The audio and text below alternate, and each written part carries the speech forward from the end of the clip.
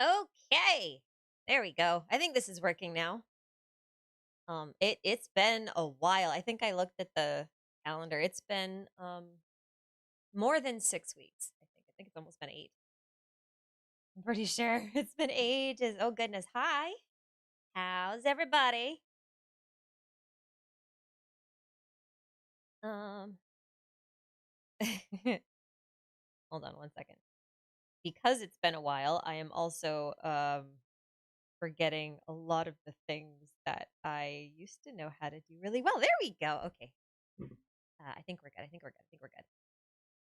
Can you guys see everything okay? Can you hear everything okay? This is actually so this is my first time using this mic on a stream. So I actually don't know what this sounds like for you. So if you hear anything weird, please let me know, because I had to recalibrate this thing.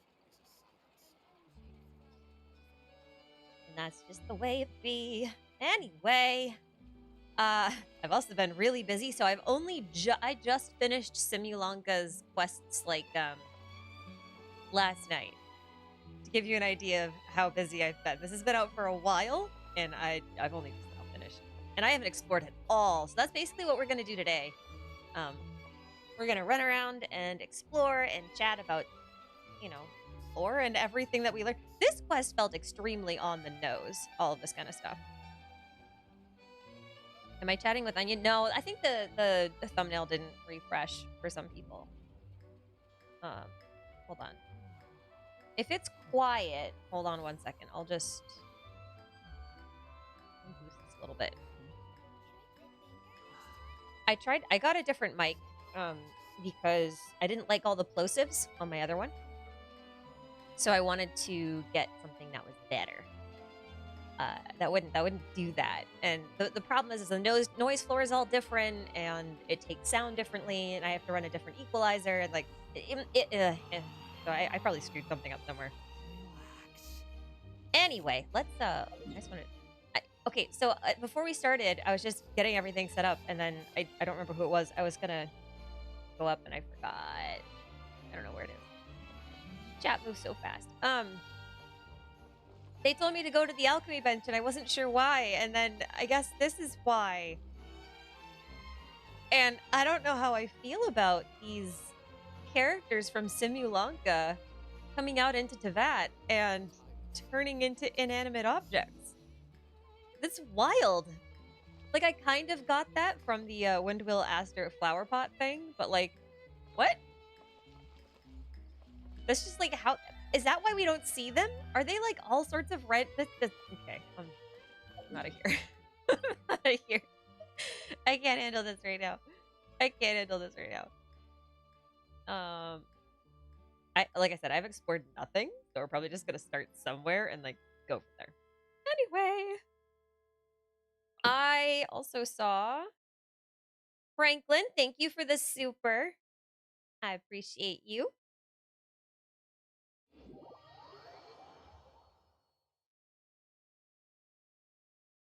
Muhammad, by the way, I'm Egyptian and I want a video of King Deshret in particular. I'd like to hear your theories about him. Oh my god, okay, so not for lack of trying. My queue gets so big of videos to work on and things to do that like it gets buried because it's not a timely video. Like a lot of the videos I make, I try to make them like while they're somewhat relevant. You know what I mean? Thing is we left Sumeru a year ago. And so he's not really timely. So he's just one of those videos that sits in my queue until, I have an excuse to actually put in the time. And like, if it was like a simple thing, like a little 10-minute video or whatever, 10, 15, okay, I'll be more realistic. If it was a simple 20-minute video, then, I'd do it sooner. It would be like less of a big deal. The problem is, I'm just gonna run around in circles. I hope you guys don't mind. I'm gonna run in circles because this is gonna take a little bit of explaining before we get into stuff. Will I be doing a Simulanka video? I'll be doing like so many. There's enough lore in this place that I will likely be doing videos that reference and or pull heavily from Simulanka for like the next year. Like, if they didn't release Natlan, I would not run out of content for at least a year. I'm just saying, like, that's how much stuff is in here.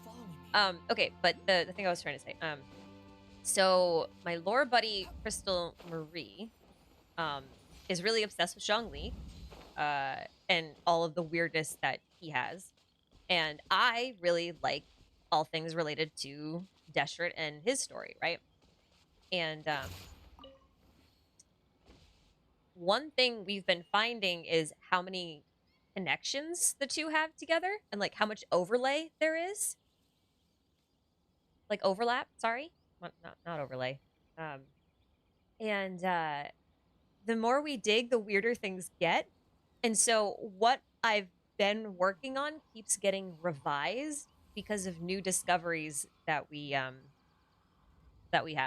So, oh, is it still too quiet? I'm sorry. Hold on. I'll fix it. Let's see if that's any better. Is that better?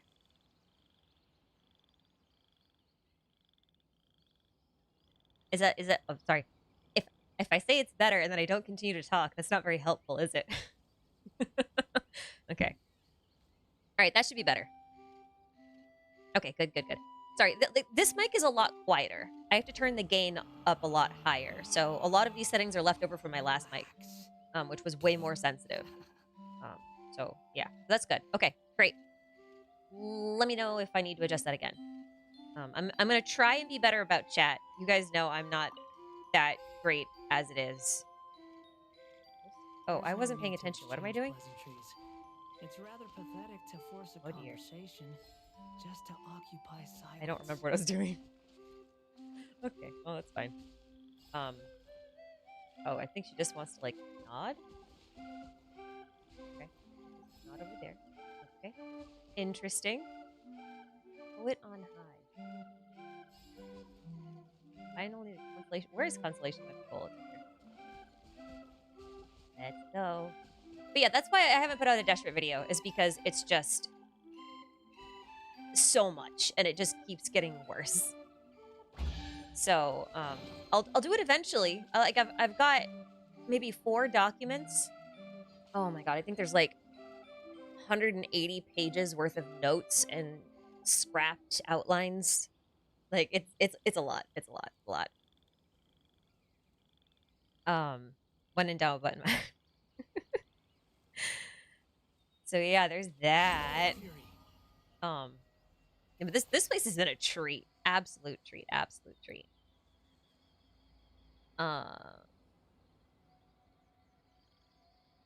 Loroma Prism. Do you think pyro version of the Primo C is like fire in the allegory of the cave? Oh.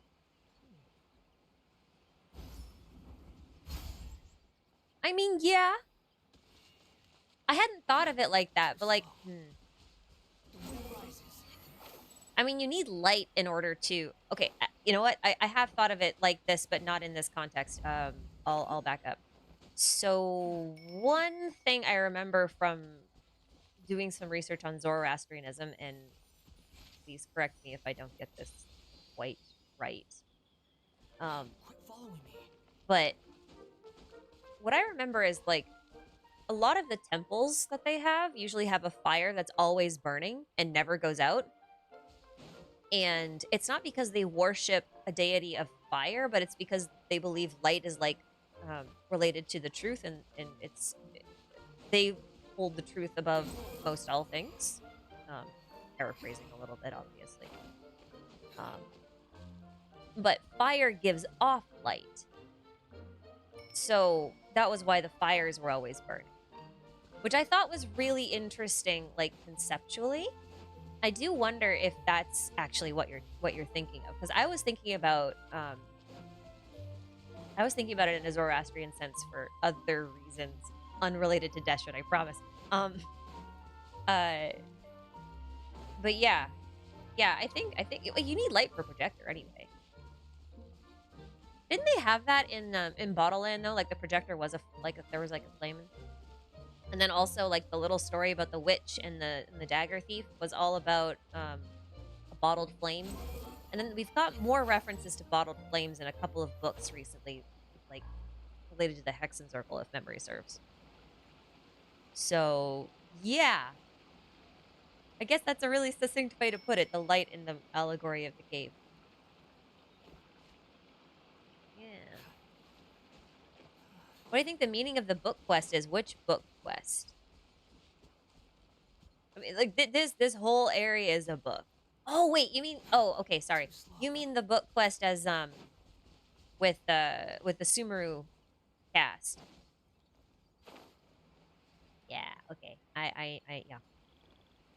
I'll come back to that in a second. I have ideas, but nothing that's, like, really fleshed out. Because, like I said, I just finished this yesterday.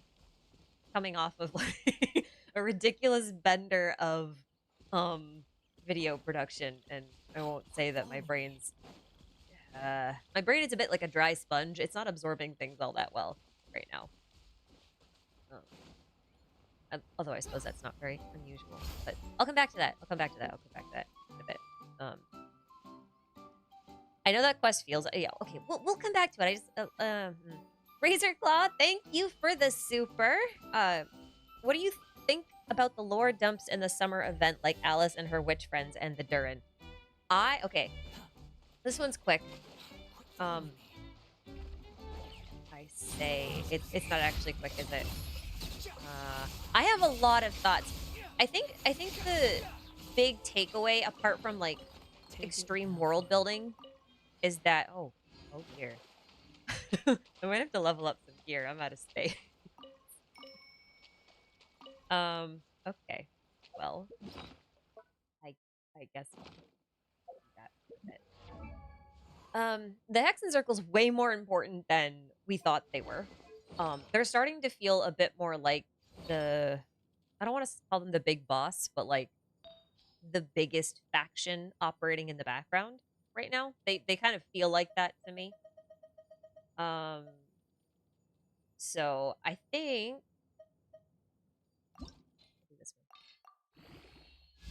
So I think that was my first takeaway. The second is we got a whole bunch of Teyvat creation lore that I still need to process, and I'm probably going to need more specific questions to give you guys anything that's even remotely digestible. I did think it was interesting that we had Nilou operating as, like, a fairy, while we had Navia operating like a king. And then I'm still not quite sure what Khaenri'ah is supposed to represent. I need to think more about it. But I thought it was fascinating that Wanderer is now a perfect parallel to the Traveler. In that, Wanderer is named after someone who travels, a Wanderer versus a Traveler. And now he has a little flying companion, Duren versus Paimon. And that felt very on the nose to me. I thought that was pretty cool. Also, this actually came out really well. I'm surprised. Okay. That's a nice piece, actually. I'm gonna do one more.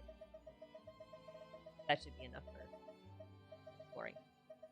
I thought that was really good. I thought that was really cool. The other thing I thought about in regards to that, again, Wanderer stuff, I'm excused for talking about it because it's relevant. There's a lot of lore about names that I thought was really interesting that I'm still working through my thoughts about. And it does relate back to the other question about the book quest in Sumeru that you play after this. I'm just going to take it. It's fine. I like having a full set of each thing. It's not great, but that's okay. He looks so much like... What's the name of that one Aranara, the blue one with the sword? Is it Ararican? Something like that? He looks just like him now. It's the same coloring. He's got the same hat. And now he's got a little toy sword just like him. I just think that's super funny. I also thought it was interesting how the Traveler actually isn't involved at all in the story. Like, they don't actually really have a place. And I do think that is a comment on their role in the story of Teyvat as a whole. And the reason I say that is because the traveler gets called a witness all the time, right? Well, in a book, what is a witness, right? It's the reader of the book. So if you're reading the book, you're witnessing the book. And your opinion in your like journey of reading the book or whatever, your experience of that is kind of like what you take away from it when you put the book down, right? Like your journey will come to an end one day just because the book will end. And then whatever you read about is actually going to be like what sticks with you and what you take with you. And that kind of like follows you into the real world, I guess. So like, I think that metaphor there is a little on the nose as well. And I don't necessarily think that Teyvat is a book, but I think this book metaphor is just that, a really good metaphor about what's going on. This thing is so weird. I know it's a bookmark, but it's so weird. It's a bookmark that turns into a tree. There's nothing up there though. Anyway, yeah, it's something. There's so much though, guys. I can't. You just asked me to like pick one thing. I don't think I can. So one thing that Crystal Marie mentioned, because she was looking up some of the terms in Chinese as she was playing through, she noticed that the term for fairy that was used for Nilou is different from the one used for Paimon, which I thought was very interesting because they call Paimon a pixie in Simulanka, but they've also called her a fairy and a Seelie and like a dozen other things in the game at various times. But what she said was that the term that they used is specifically used for like to describe European style fairies, whereas Nilou was like a xian, which if you guys have watched any of my videos on like xiansha or cultivation, like the vision stuff, like any of those, you'll kind of know what I mean. So Nilou was a fairy, but like a xian, but Paimon is a fairy like a European style fairy, which is different. So I thought that was really interesting, and I don't know what to do with that information. But we'll do something with it. Just noteworthy that they're different. Yeah. It's just noteworthy that they're very different. Paimon is a dragon. Yeah, I mean, it's possible. Okay. This chat has the chat has already jumped, and I've already missed things. Which is great. Hold on a second. Thing is pure freedom in this world. Even the I need to swap views really quick because I did miss one. Oh my god, I'm sorry. Cyprum, thank you for the super. I'm sorry I missed you. Jeez. I didn't even know there was this view. This is handy. I used to have to go into a different app for this. YouTube is making improvements. They're small, but they're there. Oh, this isn't very interesting. You guys should look at interesting things. Things that are actually pretty. Yeah. This whole thing is like an allegory for the entire Teyvat adventure, though. Also, ink. CMYK ink. This is like, well, a CMY without the K. Ain't that interesting. Where's the K go? Where's the K go? I mean, you can't just print things in a book without, like, having black ink. Necessary.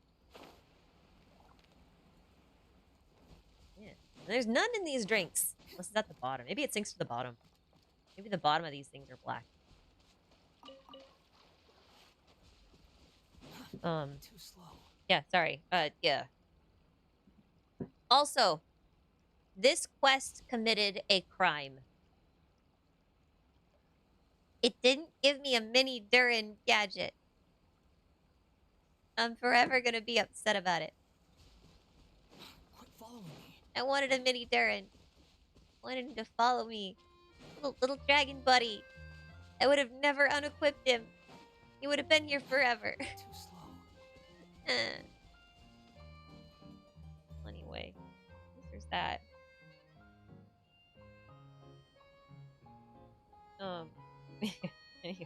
Anyway.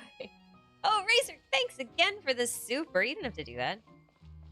As for your specific is like how Albedo talking about it, how Duren's heart is getting more active, and how he wants Hakai to help with Duren. That was interesting. Okay, so both of them are synthetic humans, right? like, Albedo is a homunculus, and he was made by a Khaenri'ah alchemist. And Wanderer is a Khaenri'ah-style puppet, or at least A made him based on Khaenri'ah technology. So I thought that was kind of interesting.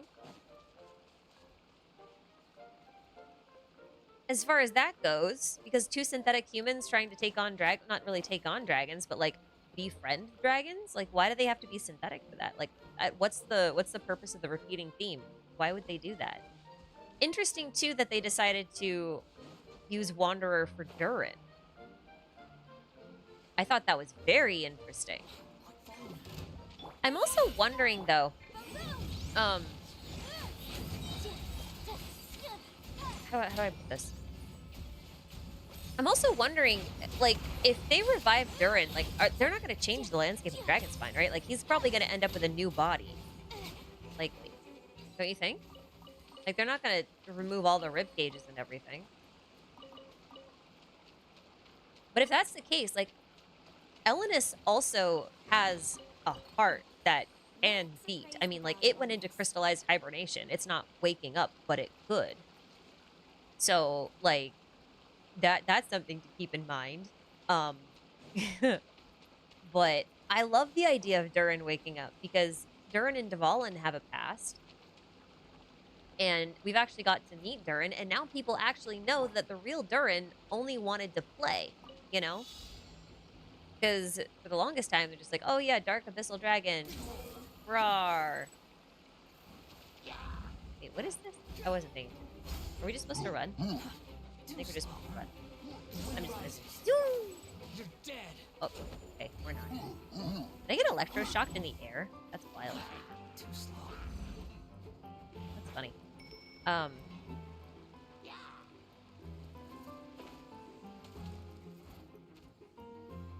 So there is one thing about Wanderer being the one to deal with the dragon that I think is worth mentioning. You even want this? And that is that he's from the nation that doesn't have a dragon. Like, at all. And there's a couple of theories going around that about what Inazuma's Electro Dragon could have been. And part of me wonders if, I don't want to say if Duren was that, but Duren is purple. He did exhibit some of the traits that A had when we fought her. And I'm just wondering if Duren might have been an attempt to make an Electro Dragon. I don't have any proof for it. I don't have any, like, thoughts about it, but, like, it's very strange that they made that parallel with Albedo and Duren, and then Wanderer and Duren, and then not just that one. There's another one with Venti and Dvalin. Because the scene where Wanderer and Duren are, like, having that moment where he's like, it's all right now. Like, that's one of the first lines we ever hear Venti say when we come to Teyvat. When he's trying to calm Dvalin down. So, I don't know what to make of it yet, really, honestly. Like, it's just, it does bother me. There's something there, though. There is something there.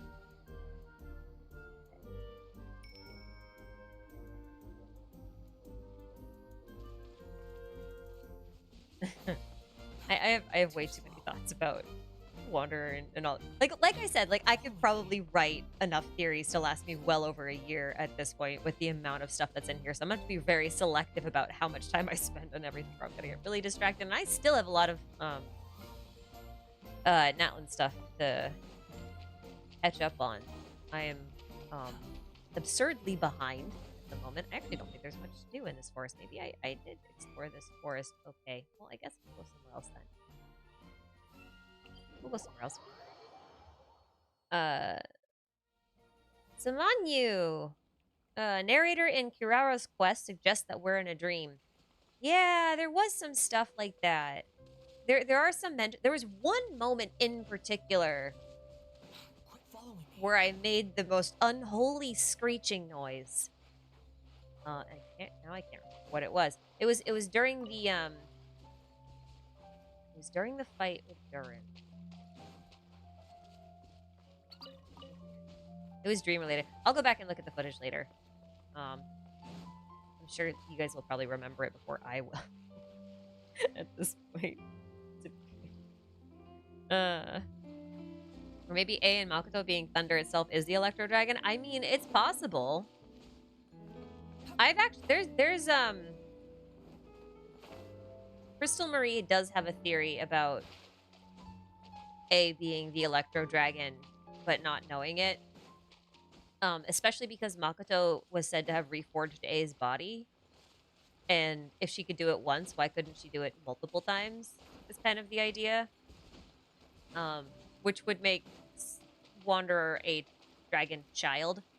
And if Ryandaughtr is obsessed with making, you know, dragons and dragon, like, well, because she made 2 of them at least, then Albedo is also kind of like a dragon child, sort of. So there's that.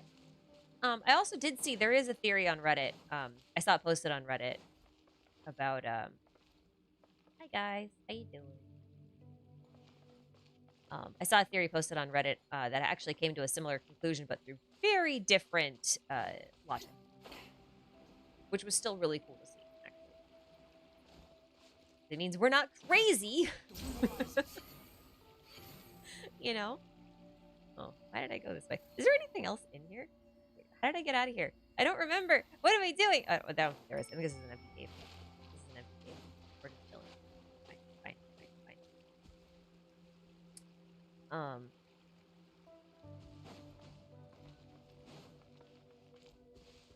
You think the Electro Dragon is the Beast of Thunder in the Thunder Soother set? I'm pretty sure that's the Thunderbird.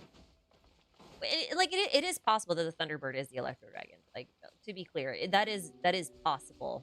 But the weird thing is, it's equally possible that the Thunder Dragon is A. Too slow. So, I mean, pick your poison until we get some more information one way or the other, I guess. Kind of what it comes down to.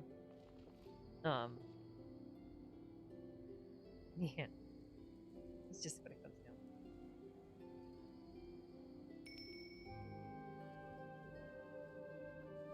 There is one thing I wanted to mention, though. The thing is, like, I'm not sure how these pieces go together yet. Hold on, we're gonna leave for a minute. So you guys remember how...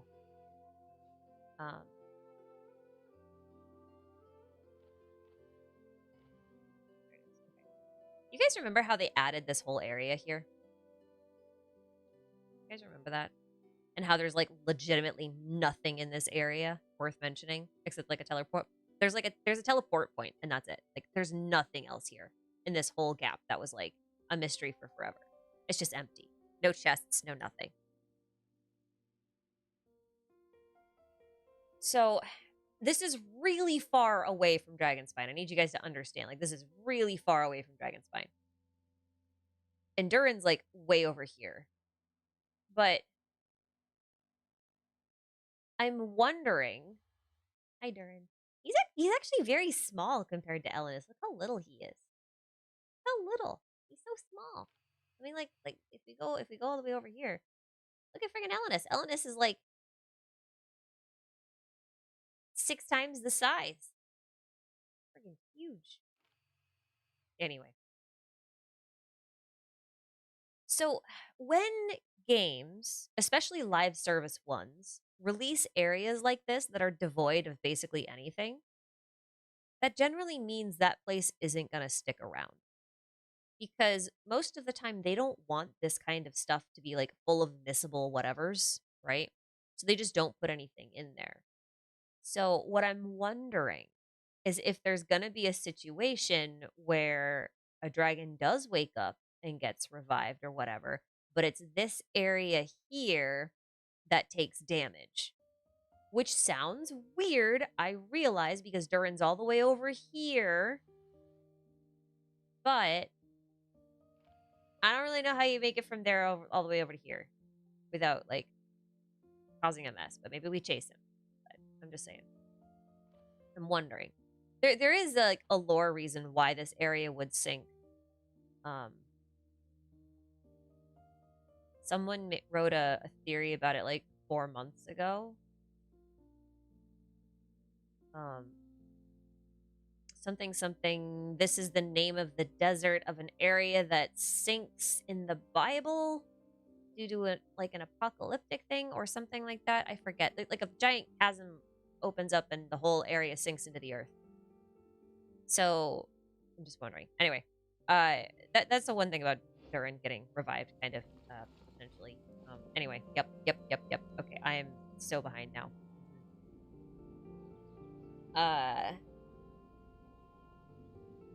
Am I hopeful that we'll see more than one Harbinger in Natlan? Spike Bebop, thank you for the secret. I read that backwards. I'm not sure. Am I hopeful that we'll see another Harbinger in Natlan? I mean, I guess I would hope we would. But I'm also not of the mind that we will. I would like to, I just don't know that we will. Like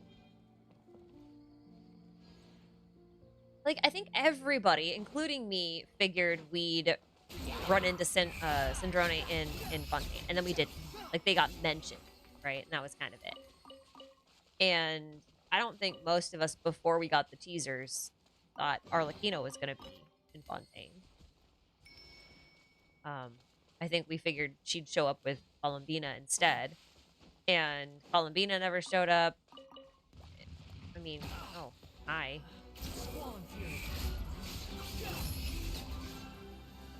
I don't know. We're still missing a Harbinger. Like, that's a thing. There's Too slow.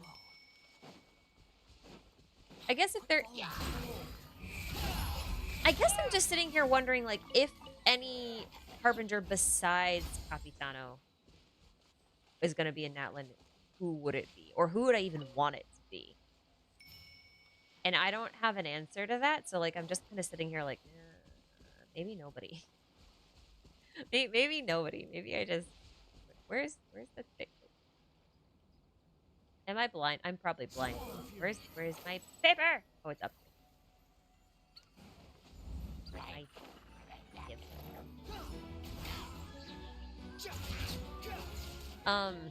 Yeah.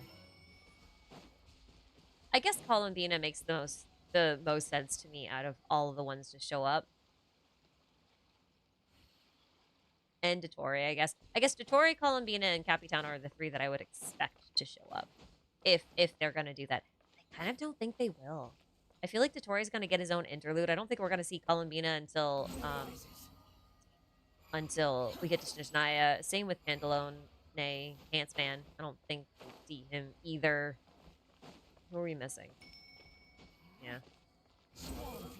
I just think that, like, the Harbingers are going to make up the bulk of the characters that we're going to get in Snezhnaya. Or at least, like, the first few important ones.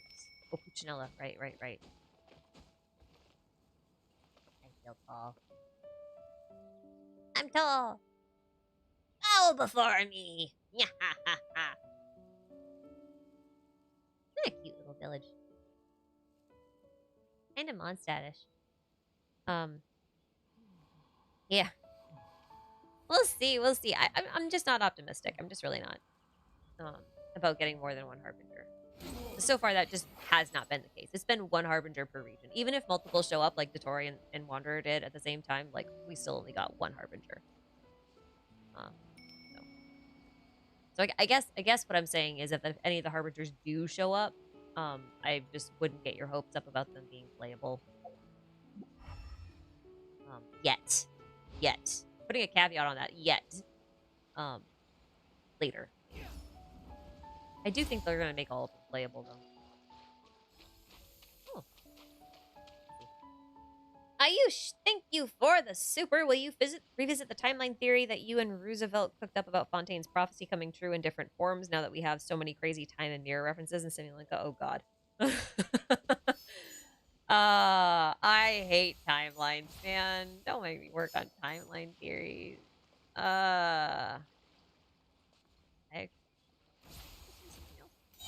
Oh, I see, I see. They had the flowery basket thing. Nice.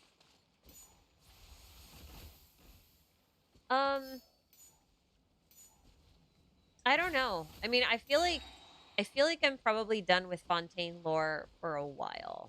I thought I was gonna spend more time with Remus and Remuria, but like the reality is like his story is pretty straightforward. There's not a whole lot else to say about it right now, apart from you know, some references to world building via music and that kind of stuff. But like I don't have anything to add that's of any value.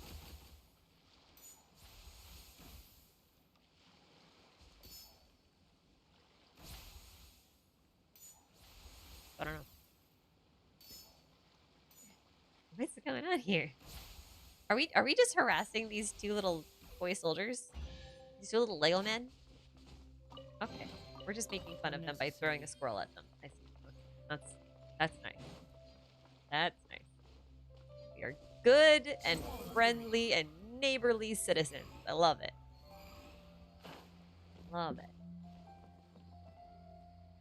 So yeah, probably not. I don't think we will. I mean, maybe if I manage to convince Ruzi to come back on a stream, I mean, kidnap her. I didn't say that. Then yeah, well, we might do it on stream, but I don't think we'll actually like put together a theory. You know what it means. You know is what it means. But yeah, thank you. I don't know how to say your name because I don't know how you want the X's pronounced, but I'm gonna guess Shushu Zinju? I tried. Thank you for the super. Do you think more characters from Khaenri'ah could be puppets? Maybe Dainza or even Kaya? I would assume that a good chunk of Khaenri'ah's population is probably made out of synthetic humans. Synthetic humans or yeah. I just think there's a little bit more, how do I put this? To their population type, I guess? Is that a good way to put it?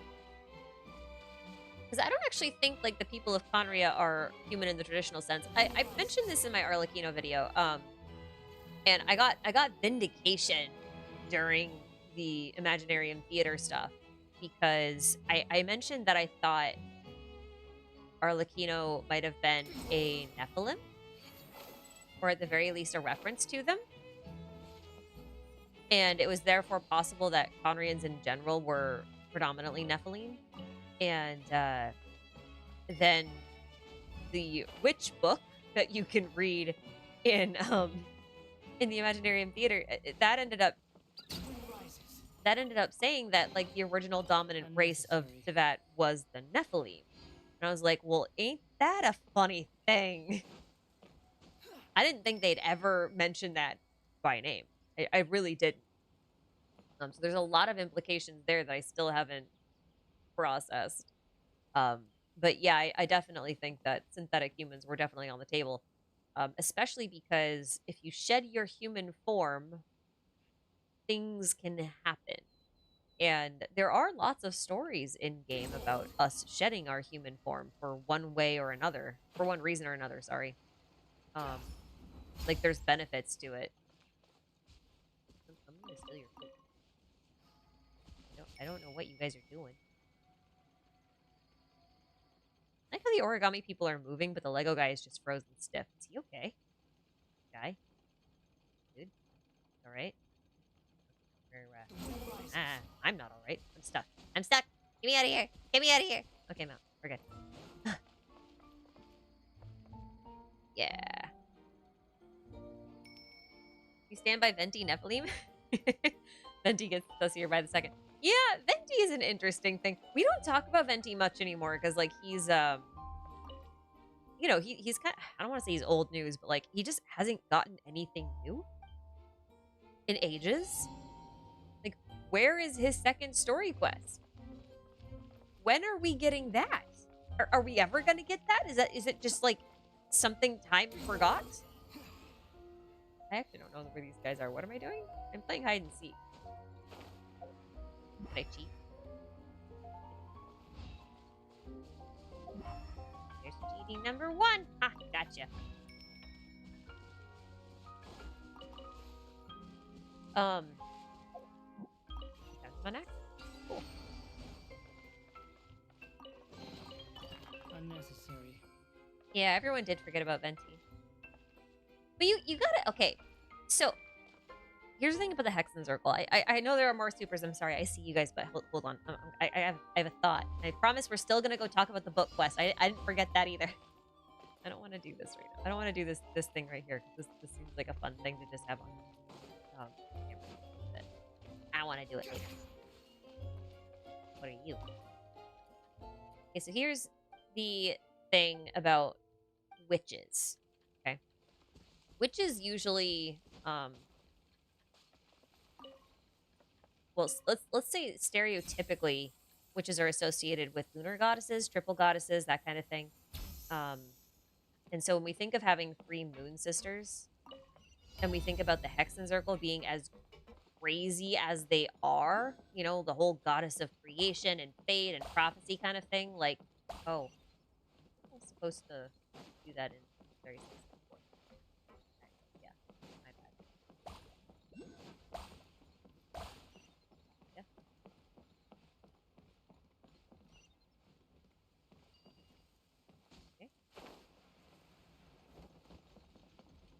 Okay. It is worth noting, you know,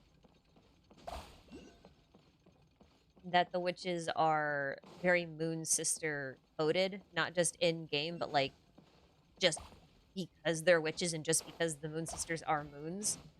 And the more I dig into it, the more I associate the moons with dragons, which I also think is interesting because it does mean that how do I put this? The primordial one kind of thing, like they're not, the moon sisters were here first, or at least they should be more authoritative than this whole primordial one thing. I do think that's worth thinking. Now, I don't necessarily think that the Hexen Circle are the 3 moon sisters, because there's a lot more than 3. But I do think that they stand in for the 3 moon sisters. I wasn't thinking.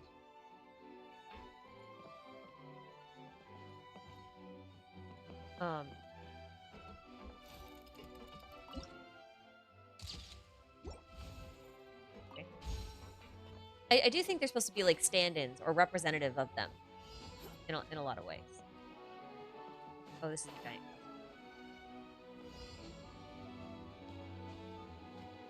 All sorts of little fun quests. Do you know how fast I ran over this pile of gold to see whether or not this was Mora or Deshret coin?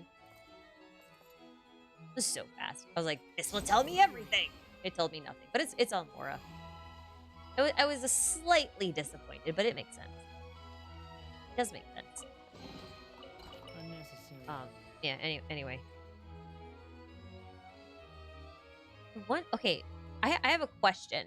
For those of you who haven't done all of the summer events, like if you haven't been playing since 1.0, for all of you who haven't done that, can you answer a question for me?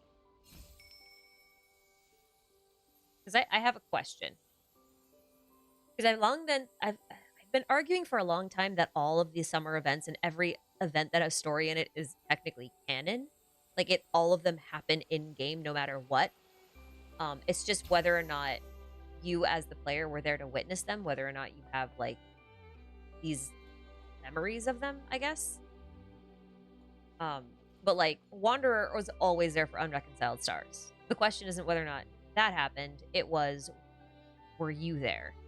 So I was wondering if those of you who haven't done at least one of these summer events, if you also have all of these pieces.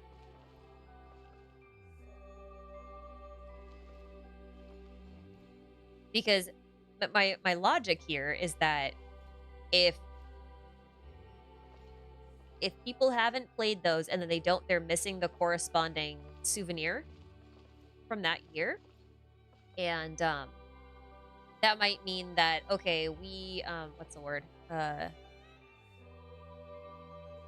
might mean like, oh, this is just a fun little Easter egg, here's some memories of yours from forever ago, like, you remember this, right? You were there. But if you didn't play them and these things are still here, it's kind of like Alice saying all of these events happened, you just weren't there for them.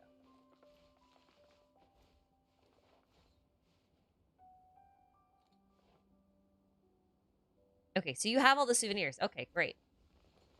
That's awesome. Thank you for that. That's all I needed to know. Also, I don't know if you guys can see this because obviously my thing has a really horrible resolution, but I strongly recommend you guys take a closer look in your own games at the textures used for these Merkaba stars, because they are very interesting textures, and they're all different. But not all different.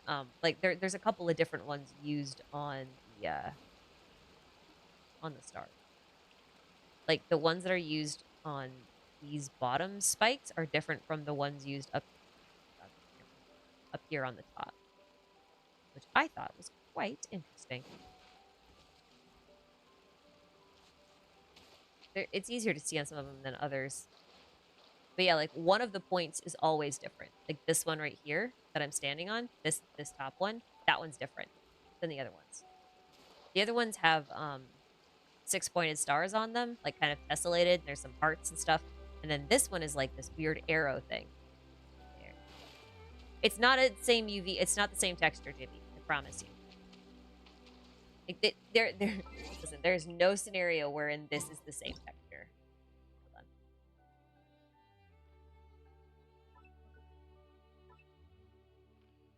Like, you can see, like, right here on this right-hand side one, like, it's all... Like, you can see the stars and stuff, right? But if you go and you look up at this top one, that is... There's no way to mistake that for the stars. You see what I mean? I don't know how good the resolution is for you guys. It might not be that well. It is not a weird UV wrapping thing, I promise. Go into your game and take a look at it. They're definitely different. Like that one on the right has stars on it, and then the one on the top is like a completely different, almost not work-like design. Totally different. But you can't go there yet. Why are you here then? I'm spoiling you on so many things just by, like, being here. You rat. What are you spoiling yourself for? Also, how many of you guys have done the lighthouse quest? Because, I just realized that by being here, I just assumed that everyone had done the lighthouse quest. If you haven't done the lighthouse quest, maybe do it, because it puts a moon in the sky, and I don't know how to feel about it. Anyway, I'm getting out of here. I'm getting out of here. I loved this quest. This quest was wild to me. I could make like a 30-minute video just on the shit that's in this one. What's Scar's role in the Natlan arc? I don't think he has a role in the Natlan arc. I think he has a role in the bigger story. Actually, okay, let's if you sent me a super chat, I promise I see it and I won't miss it. There's a whole new view that they gave where like I can actually go see my supers and I don't have to go hunt for them. So I won't lose them, I promise. But I have to do this thing where I cheat at I cheat games. Wanderer privilege. Okay, so here's the thing about Wanderer. Too slow. I think, am I missing? Oh, I missed one.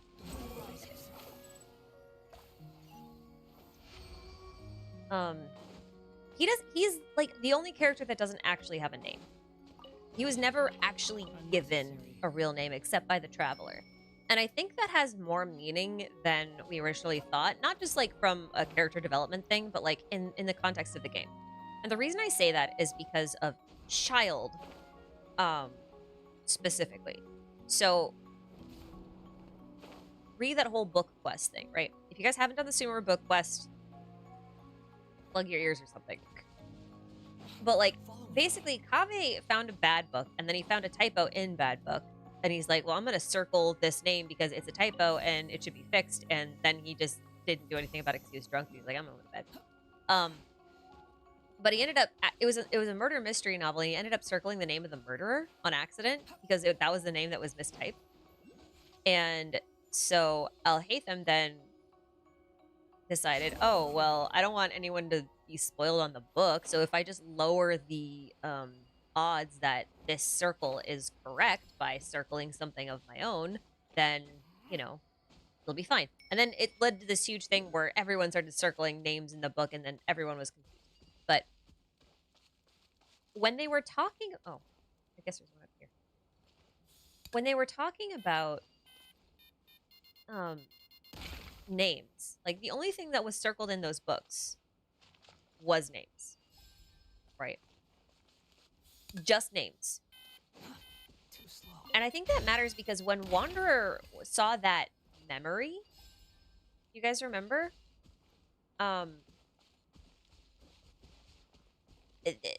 He was basically saying that by giving a character a certain name, you are binding them to a very specific fate. Now, I thought that was interesting because a lot of people who, especially over on Child Main server, those guys are like lore hunter extraordinaire. They will find the most obscure and cool things. I swear. I love just poking around in there. Those guys are cool. Anyway, one really popular theory is that Child is related to the primordial human, or that he's going to become really important because of the primordial human, that kind of thing. And that has to do with the fact that there was a legendary hero named Ajax, and in the Nartzenkreuz quest line, there was that whole thing about Ajax's name is actually Aias, A-I-A-S, and then that was my bad. And then they related him to a figure called Naranyana, which they then labeled. Why am I like this? They labeled as the primordial human. And if you guys were around for Shadows Amid Snowstorm, I don't have to be a good gamer. That's not what you're here for.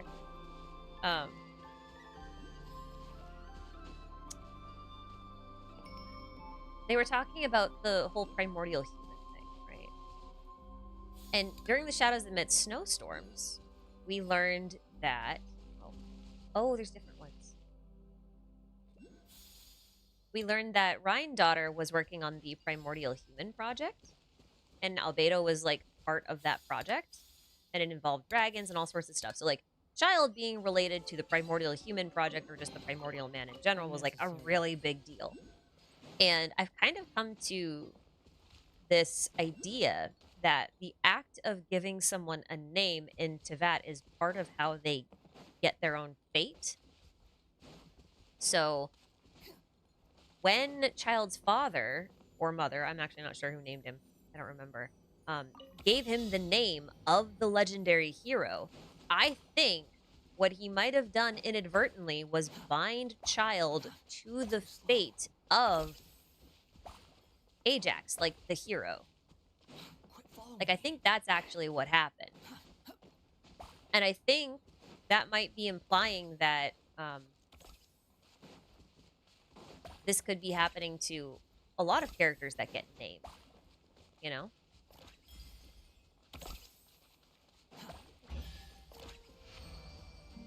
If we even look at, like, the demons, the demon gods, like the archons and stuff, like, they're given an Ars Goetia name.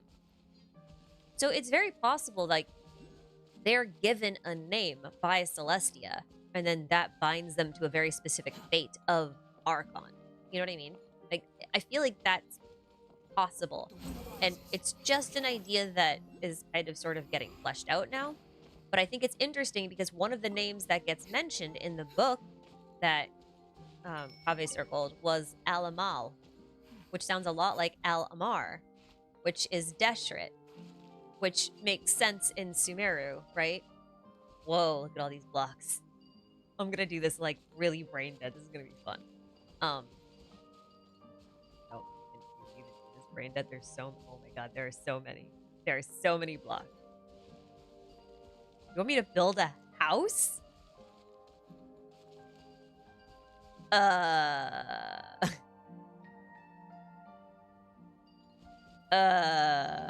That's a lot of blocks.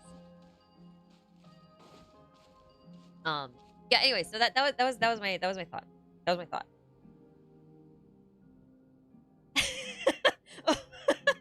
I'm the child maiden of Deshret. Actually, yeah, that's you know what? That's accurate. I won't even deny that one. That one's funny.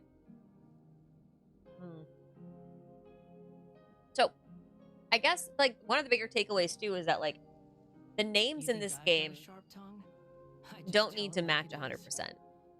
Like there are certain other patterns that we should be looking for when trying to figure out, like, discern the truth from a lie and that kind of stuff, and like what's an allegory and what's being literal and that kind of thing. Like we shouldn't be too hung up on names so much because those can change, and actually they kind of need to, I think, in many cases. I don't know if I want to do this stream.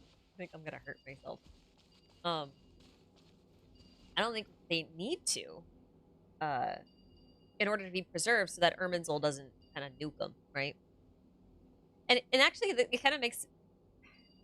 It's kind of funny, though, because like if you assume that Irminsul is connected to like fate and all that kind of stuff, and then names are also something you use to bind someone to a fate, then that means that Irminsul is like a tree of names, which makes it like a family tree, because a family tree is the one that's full of names. Anyway, I just think that's funny. I don't think it has any relevance whatsoever, but I think it's funny.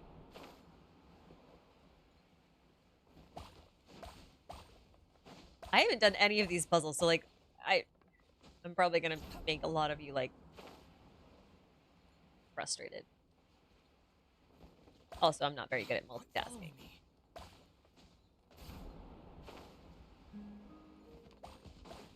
Like at all.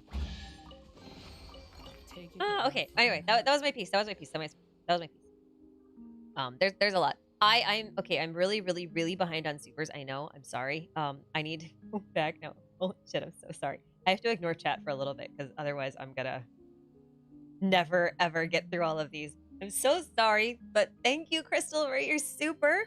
Can't wait to hear your thoughts on that circled names. But oh.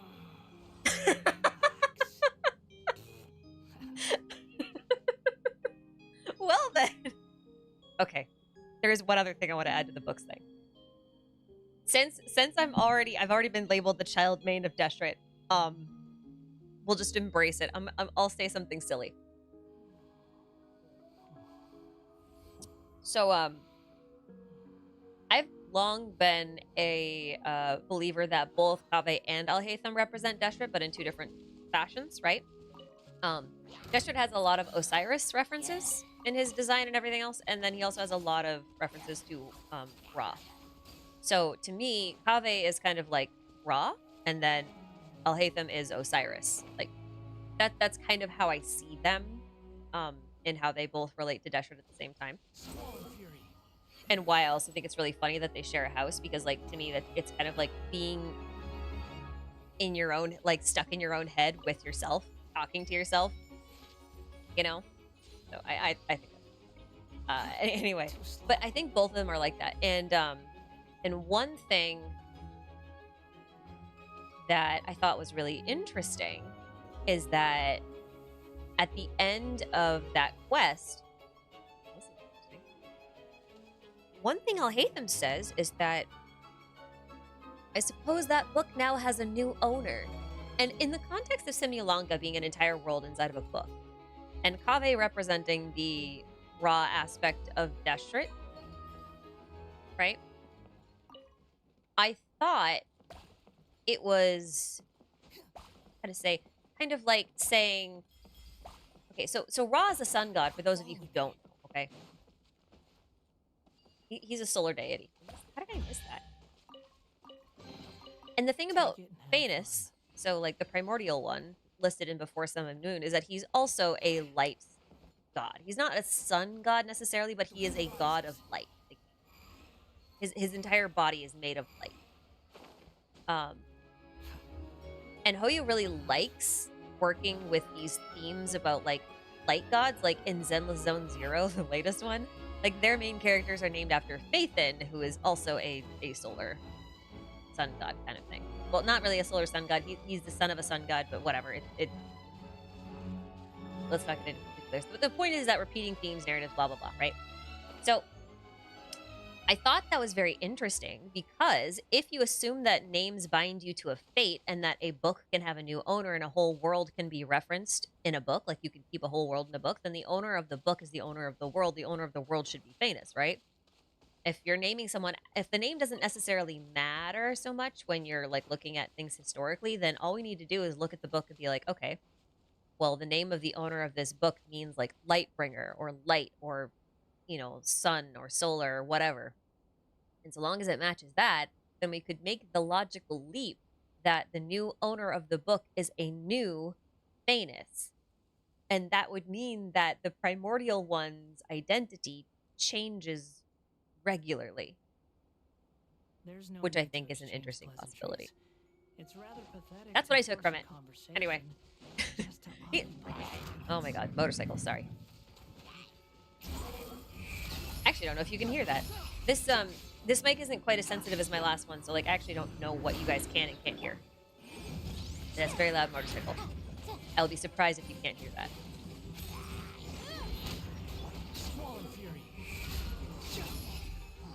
I will be very surprised. Yeah, so also just one friendly reminder that Kavi's nickname is Light of the Khaenri'ah, right? So even then, like it's kind of on the nose. So I want to throw that out there. I don't know what I'm gonna do with that idea yet, if anything, or if it has any merit, but there you go. That's all. That's basically like that's the basics of what I've taken from the book quest so far. That doesn't mean that's all I've taken from it. It's just like that's the only coherent thing I can share about it right now. I did feel like that quest was like attacking me in the sense of like, hey, so you're assigning meaning where there isn't any and you're getting distracted, and maybe don't read too deep into that one. Like the writers kind of got sick of me. Not me specifically, but it got sick of the group that I am a part of.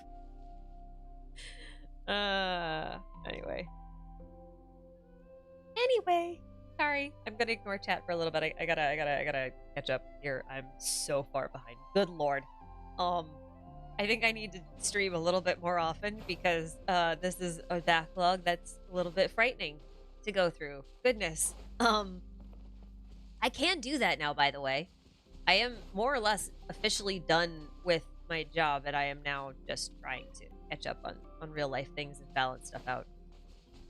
I only actually got behind this time because Zenless came out and I had to figure out what I was doing with that. And I did.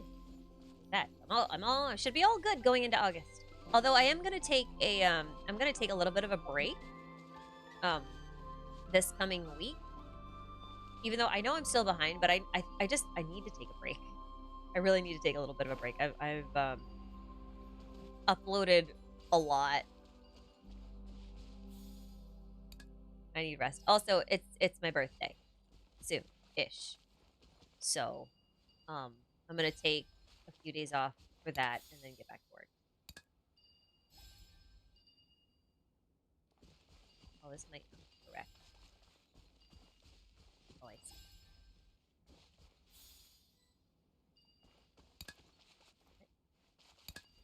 Maybe I should read the sign. That sounds like a good idea.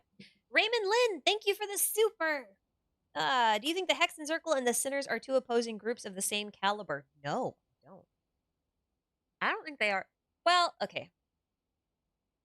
I don't think they're in opposition, but I don't necessarily think they're friendly either. So the Hexen Circle kind of seems to operate on its own terms. But I want to point out that Rhine is one of the sinners, right? So I don't necessarily think the sinners work together all of the time. So, like, I don't think they're a faction necessarily. I think they're just a group of people who happened to all participate in the same thing, if that makes sense. But Rhine is one. So, like, she is also a Hexen Circle. So I can't imagine that they're going to be that against each other. You know what I mean? I can't imagine that'll be the case.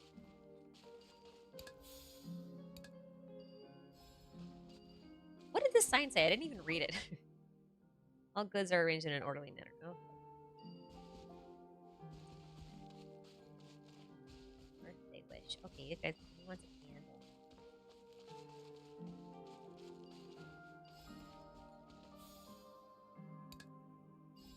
I don't know, right? Is there another place to put that? This seems right.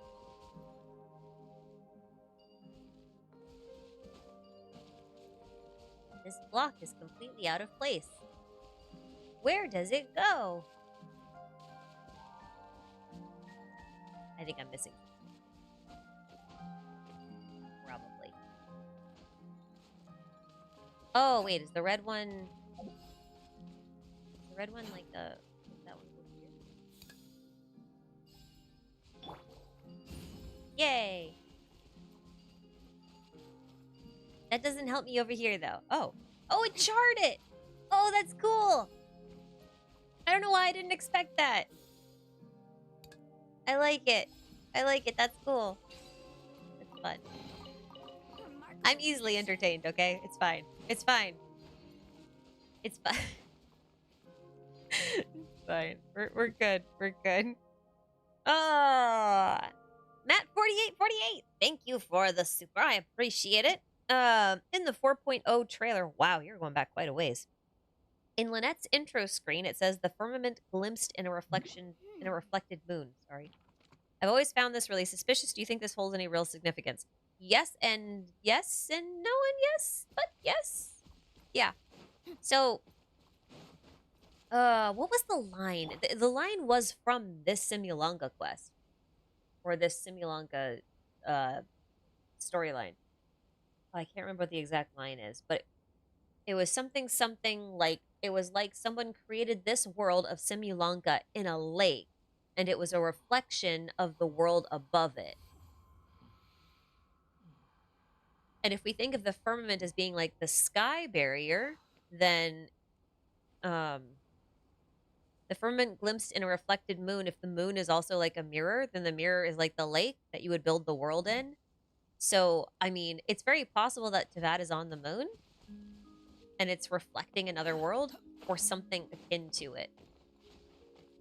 Right? I think she's referencing a metaphor about how the world works, I guess is what I'm saying.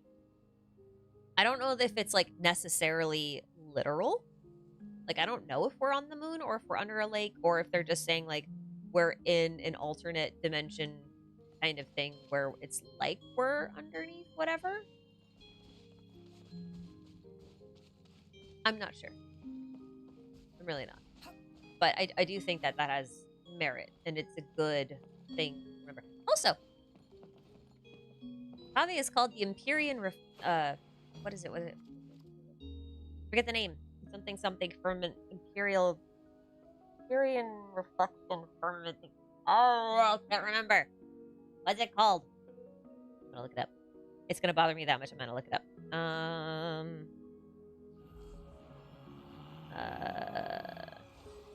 Relax. Nope, not that one. I think it's his banner name. Not his banner name.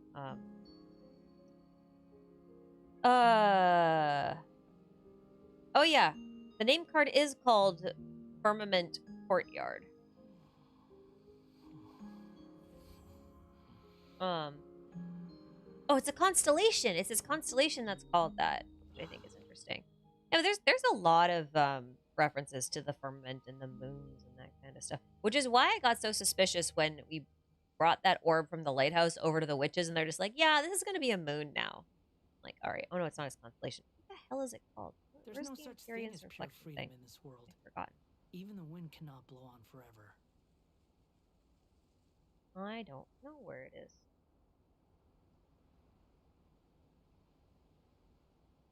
I'll find it. I will find it, but not on my phone. Not right now. I don't want to do it right now. Someone's probably already put it in. I'm going to check that. I'm going to check. See if anybody else put it in there. To see if you guys are faster than me. That's very possible. If not, actually, it's not even just possible. It's likely. I can't afford this.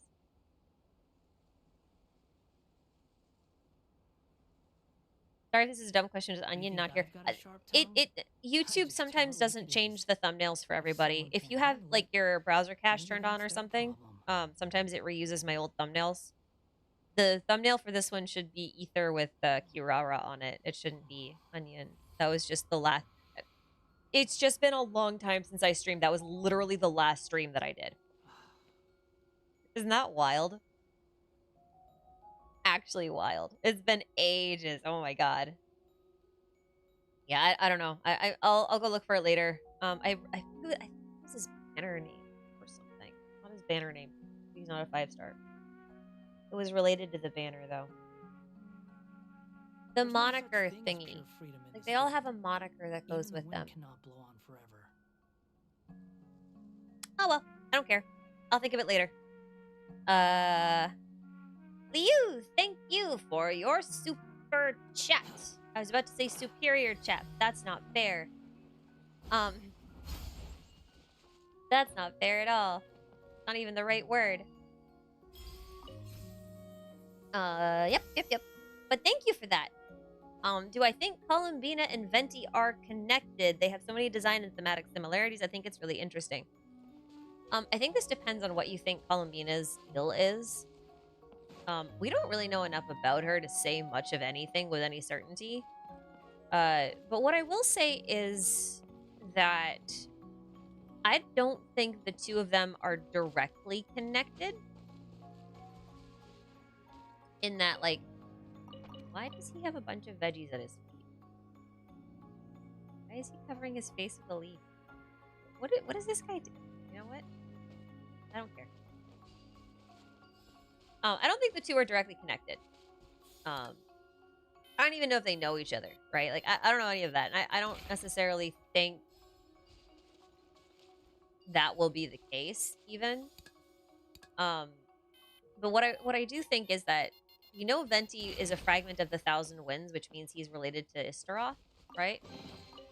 Unnecessary. And if Istaroth is a shade or a moon sister or anything like that, which we know she's one of them. Don't know which ones, or maybe both. Not sure. Could be all of the above. But either way, she's probably connected to the Seelies in some way, either through a political means of like, my boss is now your boss kind of thing, or through like,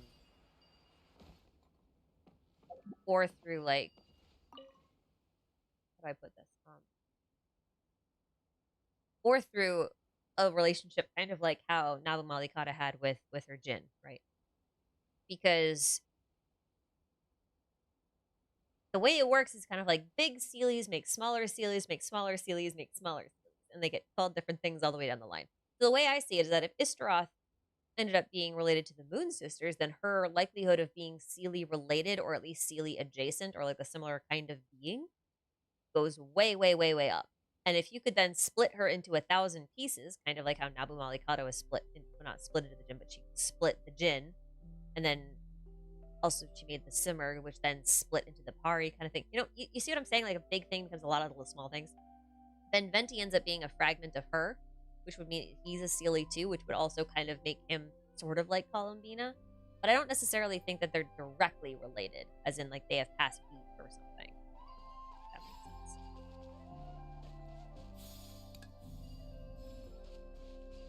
That's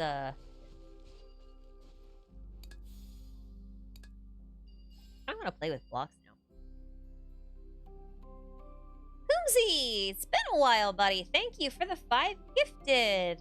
And by the way, if any of you guys have joined the channel or gotten a free gift, from Kumzi. If you did, I hope you said thank you. It's been a while. It's been a while.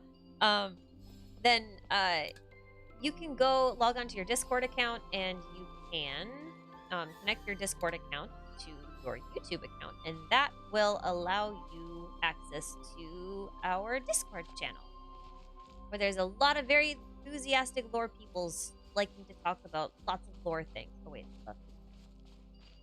and if you're into that kind of stuff, it's a cool place to hang out. We don't just talk about Genshin. There's also Star Rail channels. There's Endless channels. There's a Wuthering Waves channel if you want to play that. There's a Honkai Impact channel. All kinds of stuff. So, yeah. There's even some Limbus Company people playing stuff. AFK Journey, you know. Like, there's just a bunch of gamers having some gaming fun. What a game is. That feels kind of redundant, doesn't it? Anyway, you got a membership. Make sure you hook it up. We'll see you over there. Pretty friendly thing. They promise they don't bite. Oh. I promise they don't bite and then he attacks me. Like, come on, man. That's so rude. You're so rude. Anyway. So thank you for that. Mr. Jaeger, thank you for your super. Do you have any particular kinds of lore universes you prefer, or do you just enjoy absorbing lore information? I personally enjoy Warhammer 40k setting with likes of shouldn't keep glancing at different screens, with tales like Siege of Brax and Gaunt's Ghost Sect. I prefer non-sci-fi most of the time. I think it's not necessarily that I like fantasy, but I don't necessarily like space. So I tend to avoid most sci-fi things that involve like space travel. I like sci-fi as in like paranormal stuff. I like ghost-related stuff. I like demon summoning whatevers, you know. Like, you just had like 2 HPs. I was just thinking you died of burning it. My mistake. I'm sorry, Yenfei, and on your birthday too. I should run around and do for a while. Excuse me. Sorry. Cleaning all day. I'm starting to feel it. Feel it as in I can now feel the dust starting to settle after I clicked it. I like fantasy stories. I really just like stories where or settings where the world building is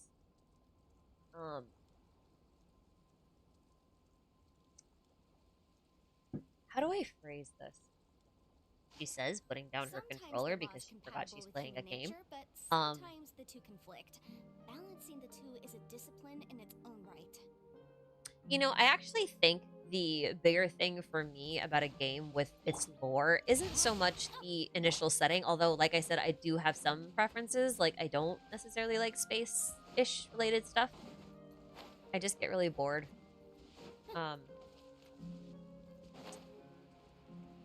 Apart from that, I think the presentation and the delivery, like how a quest is introduced, like not how a quest, but how a world is introduced to me, I feel like that matters more to me oftentimes than the actual nature of the lore itself.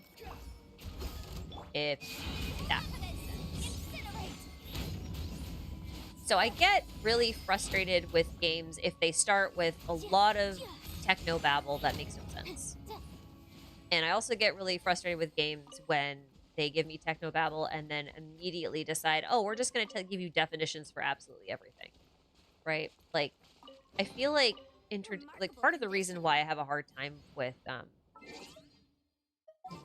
have a really hard time with space often is because it tends to introduce you to The threads of your fate lie too many concepts too quickly.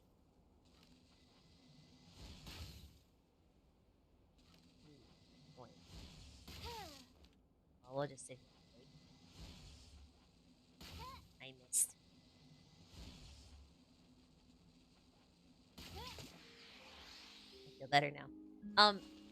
I feel like a lot of games that deal with space introduce you to way too many things too quickly, like 10 different races and like a million different sciencey terms that usually don't end up meaning anything and that kind of stuff.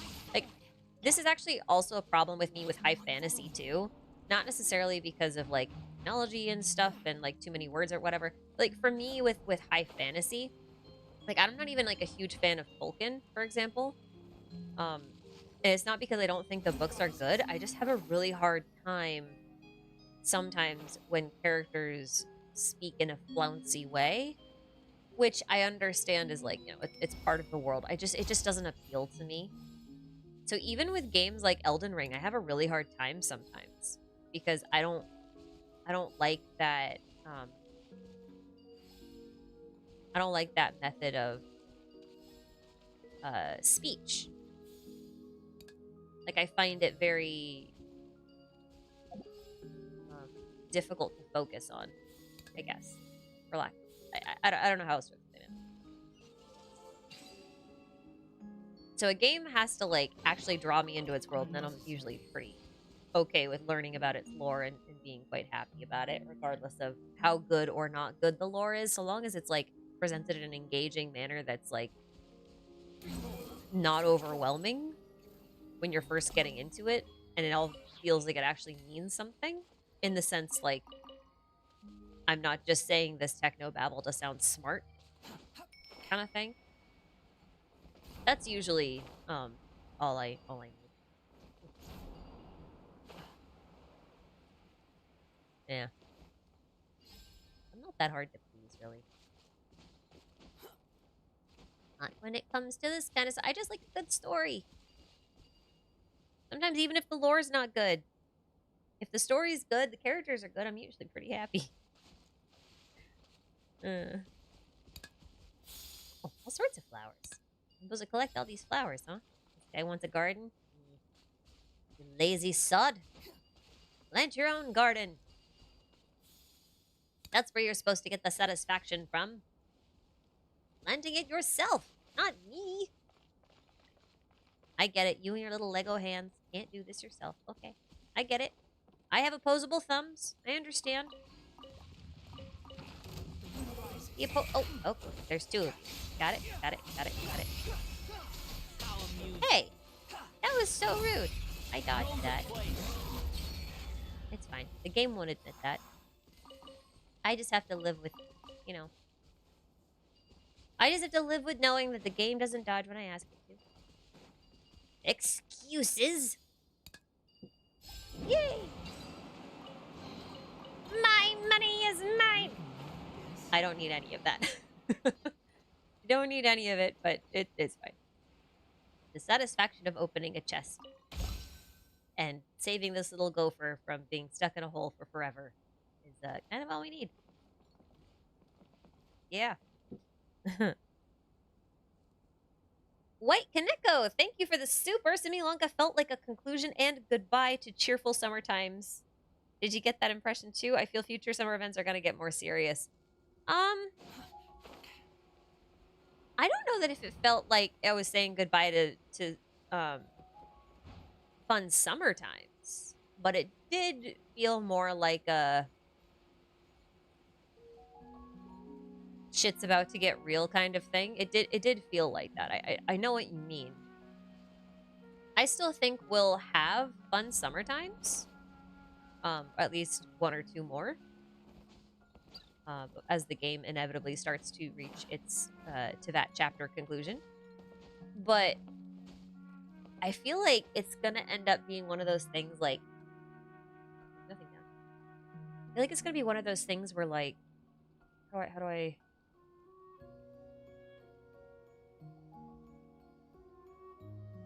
you're gonna experience something and just know something, and it's just gonna sit there and linger in the back of your mind, and you're gonna be wandering around these like happy little fun settings being like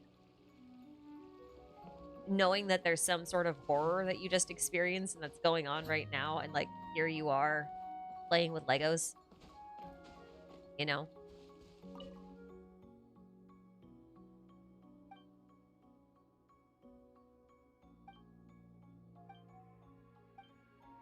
That's kind of how I feel like it's gonna be. Like, this felt very bittersweet to me. And it did feel a little bit like, this is going to sound so sappy. This felt a little bit like growing up. You know, like, there's a moment in life where you, like, how do I put this? Like, suddenly all of the things that felt very timely to you suddenly feel nostalgic. And there's, like, this weird sense of sadness that comes when you realize that suddenly all that kind of stuff is really nostalgic. That's what it felt like to me. Hello? Oh.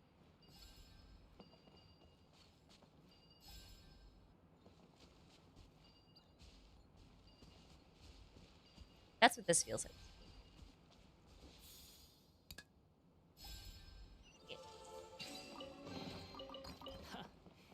You even want this?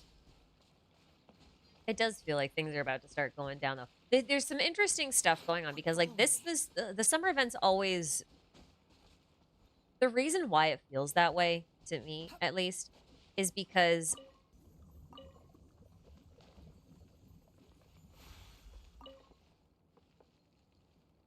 the reason why it feels that way to me is because when we get these summer events, every single time they have foreshadowed the next region.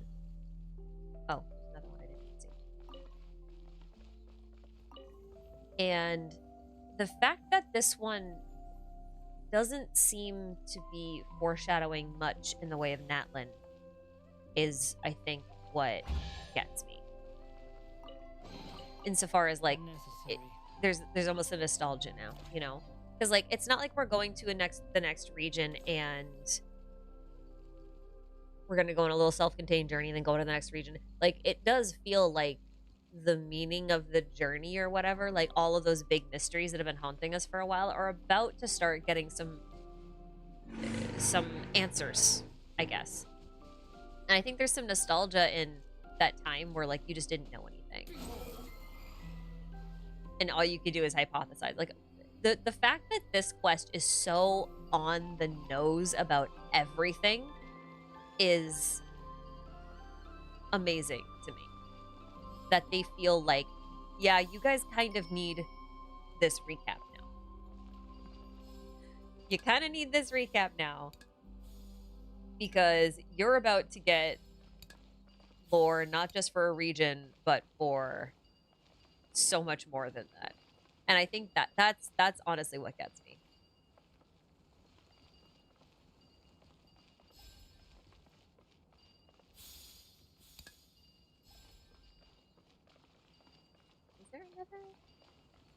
Is there another square? Or am I just like, oh. They don't match though.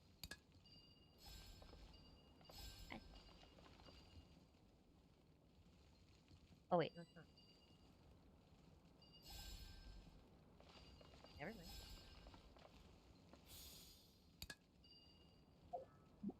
I think it probably wants the green one, huh? Oh no, it's okay with the yellow one. Okay. Well, that's fine. Yay! I can't tell if he's making a rocket, a house, or a penis. All of those things are completely possible here.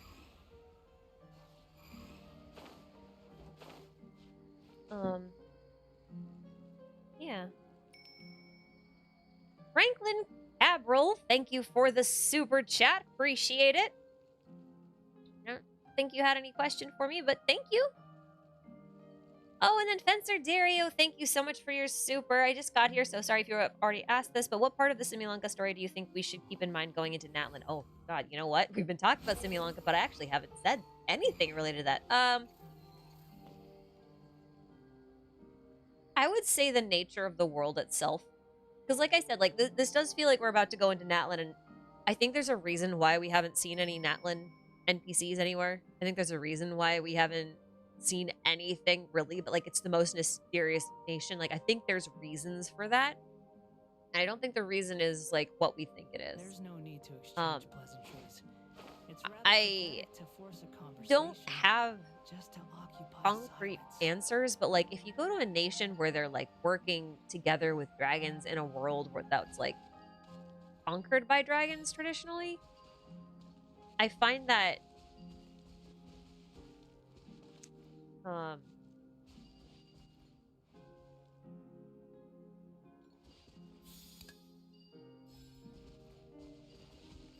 I find that really important, I guess. So I think this whole thing with the Saurians and having Saurian companions and having to be able to be approved by them and that kind of stuff. Take it and have fun. And then this whole little quest line with Duren, like I do feel like that has some important implications, not just because Duren, but because Saurians, Natlan, because this, you know, world used to belong to dragons. Like they were what was here first. So if you go into a region that has, you know, all of this dragon themed stuff, people are learning to coexist with them, or who have learned to coexist with them rather. I think that's something important to keep in mind. Duren might not be the only abyssal dragon out there. Well, we already know Elenus is a thing, but like you know what I mean. Like there may be more. If there's a Duren in Mondstadt and a Duren and an Elenus in Fontaine, which is like a Duren equivalent, then who's to say there isn't one in Natlan? You know?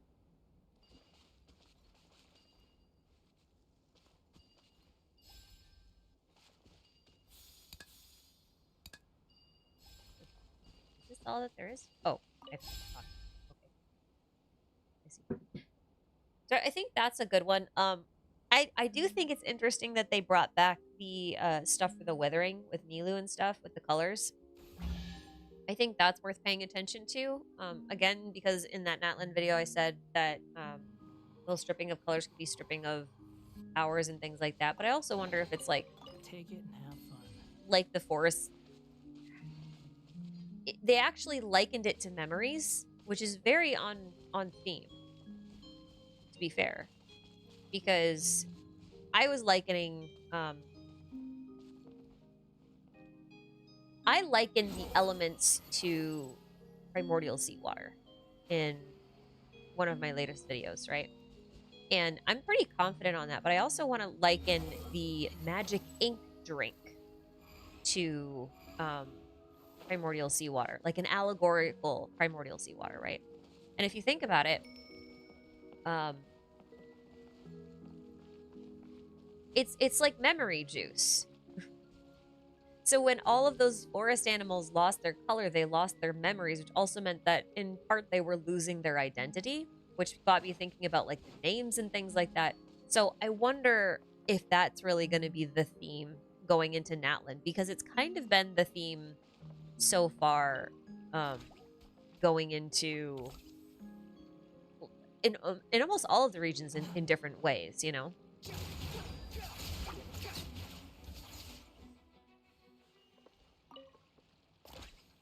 I just think it's gonna like come to a head in Natlan.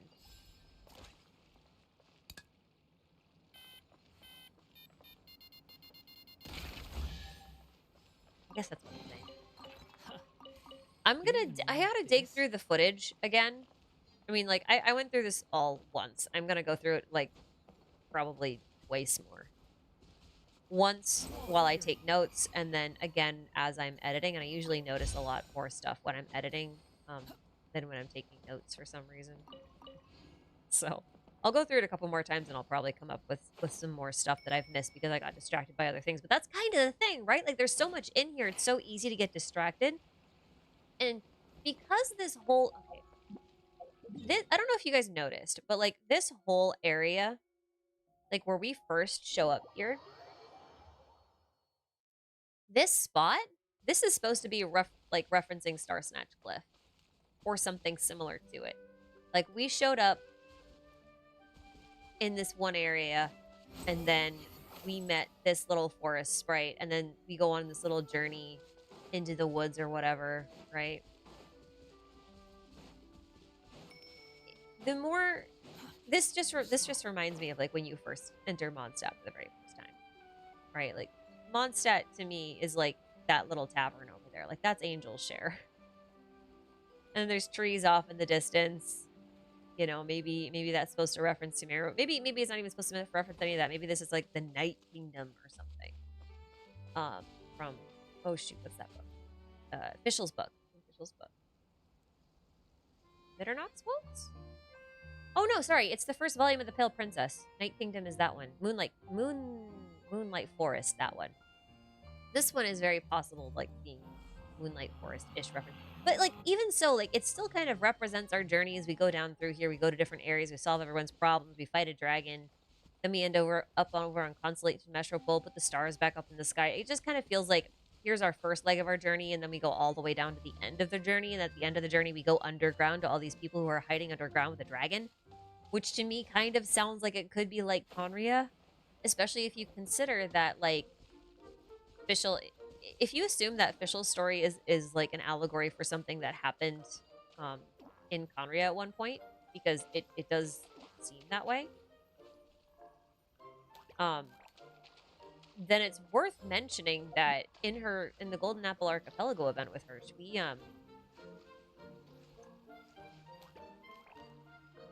we heard the story about Fischl and the dragon that was down there. And the dragon was like eating dreams or something, and they had to try to find a way to get it to stop eating dreams. I don't know, it reminds me a lot of Duren's art in Simulanka, right? So I'm wondering if like Duren's area over there was supposed to be a reference to some dragon that's in Khaenri'ah. Like, I don't know, Nibelung, maybe. Who knows? Or maybe it's a different dragon. But you get what I mean, right? It just feels like this isn't just telling the story of Natlan. It feels like it's telling the story of every nation we've been through. Like our whole journey. And then the stuff that we haven't been to yet.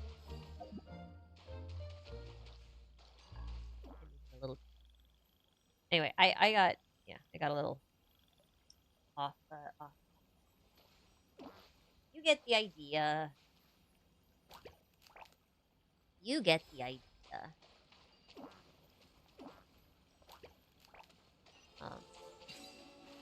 Yeah. Al Kono, thank you. Oh, Jesus. That was a very... That is a very generous super chat. Thank you so much. I appreciate that. Happy early birthday to me. Yes, happy early birthday to me, I guess. I am so old. I'm so old and so tired. Yeah. My birthday's next week, I think. Wait, what day is it? Actually, no, seriously, what day is it? What day is it?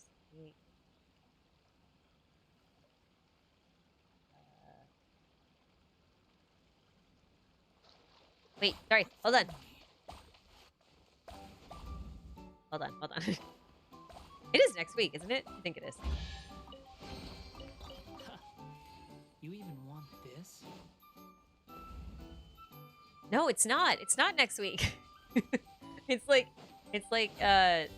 first day of the week after this coming week. Yeah. Yeah. Close enough. Close enough. Close enough. I won't stream before. Thank you so much. That's so amazing of you. Thank you. You guys are so nice. I've been gone for forever. I shouldn't leave for long periods of time.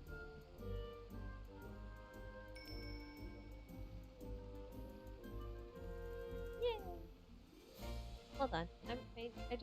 I've neglected chat long enough. Let's take a break. I'm gonna take a break. Sorry. 10 days. 4th. No. Close enough though.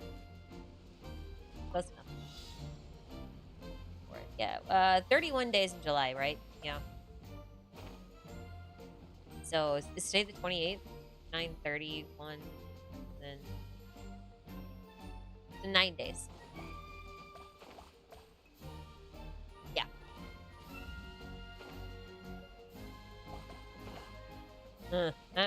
So yeah, I'm still probably gonna take days off early.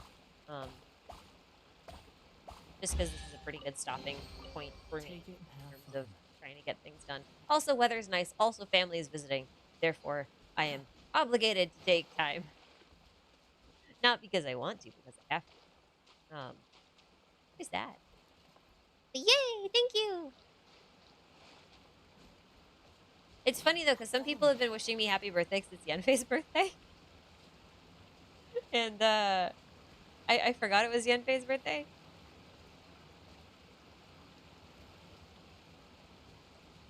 You read it? Oh. Cool. Unnecessary. I can trick myself into thinking, it was so really funny, though. The other day, someone asked me how old I was gonna be. And I actually had to pause, and I was like, wait, how old am I gonna be? And that's... So, my cousin is the same age as me. We basically grew up together. She's like 6 weeks younger than I am. So it was like 8 o'clock in the morning, and I texted her in all caps, wait, how old are we? She's like, what do you mean, how old are we? And then she told me how old we were, and I was just like, oh, I've been telling everyone I'm older than that for like 2 years. How long have I been this age? Preemptively telling everybody that I'm like 2 years older than I am. Yep. Yep. That's funny. I was just preparing for the inevitable, you know? Like, I'm gonna be that old anyway. I may as well prepare for it. Destiny has brought me hither. And the funny thing is, I didn't really have to text her, right? Because I could have just done the math and counted backwards from my birth year and been like, oh yeah, okay, I'm this old. But no, I had to text my cousin and be like, wait, how old are we? Not just how old am I? Because that's how much I didn't want to count back years. Yep. I love that. Anyway, thanks again. Thanks again, Okono. I really, really do appreciate it. Anonymous internet user, thank you as well for your super. Do you think that Albedo will ever visit his nieces in Fontaine? Now seems like a great time, especially with the imminent revival of Duren on the horizon and the Melusine's unique ability of perception. Okay. Oh, you know what? Okay, so for like 2 years, Dragonspine was like the wintertime event, right? So if these summer events like Simulanka and Golden Apple Archipelago, like if those are considered the summer events, then Albedo's events were considered the winter ones. And I was thinking, like, if they're foreshadowing Duren, I wonder if we might get like a story chapter, like an interlude chapter that's about Duren in December with Albedo and Wanderer and Baby Duren. And that would be a perfect time for him to meet the Melusines, because I mean, if you're gonna fight your Abyss Dragon brother, you may as well go and find your other siblings and ask them for advice, or at least ask advice from their children, right? So like, what happens if you get the Melusines in on a winter event and they travel Dragonspine? Or even better, what if you like, remember how I was talking about the Beta Harbor thing? And like how there's nothing there, and so it's very possible that Hoyo intentionally designed it that way because they intend to destroy it. Well, I mean, like that's near Fontaine. So like what if the goal is to lure Duren into that area so that the Melusines can help? Because it's right on the border of Sumeru and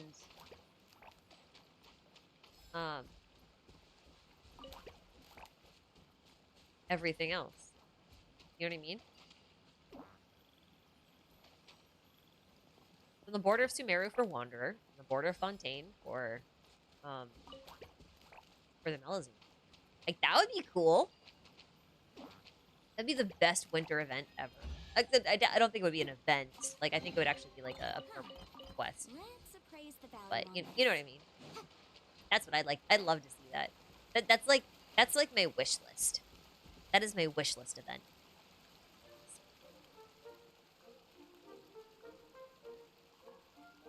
Wait, hold on. Sorry, I'm marking these as I go so that I don't lose my place. Ah! Oh. The law can be both a help and a hindrance. And I haven't been calling them out because there's just so many, but thank you guys. Seriously, I'm a little, I don't know if you can tell, I'm a little overwhelmed by the sheer number of you that are like chilling with me and hanging out and being like really amazing in the chat. Thank you guys for sticking with me. It's been how long has it been? It's been 4 years, I think, since I started doing this. If you've been with me for a day, an hour, a year, or all 4 years, like, it doesn't really matter, but guys, seriously, thank you guys for being here. You guys are part of what makes this fun to do. Like, it's fun to theorize and stuff on my own, but, like, it's way more fun with other people.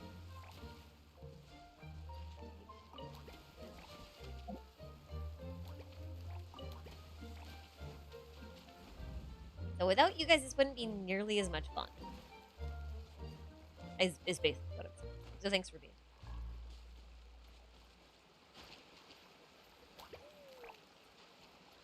I'm just a frog, hopping on my lily pad. Oh. Oh.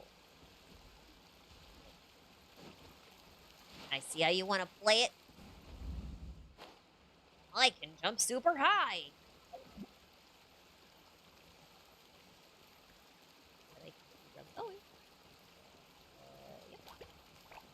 Yeah. Anyways, Senpai Reads, thank you so much for your super. What are your thoughts on the miners, the mining society, and the book with Duren's story, Khaenri'ah, and the extra worldly power? I think I kind of just answered that on accident with the whole official story in Golden Apple Archipelago. That's kind of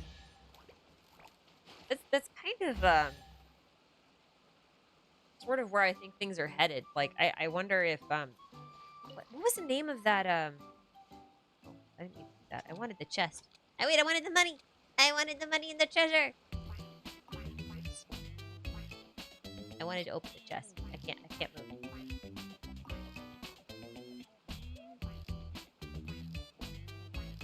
Oh my god.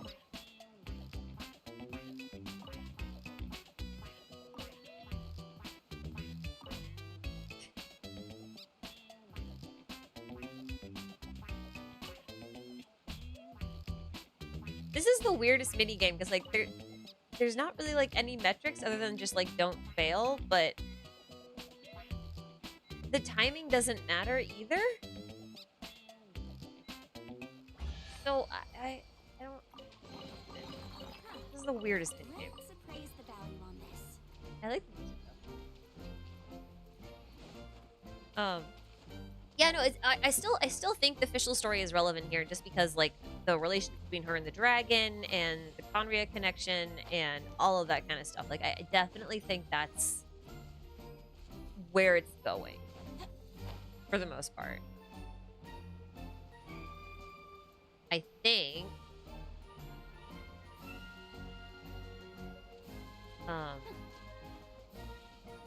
think Natlan is almost going to be like practice. I think Natlan might be practice for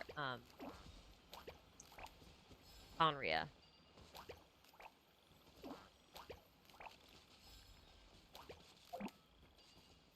Oh. Whoa. I think I broke it.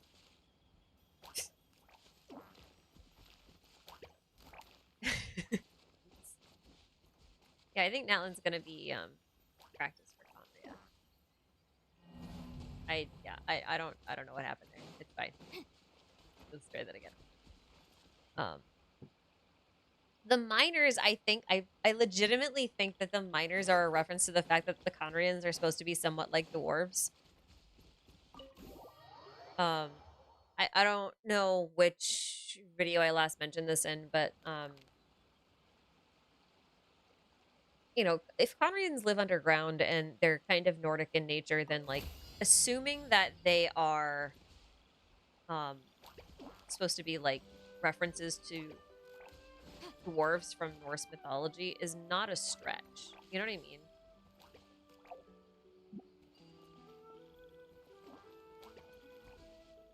I don't like these controls. I hate them so much.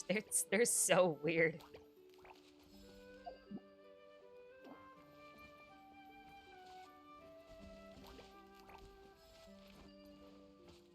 Oh, do I have to get there first? Is that what it is? Oh, it's a race. Oh. Okay, I might be stupid. It's fine. But yeah, I think the miners are... I mean, we even have, like, Khaenri'ah smelting facilities where they're smelting azosite and stuff. Like, they do mine for things. They're known for their machinery. They live underground. I mean... it's pretty straightforward, I think. Yeah, I think.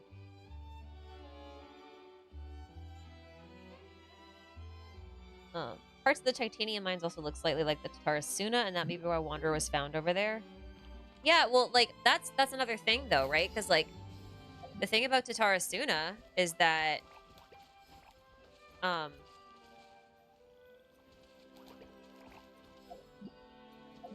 the stuff that was over there, it was all based on,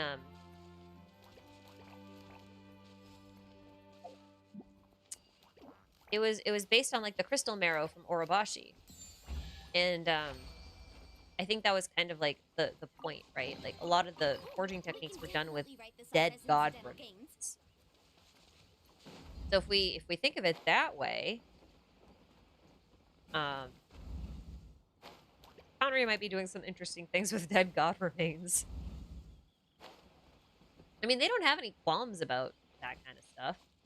I mean, we know that the Abyss Order, for example, was trying to build a false god at one point. Although maybe that was just a misinterpreted Loom of Fate sort of thing. But they were going to try and build a mechanical god out of Osile and the Statue of Seven. So, like, oh, we did this one. So, there's that. Yeah. I want to say, I do think it's possible that either Teyvat or Khaenri'ah is the reflection of the other one. Meaning, like,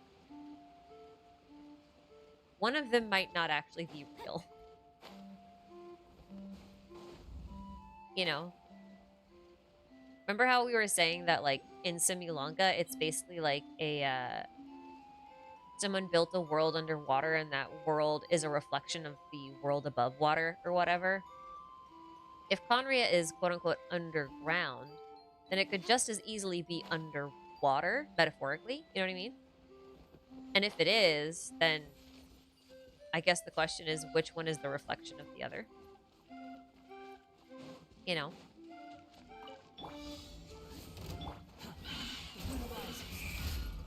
I wonder if,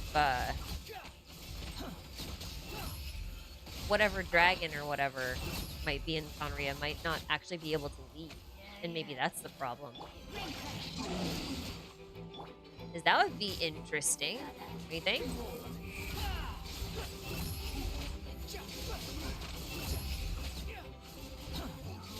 I think that's interesting.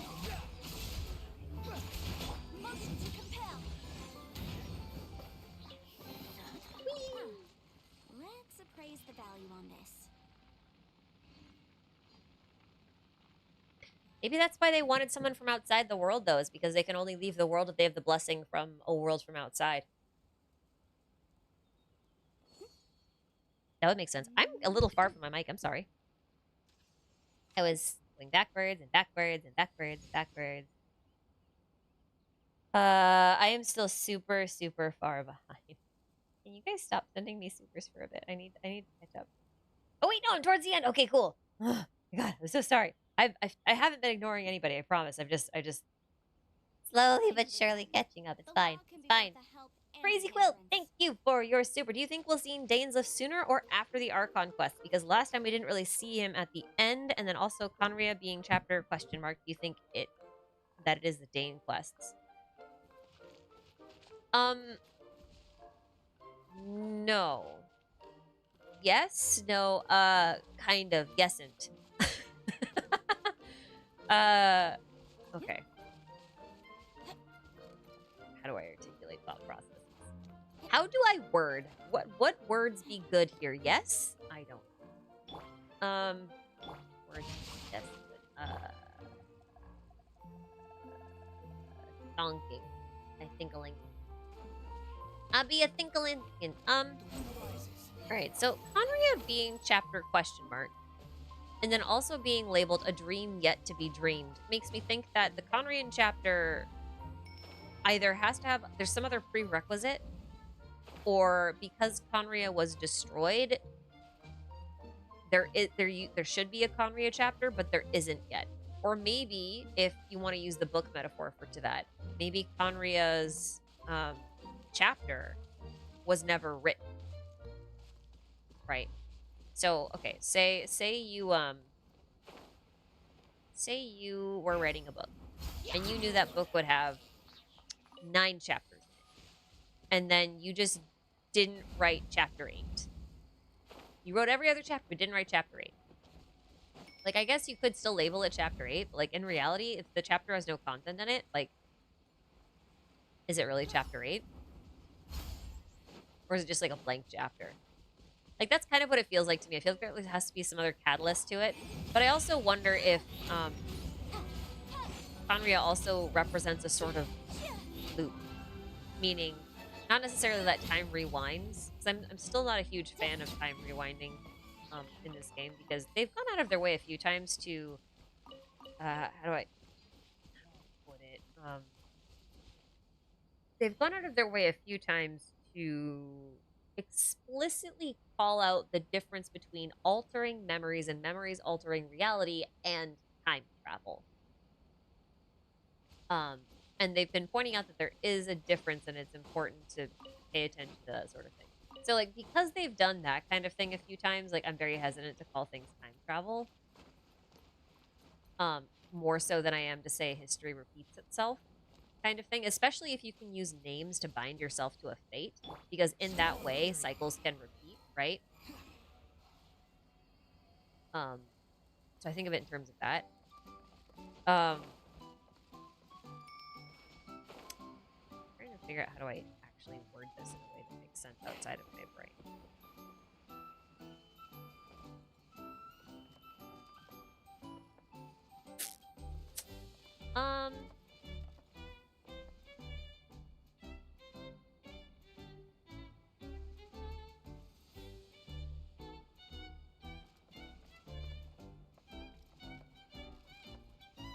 I'm not sure.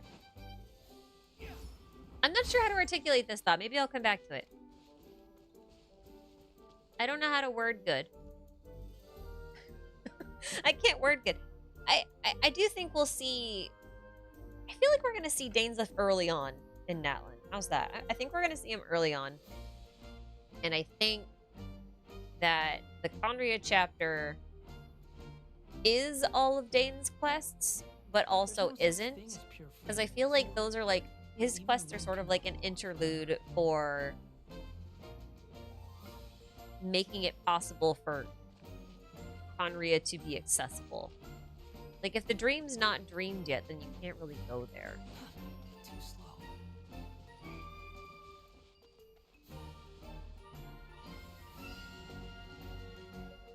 Oh, I gotta do this thing. Hit the thingy! Oh, I hate girls. You missed! How could you miss? I mean, I missed, but that's neither here nor there.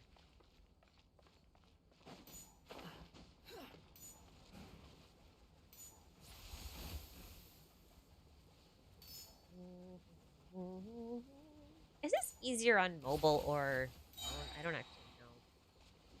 On mobile or phone. I mean mobile or keyboard. I am not a keyboard and mouse gamer. I'm an old school controller gamer.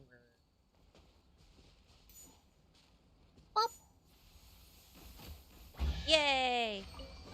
Treasure! It's on mine! This?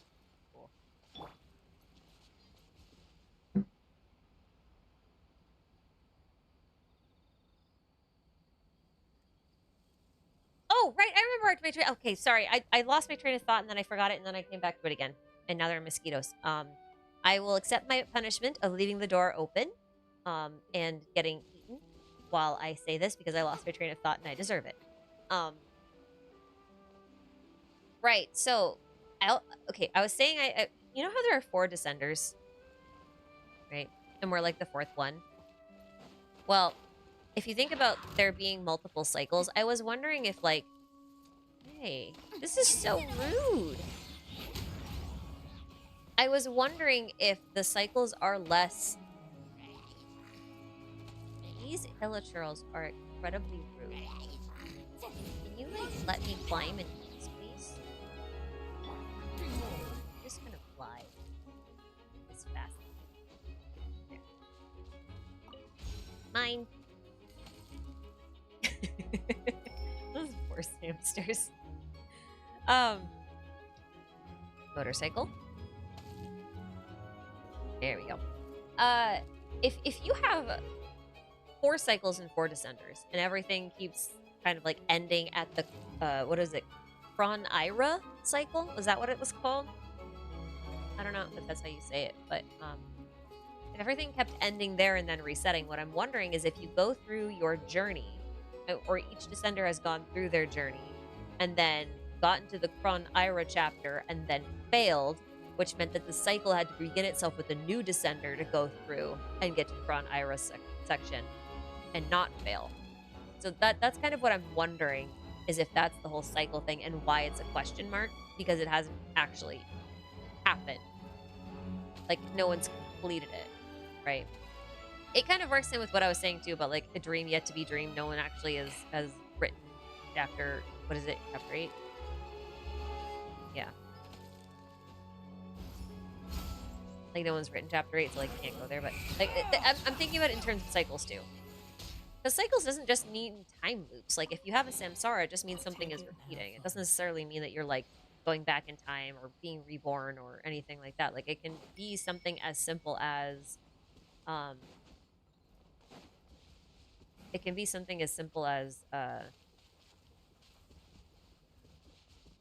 the same events repeating with different people. Like, if a book gets lent out to different people, right? You have different readers. Are you the reader that actually finishes the book, kind of thing? I hope I articulated that well, because it makes sense in my head. But this feels like one of those things that I would need to, like, sit down and stare at in order to word it in a way that wasn't horribly confused. Unnecessary. Or unnecessarily wordy, as I tend to be. I hope that answered your question.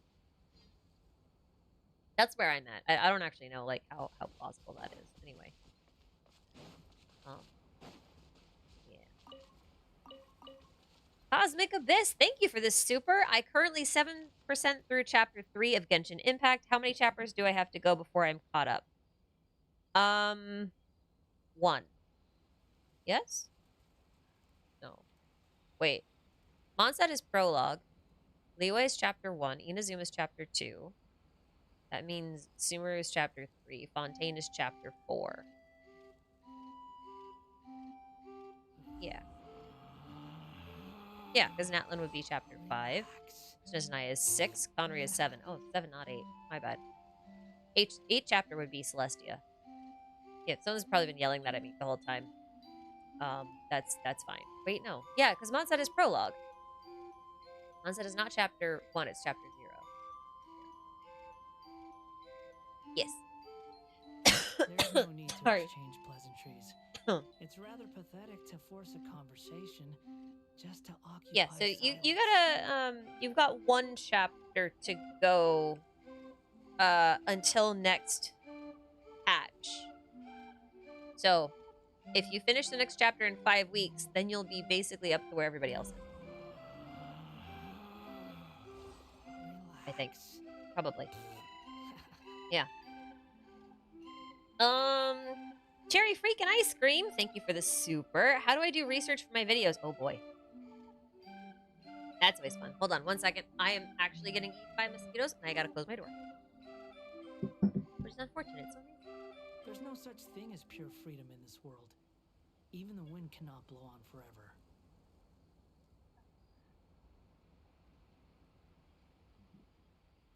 She's such a weird dog. She's laying in front of the heater. It's literally 79 degrees outside. She's laying in front of the heater. The heater's not on, of course, but she confuses me. Like, there's a fan right there that she can lay in front of it. I love my dogs, but they're very strange. Right, no, the theory research thing. Okay. How do I... Okay, basically everything starts with Googling things I don't know when it comes to researching stuff. Oftentimes when I'm researching something, there's like two arms to it, right? Like, on the one hand, I've got to research stuff in-game, and on the other hand, you got to research stuff out of game, because Oyo likes to reference lots of stuff from out of game. So you got to know your stuff. So I usually start with in-game stuff, because it's easier to kind of compile all of it. So I gather up all of the material that I was looking at, and I look for parallels, and I see what kinds of things it makes me think of. Sometimes what I'll do is I'll even just take a keyword and I'll just type it into the wiki's search bar and just see what comes up, and just read through a lot of the stuff there and see if any of it's relevant. It's not usually, but like sometimes fun stuff comes up that way. Sometimes I'll ask around about certain things, like, hey, does anyone remember X, Y, or Z, or any instances of A or B? And then I'll go read through that, and then I just kind of make notes of all that stuff that I found. And then it's just a matter of, like, Googling things that I don't know. But oftentimes I have a pretty wide breadth of knowledge. That's a weird way to put it. I know a little bit about a lot of stuff, is more or less what I'm saying. I'm not an expert on anything. Will never claim to be. But I know a little bit about a lot of stuff. And because I know a little bit about a lot of stuff, it's pretty easy for me to look at something and be like, oh, this kind of reminds me of X or Y, or, you know, C or D or whatever. And then I can go look up that kind of stuff, and I can read a little bit more about C or D, like what it reminded me of, and then that usually sparks something else, and then you just start following this chain reaction down a little rabbit hole and all that kind of... Like, it's a very sporadic process. I don't know if there's, like, anything that can be necessarily learned or gleaned from my process. Too slow. Other than just read a lot of stuff, listen to a lot of stuff. I listen to a lot of professors and lectures on mythology and religion and cultures and science and all sorts of stuff. Like, I just do that for fun. So, like, I've been sending some of my other lore buddies, like, stuff on physics. Like, the last video I did for Star Rail, I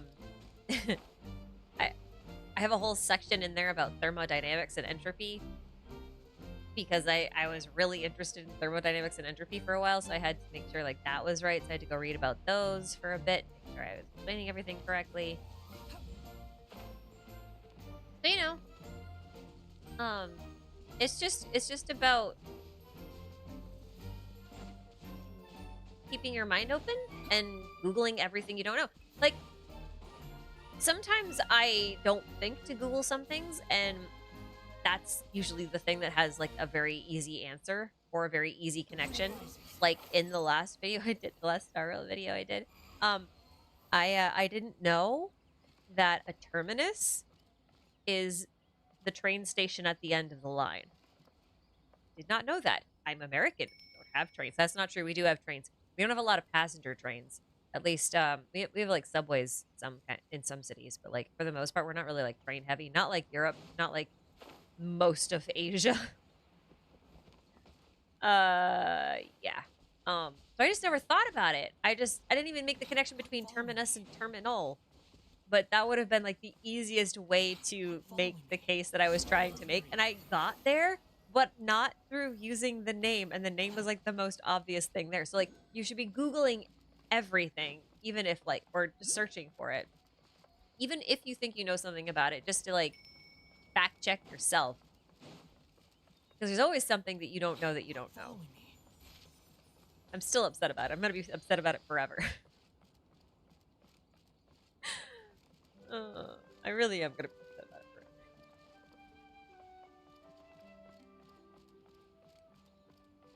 So mad.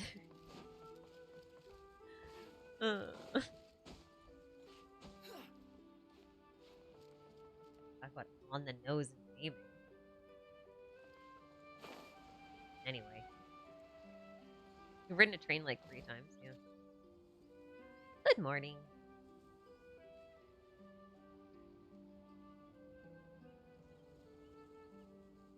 What's my favorite video of mine that I've made? Oh, I don't know. You know, it's funny. After I make something, it's out of my head. Just to occupy silence. So, like, I don't really think about them after they're out of my head. Like, a lot of times the reason why I'm writing them down is because I'm sick of thinking about them. So I write them down so they go away. And then once they're on paper, they're out of my head, so I don't think about them. So I honestly, I don't know. I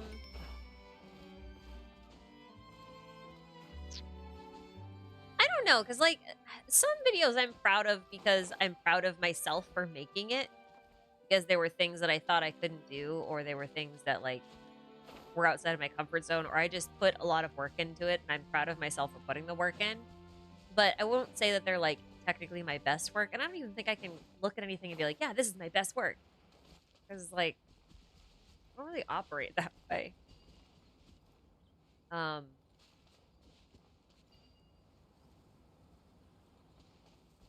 don't even know that I have a favorite theory because they keep changing. Like, I like different theories for different reasons, but, like, I don't have a favorite video. Yeah, I don't think I have a favorite one.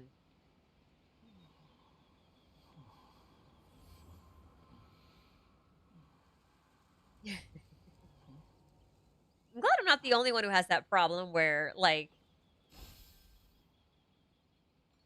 you don't realize something that's, like, that feels super, super obvious until, like, forever. Forever later!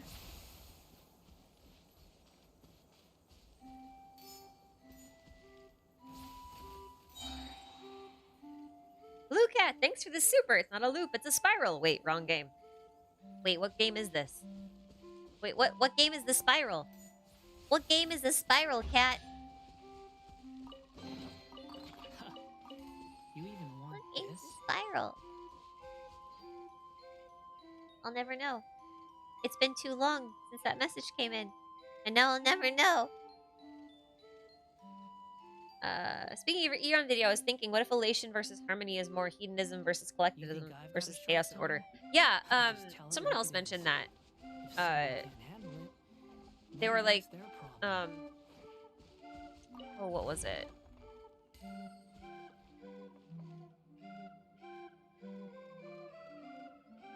I've drawn a blank. I'll have to go look. Someone else mentioned something kind of similar to that. With, like, a collective, like, I don't know. But yeah, I mean, like, it doesn't have to be, like, exactly harmony or, like, order versus chaos. It's more like... Too slow. I almost wonder if it's, like, content versus discontent. Like, when you're the harmony, everything's, like, at peace. Whereas, like, when you're a relation, everything is bored, and therefore everything must be made more interesting. Like, I think that's also, like, kind of part of it. I don't know that it necessarily has to always be, like, straight up order and absolute chaos, but, like, it can be far more mundane, shall we say. That's fine. I think that's absolutely fine. Hello, little squirrel. Goodbye, little squirrel. She's a silly little squirrel. Also talked I can see the Trailblaze as creation versus destruction and finality versus preservation instead. I didn't because, again, Terminus is just, like, the train station thing is so on the nose that I'm just like, I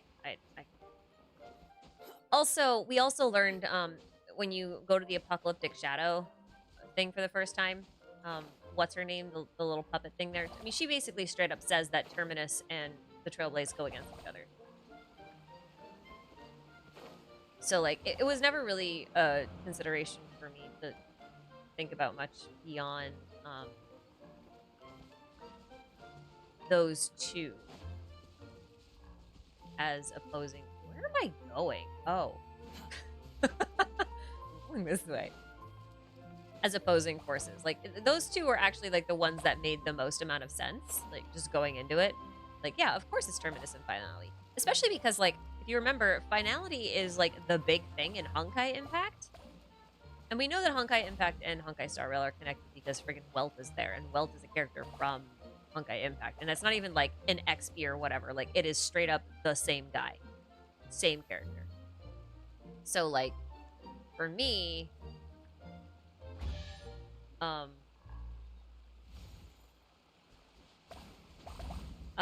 for me, it just makes more sense to, like, look at Finality in the way that Hoyoverse has been doing Finality. And I thought it was very interesting that in Kiana's graduation trip, when she went to embrace Finality, she was on a train.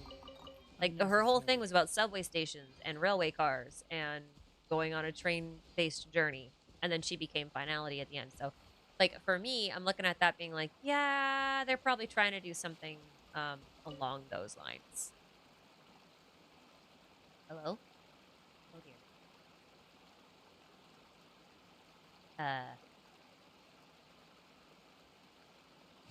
Okay, I guess the camera got stuck. And I don't know what happened. All right, then.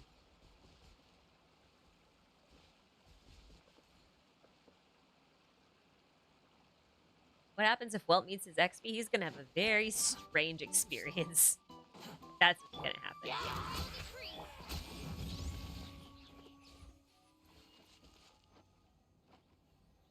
These hamsters are so slow. Yeah, they're a little bit.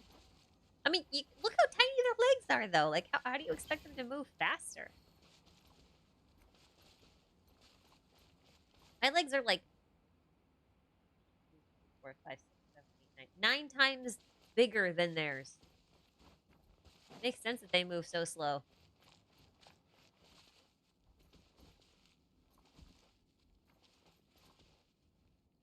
Devora, gee, what do you think about the fact that they practically said it could all be a dream? I mean, they've said a lot of things. They've said a lot of things. I think...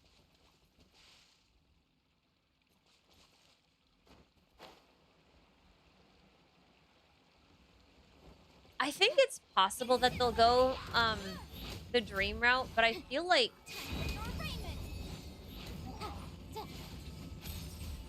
this statement's gonna need more context.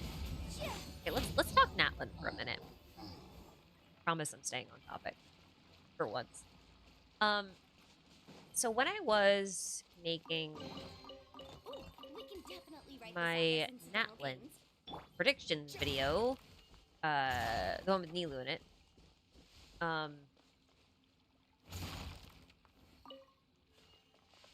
I mentioned some, turn the rivers. Please return the berries to the sad fellow by the river.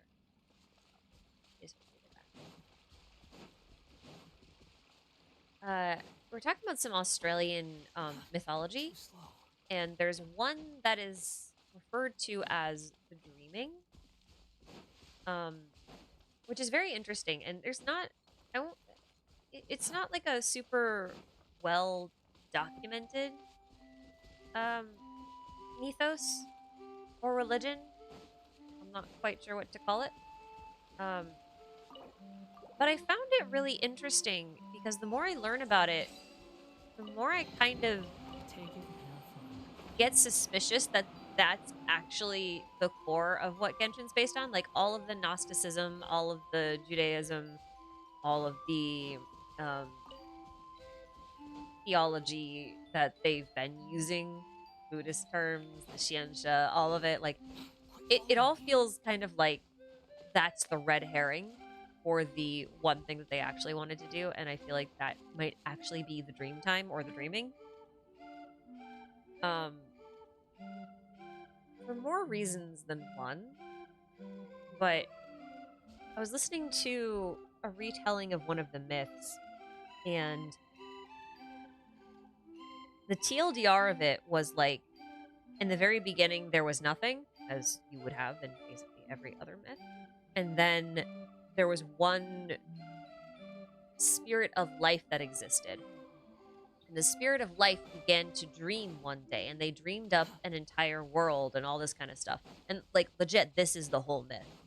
And as they were going along, they started realizing, okay, I need someone else to carry on the dream. So they created humans and taught them the power of the dreaming, so that when humans sleep, they dream, and when they dream, they continue on the dreaming, which was the creation of the world, and thus life is eternal, time is not linear, time is not even cyclical, time just always exists, right? Like it's this whole thing where I'm looking at it like, holy shit, man. I should have looked into this like years ago. No need to exchange And it's just a mythology I'm not that familiar with. So So I'm still learning, and I'm probably gonna convey some things wrong until I have a much more thorough understanding. But one thing I will mention about it is that Carl Jung was particularly fascinated by this belief system. And one other thing that's very interesting about Australia is because it's very isolated, it's actually home to some of the oldest stories known to man. And the reason for that is because there wasn't really any way for exchanges to happen, like cultural exchanges, because the people there were pretty isolated, right? At least that's the anthropological explanation for it. So it's worth looking into, because the rainbow serpent that they reference as one of the supreme, or a creator deity in Australian Aboriginal myth. The title of the rainbow serpent is one that is shared, not intentionally, I don't think, but it's one that is shared with Quetzalcoatl or Quetzalcoatl. I think you're supposed to say Quetzalcoatl, not Quetzalcoatl. Quetzalcoatl. But the feathered serpent from Aztec mythology. And since we're talking about like different dragons and different elements and 7 colors of light and 7 elements that represent different colors and a god of light and all this kind of stuff, and you think about like the choice to focus on Zoroastrianism in Sumeru, which was like the cradle of civilization. And by the way, apparently in some of those myths related to the dreaming, humans were created by the rainbow serpent. The rainbow serpent was originally sleeping in an endless... The planet Earth was red. It was just a big red planet covered in red sand. I'll let that sink in for a second. The whole planet was just this red planet floating in the nothing, full of red sand. And it was the rainbow serpent that came up from underneath the red sands and created life and added water and moisture and everything else and terraformed the whole world. And in Sumeru, the deserts belonged to the Scarlet King, whose name is Deshret, which means red and is referred to the red sands of the desert kind of thing. So, like, it does sound like Mars, but they're not actually talking about Mars. They're actually talking about Earth. And I think the sands are red because blood. And blood kind of like the whole thing of life and whatnot. But I'm pretty sure that's what it is. Oops, sorry. I'm talking with my hands when I should be using them to actually play games like a normal person. But I also mentioned this because at the end, well, not the end, but at the end of one of the arcs for Honkai Impact, where Otto goes to finally accomplish his lifelong goal of rescuing this person who's really important to him, he ends up in this place that's neither the real world nor some sort of false world, where the imaginary tree is. So this would be like where Irminsul is. Oh, this is a cavity. And it's just this big sea of red sand and the tree. And I feel like I feel like all of these things, like they don't have to be one for one. I'm not saying Deshret is auto or anything, but like when you see the themes start to repeat, you do have to ask yourself the question about why they're repeating certain themes and for what reason. And it's very possible that in some ways, like it could just be that. Too slow. Why did my camera go? Oh, squirrel. Got it. You guys sort of get what I'm saying, right? Like, Hoyo doesn't, like, they're very intentional about when and where they decide to reuse their ideas. I'm just wondering, because going into Natlan, we know that there's some references to Australian Aboriginal mythos. We know they love not love Carl Jung. I should say that Carl Jung loved a lot of Asian philosophy and like trains of thought. So it's actually kind of a misnomer to say that like Hoyo loves Jung so much, as Jung just happened to I'm gonna say translate. He created a westernized view of something that was more of an Asian philosophy, I guess is how I would put it. And I think that it's almost like using him as a bridge. You know what I mean? You think I've got a sharp tongue? I'll just tell it like it is. If someone can't handle So yeah, it, that's kind of why I was maybe looking at that's it that their way problem. for Natlan purposes. Or I actually don't know if I'm saying Natlan right. Is it Natlan? Natlan? Natlan? Natlan? Natlan? Nitlin? I don't know. Tenoch? Oh boy. I have to hear words in order to be able to say them correctly. I actually can't do it if I just read them. Too slow. I learn with my ears. Which can be a real problem, as you would imagine. Especially if I don't hear words. And then I try to say them. They won't come out right. Yep. Which is fine. It's fine. It's fine. Yep, but worth paying attention to. Worth paying attention to. Dreaming is very interesting. Dreaming is very interesting. I'm very fascinated by it. My current fixation. I am learning. It's also quite difficult.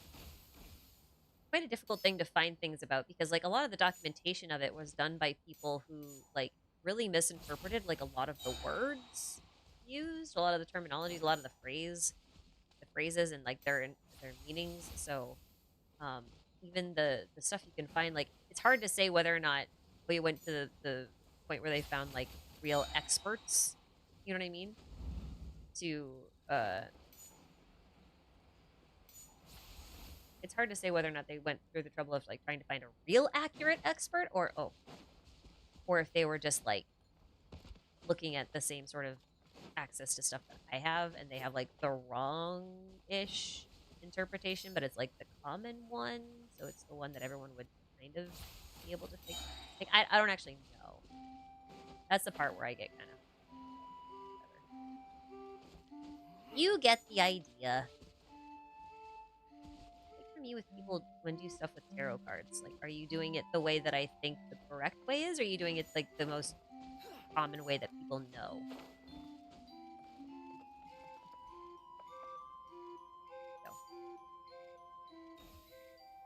There's more?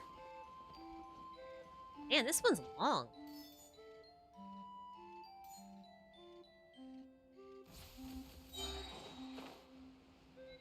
Barely have enough time. Yay, it's mine.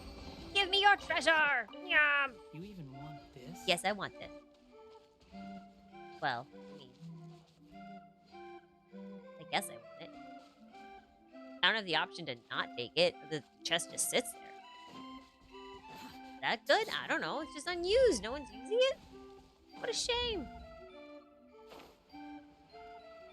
Who is Young? Channel name? Oh my god. No, Carl Jung is a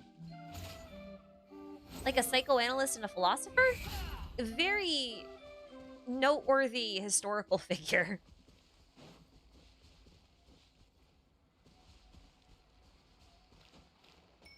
But, I mean, I'm sure there are plenty of channels dedicated to Jungian philosophy is like a whole field of study.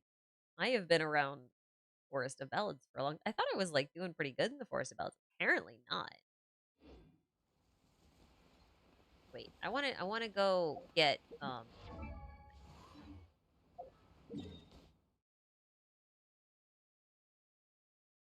why did the fire erupted lands arrive? I don't know. I'm not sure I follow.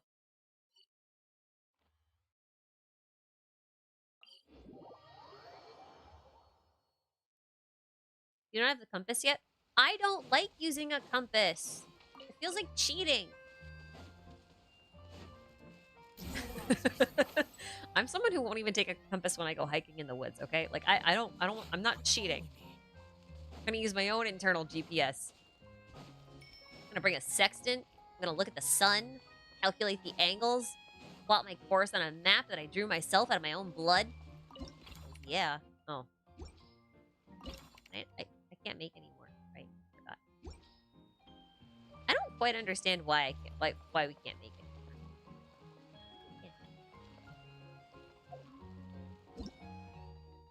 But let's at least get a figure, get an idea of how far I am. Okay. Okay. So we got 33 left to go, yes? Oh, wait, no. 38.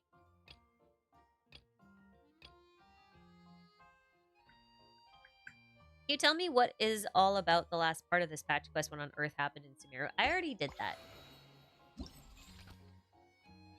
I did that already. You better watch out. I do like her skin a lot more than her current one. I do like that one. See, it says fabricate figurines 75 times. How come I can't fabricate more figurines? What's... Why does it say no fabrications remaining if I have 300 of these things? I don't understand.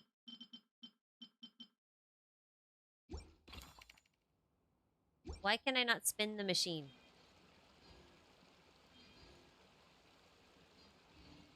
Okay, hold on a second. Levi just opened the door because he's a smart boy and I didn't actually latch it like I should have. I should have latched it, but I didn't. I just kind of like shut it so mosquitoes can't get in. It's rather pathetic to force a conversation just to occupy silence.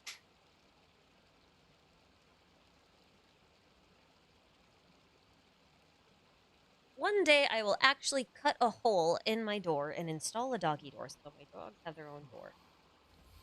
But that's going to be a problem because I have to install like a second door in the screen door because otherwise they're going to go running out of the doggy door and ram right into the screen door. And it's not even a screen door, it's a storm door, so it's metal. I'm going to wake up to a very large bang. Oh, are there other machines and I just haven't found them? Oh, that makes sense. Okay, that makes sense. Well, I guess we'll just go on a quest to go find more. I bet one's in Constellation Metropolia. Yeah, there's one right here. I'm just a dumbass. It's fine. It's fine. Okay. I didn't know there were other fabricators. I didn't explore at all. I was thinking, okay, I'm actually gonna stream, so like I'm gonna try not to explore anything. Hoping that like there's stuff to do while I'm on stream. Instead of just running around doing nothing. So, anyway. Yep. Also, sometimes I just don't read. I don't read tutorials.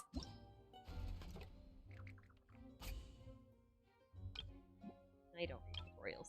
Well, sometimes I do. Kind of rare. Kind of rare that I do. This makes so much sense.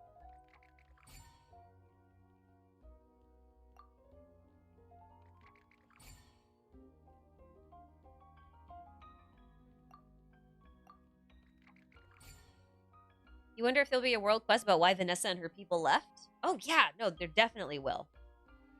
Totally. 100%. Okay, if they don't do that, I'm going to be really upset. How's that? If they don't do that, I actually will be very upset. There's one over here too. Okay. Well, they're just marked in the map and I just don't read. Okay, it's fine. Wait, you thought the fabrications were shared between all machines? Okay, well listen, I'm not alone then. I am not alone then. That's good. That's good. I'm glad. I'm glad someone else didn't notice. I don't feel as dumb. It's funny. These are very cute.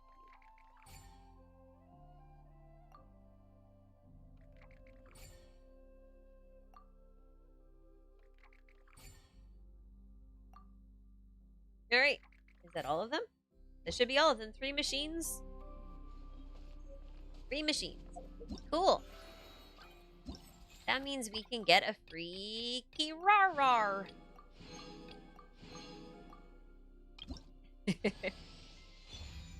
Yep. And I think these ones. Oh, hold on. There we go. Now, see, if I actually read things, I would know that I could go to different places. Look, guys, Lucifer sent me a present. The sun god likes me.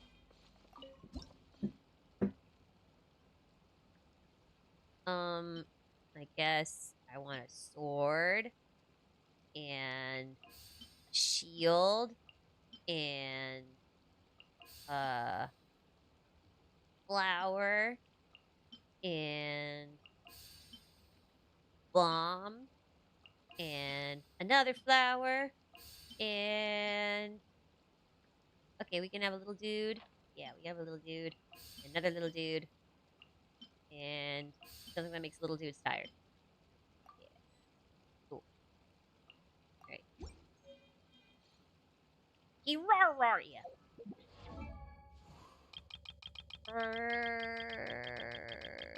Okay, where'd she go? There are too many characters. Oh, she's exactly the last one in my list. Are you kidding me? Okay. Yep. That makes sense. Why would I hit the right button? That doesn't. Oh. I guess this is my second one. Okay. Cool. Cool. Why don't we get rid of some of these exclamation marks while they drive me crazy? Okay, I actually saw a question that I got distracted by. Hold up. Let me go back up. I saw a question that I actually wanted to answer.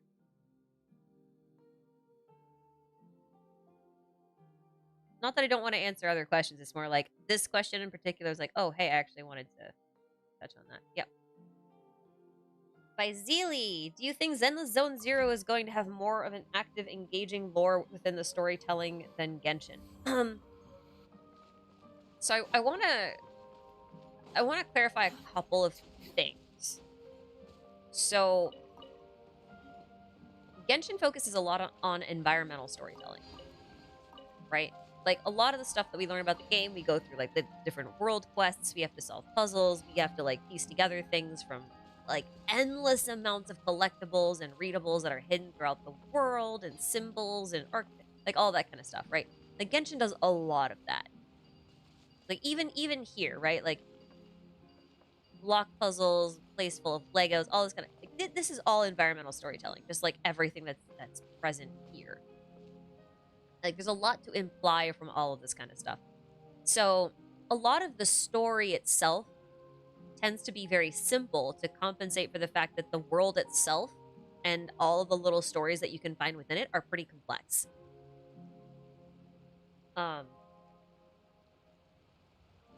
think I've got a sharp tongue? Now, counter to that, Zenless is a game that is a lot more, in my opinion, respective of your time. In that it's a lot easier to pick up and put down in short bursts. It has a skip function and an infinite replay function, so you can go back and replay quests as many times as you want.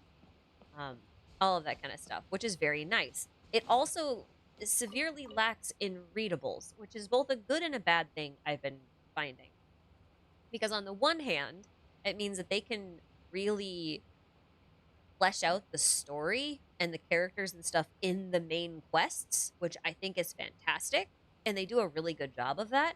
But on the other hand, Genshin's got a lot of stuff that I can be like, oh yeah, we kind of learned about this. I had a suspicion about this. And then I found 4 readables that confirmed 3 different aspects of this one idea that I had about this thing, right? But Zenless doesn't have that. So when we talk about engagement, I have a hard time giving like an absolute answer on that front.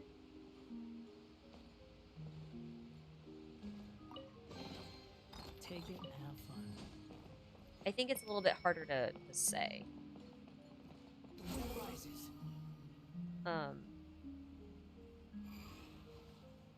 So I found that the lore itself is pretty engaging, but it's not obvious.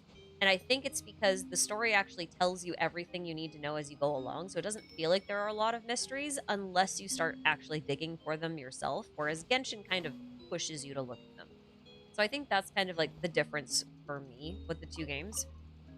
And they pose interesting challenges between the 2. I think as far as like regular stories go, I actually prefer the way that Zenless tells its stories compared to Genshin. But I recognize that Genshin is an archaeology game that's focused on exploration and stuff. So it doesn't bother me as much. Whereas Zenless is really supposed to be a bit more straightforward. So that's kind of my take on the 2. I don't necessarily think one is better than the other. It's more about preference, and I think people will engage with one type of story over another. There's way less dialogue in Zenless than Genshin, though. So if you like stories that are more like succinct and to the point, that it's Zenless is better in that respect. But if you like being a little bit more cheeky and philosophical and metaphorical on a lot of different fronts, then Genshin's probably a bit more engaging in that aspect. But yeah, did I miss a super? I'm sorry. I might have. That's possible. Sometimes. Oh, I missed 2. Oh, I didn't just miss 1, I missed 2. I'm sorry. Exhaustion, thank you for your super. I'm sorry I skipped you. He said, I kind of thought of Trailblaze against finality due to the importance of the journey versus the destination. Oh yeah, I guess that's true too. It's like, is it more important that you're traveling, or is it more important that you get to a place where you think you're supposed to be? That's a good point. That is...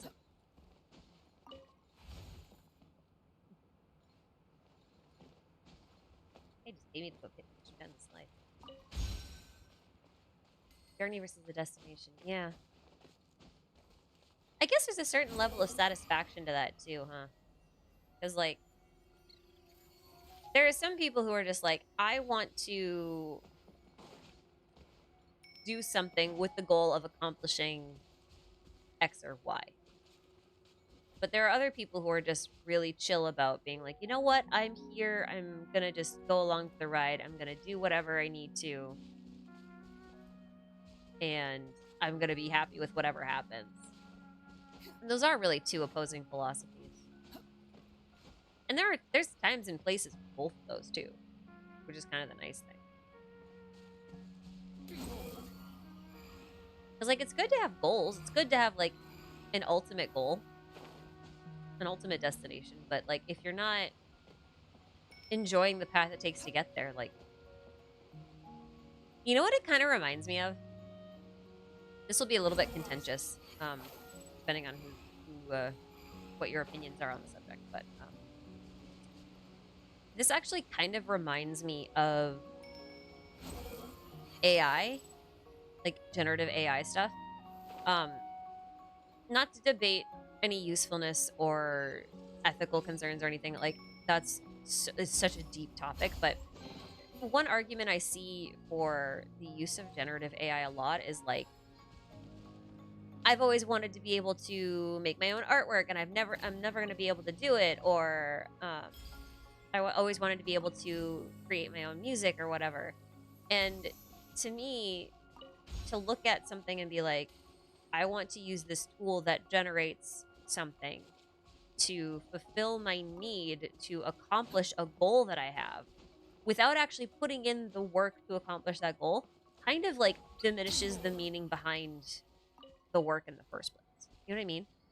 Like, if you have always had a dream to make your own music, but you were never willing to put in the time or the effort to learn how even like the most basic of things in regards to music and music creation, like, then you're not really wanting to make music. You just want a very particular song to be made, right? Because a lot of the joy of making music isn't so much the song that you end up with at the end, it's the process of making it, right? Like most musicians, like they're not out there being like, I want to make like 14 songs this week. Like they're just like, you know what, I'm gonna play music and I'm gonna feel good, and if I happen to like come up with something cool in the meantime, I'll write it down or whatever, you know, like yes, the goal is to make a song at some point, but like that can't be the only reason why you're playing music. It can't be the only reason why you're drawing pictures. It can't be the only reason why you're writing a book, right? Do you know what I mean? That's what it reminds me of. But yeah, you're right. I agree with that. Thank you for that. I'm sorry I skipped you. I didn't mean to. I just wasn't looking at chat and then it vanished when I wasn't paying attention.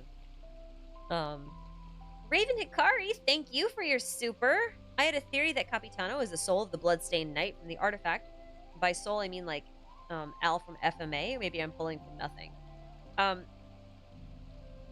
I know what you mean. You're talking about like when Al was a soul kind of sealed into a body, like the armor body, but there's really like nothing inside.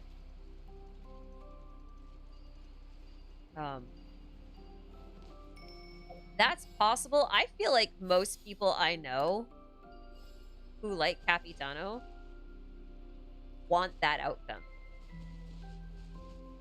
Because I don't think a lot of them actually want him to take off his mask or anything. You know what I mean?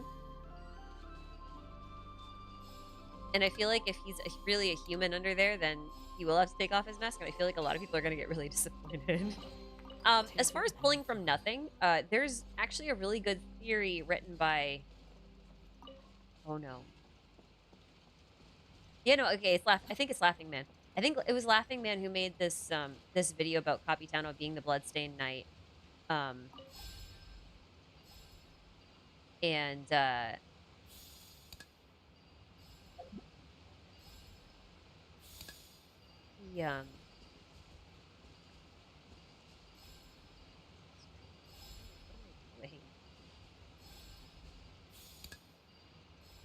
we just get to decorate however? Oh, apparently. Okay.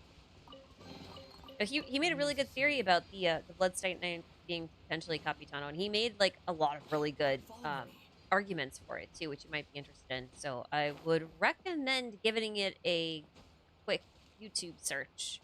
Just The Laughing Man and Capitano. I think we'll bring it right up for you. Would recommend. Good theory. Laughing Man doesn't get a lot of recognition for the amount of work he puts in to his theories, in my opinion. He videos are very what's the word? Unassuming. You know, like they're sleeper hits.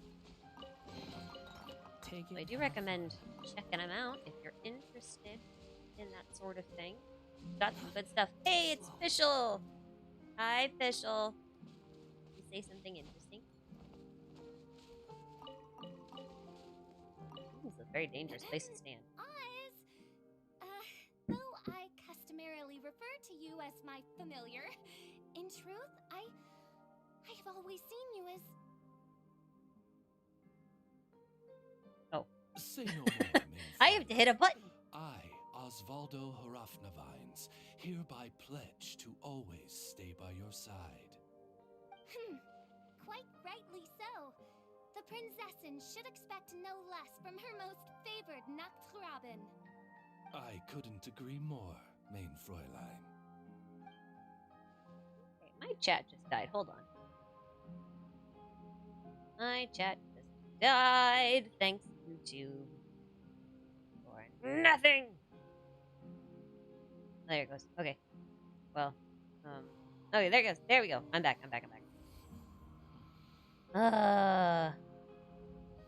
Official makes an appearance? Yeah! A lot of characters make an appearance. Did you not do the epilogue yet? You might want to do the epilogue. If you're here, I assume that you've done, all of the quests. Because, otherwise this might be a little awkward.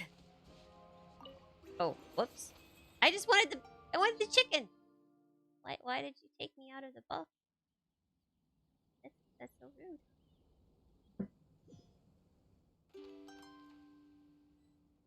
Why did it take me out of the book, man? That was so rude of it.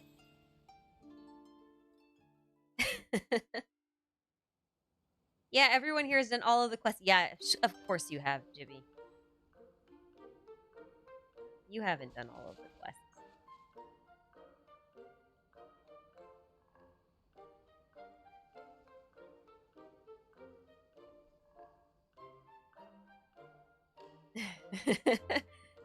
Shaoji, the HI3 and Pentagoni writer, is not in Genshin, so you're safe. I wouldn't say that yet.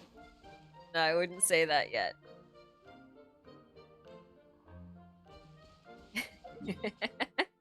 I would not say that yet. No, sir. We're not safe until we're safe, man.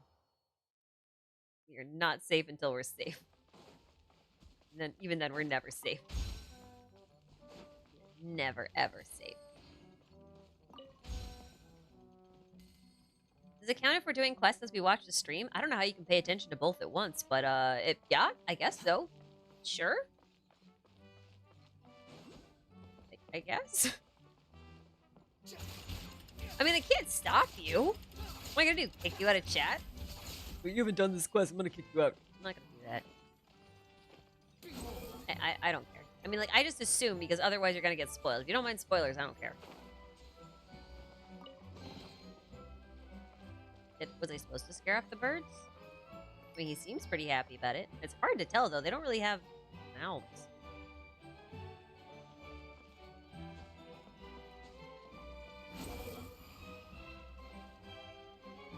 I'm still trying to wrap my head around what it means that these little toy Lego men can go into the real world of Teyvat. Well, I say real world, I'm using the term loosely. I'm still a little weirded out that they... I still like that.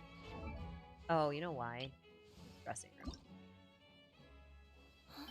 Scaling walls, leaping across. You think I've got a sharp tongue? I just tell I don't know how I feel about them turning into inanimate objects into that. But, like, ones that actually have some level of sentience. I don't know how I feel about that. Someone can't handle it. Does that weird anyone else out? When you turn around, don't move. Oh, God. We're...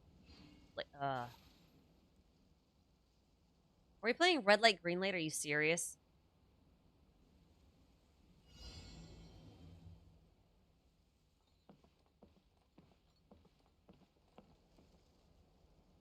Alright, we're seriously playing red light, green light. Okay.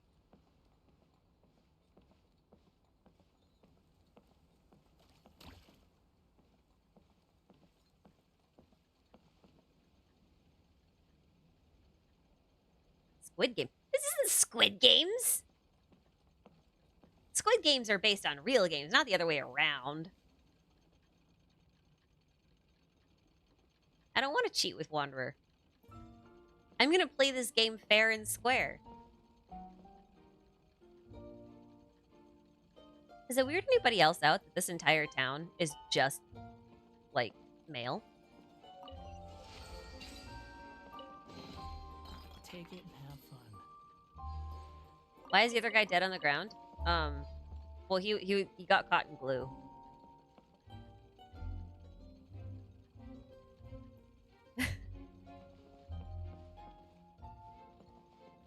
Did you guys have that's a rude question. I'll ask it anyway. Did you guys have a childhood?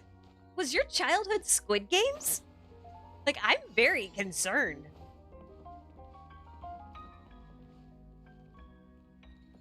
Oh, I want to save the clockwork puzzles. I don't want to do them. I want to film the clockwork puzzles because they're important. Quit following me. So I don't want to do the clockwork puzzles. I want to film them. Give me things. I feel like my brain hasn't worked in a while. I haven't not been focusing on a script in a month. Straight up. My brain is so full that it feels weird for it to be empty.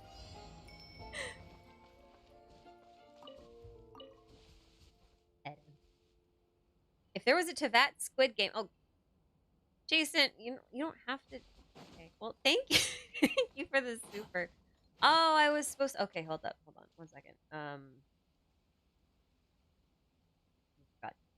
There we go. That's better. Thank you. Thank you for the super. If there was a Teyvat Squid Games, which character do you think would win?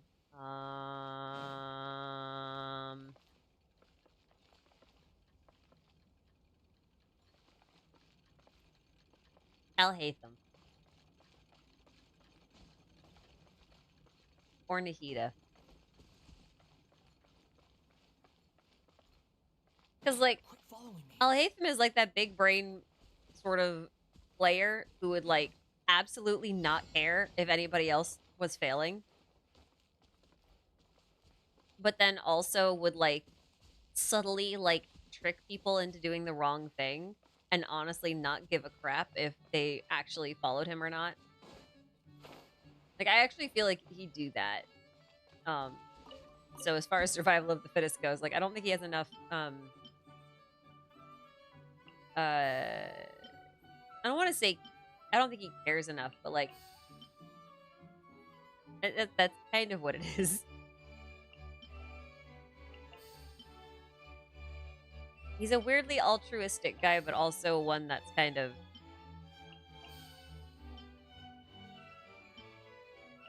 not the sort of person you would want to, I just feel like he's not the sort of person that you would want to go up against in Squid. Because while I do think he tends to try and do things for the greater good, even when he doesn't seem like he wants to.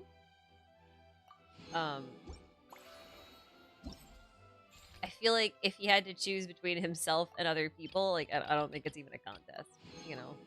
I think it'd be very easy for him to just be like, yeah, I'm good.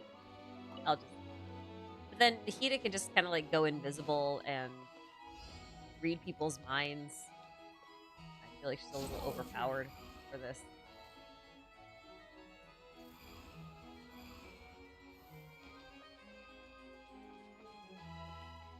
I'm assuming, like, they can't use combat strength, I guess, is what I'm suggesting. Because, like, if they could use combat strength, this is a very different discussion.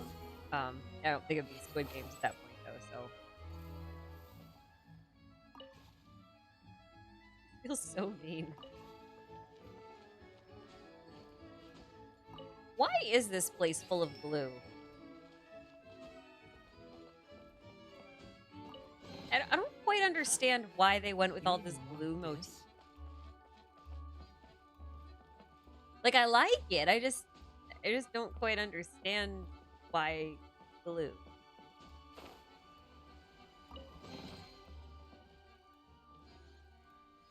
I've never looked at a chest from the top when I've opened it before.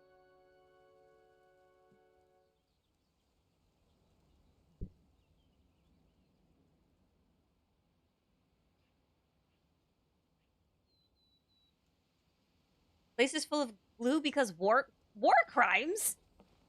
What kind of war crimes do you commit in order to get glued? Wait, do I want to know the answer to this question? Maybe not.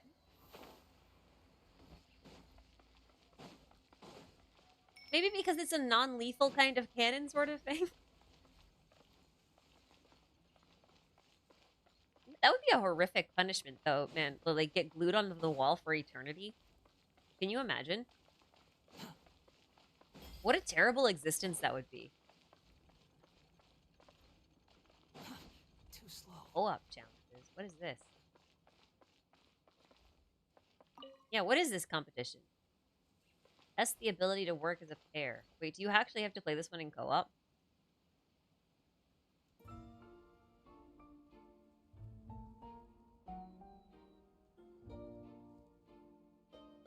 Someone said somewhere that gluing is the worst thing you can do to your fellow toys. Yeah, but like... Why? Why glue? Also, how are they taking these growth potions? They don't have mouths. Can someone explain that one to me? How do they drink them? Mr. Orange, thank you for the super. Are you named after... Oh, you're probably not named after the character who spoke on me. But that would be kind of funny. Just want to let you know. Just wanted to know, do you think Capitano is from Natlan? Also, do you think he's a dragon? And have a good day. I think he's Minogius. I'm kidding. I'm kidding. I'm kidding. I have one fear for Natlan, and that is that theory comes true. Because if that theory comes true, I will quit. I actually will. Straight up. No more Genshin theories for me if that ends up coming true. I don't think he's a dragon. Because there's some... I feel like there's some things about him that wouldn't make sense if he's a dragon. Oh. Whoops. I actually am a big fan of the theory that he is either Imunlauker, so what the Outlander from Dragonspine, or that he's the Bloodstained Knight.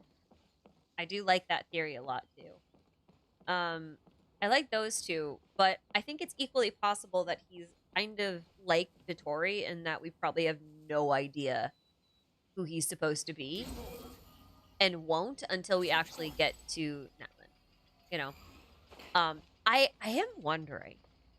Okay, I am wondering.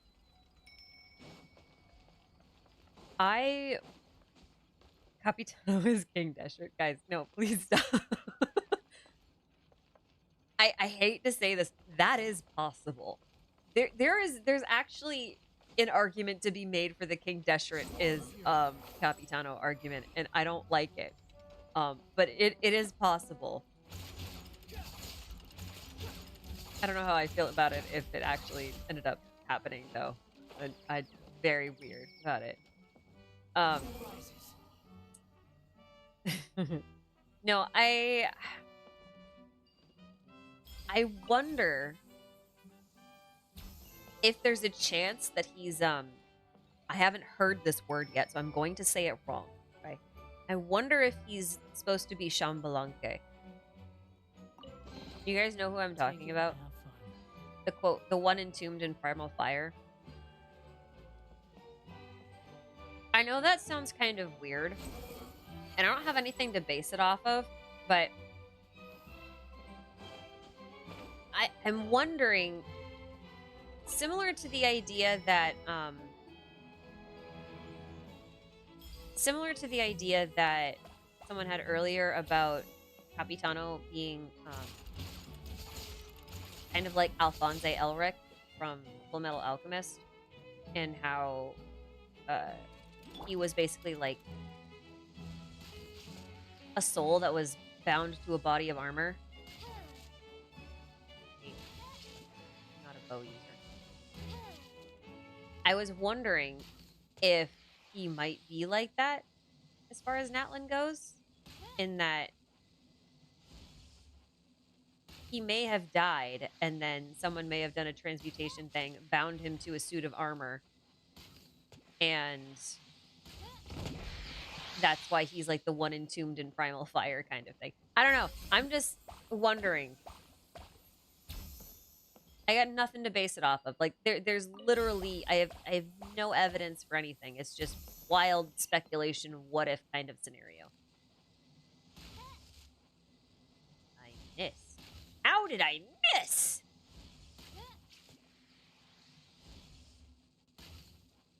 Oh, that is on the slime, man. Take it. Arrows are electric. I feel like you should have like some level of play. That.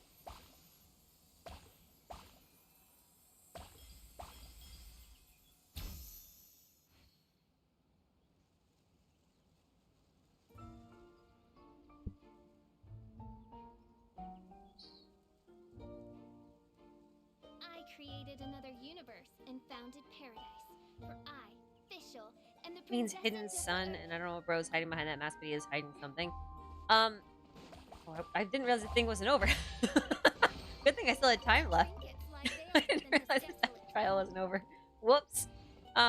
Yeah, so again, wild speculation. I got nothing to base it off of. I'm just wondering if it might be a case like that. Even if he's not that particular character, I wonder if it is more of a Zandiq sort of situation where it will be like, we just won't know who he's supposed to be until we get there. But then when we get there, that name's going to start popping up and we'll start seeing it everywhere and it will make more sense. I wonder if it'll be like that. Although, I will say, that didn't really happen with Arlecchino. But it also kind of did, but like in a way less obvious way. You know what I mean? Like, she was kind of being alluded to, but also not really. But she was also not trying to be anyone she wasn't before then. I don't know. She's a bit of an odd case. We'll see. Jivy, thank you for the super, but also, go play your quests. Go play the quests, man. What are you doing here?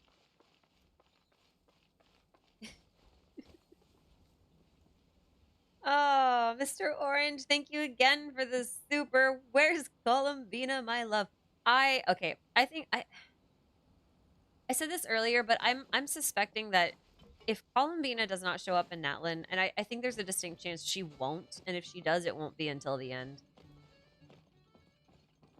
I'm just very skeptical. I feel like we're not gonna get most of the Harbingers until Shmeshniah. I think that's just the way it is. A star! Wait, how come I can't take this? I want it! Give it to me! Well, this star looks different. It's different colors. Well, I wanted it. I'm not gonna give it to me. It's fine. It's fine. I get it. Safety first. Can I push the guy off? Oh, that's no fun. You can't have safety first, put this guy on a ledge and not let me push him off. That's no fun. Yo doesn't know their audience, man. You let me push another guy down the slide. How come I can't push this guy off the ledge? I'm not gonna fall that far. Too slow. He'll be fine.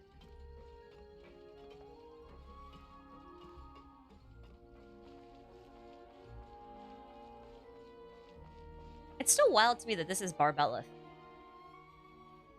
Like, we just straight up got a design for Barbellith.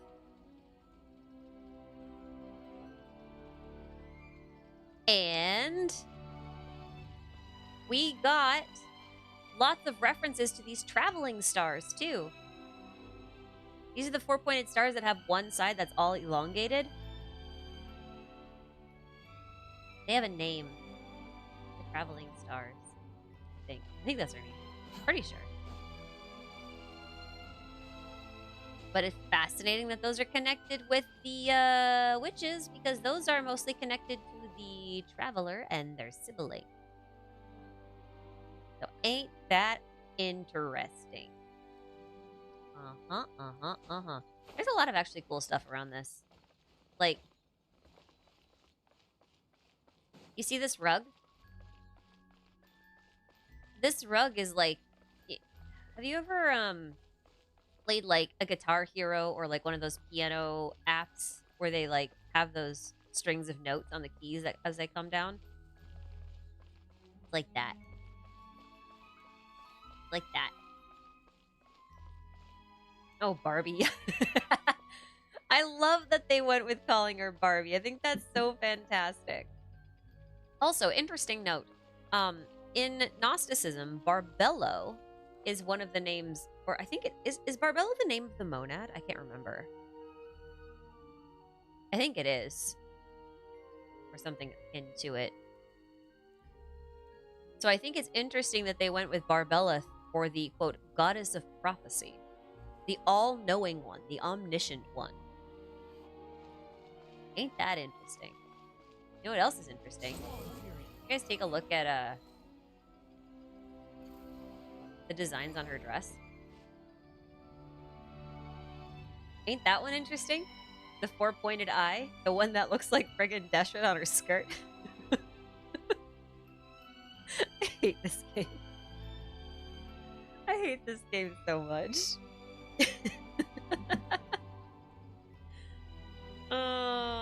Piano roll, yeah, that thing. I knew it had a name. I couldn't remember what it is. The reason I'm pointing to the one under dress is because it's got the diamond in the middle of it. I climb on top of her so that I could like stand there and spin with her, but it actually won't let me, which is annoying. Collision hitbox sort of thing. Oh. But yeah, she kind of weirds me out because of that. Because like, come on, man. Why do you have to have that one? Like elsewhere she has a normal like on her necklace, whatever it is. She's got a normal 8-pointed star. But then the one on her dress is the one with the little dot in the middle.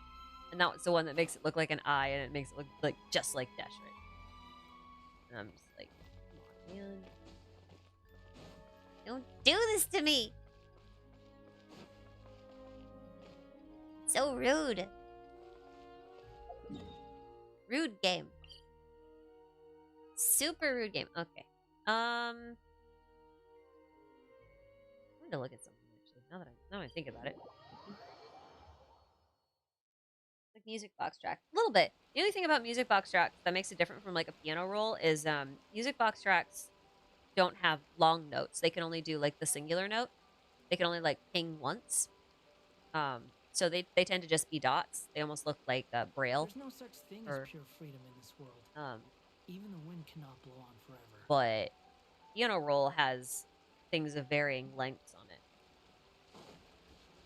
So.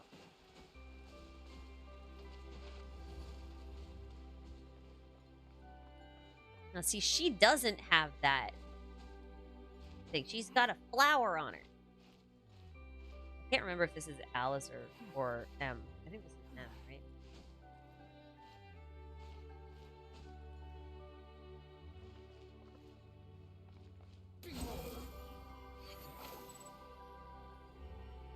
I can't remember. I cannot remember. I will say, it is interesting, though. One last little thing about this area here.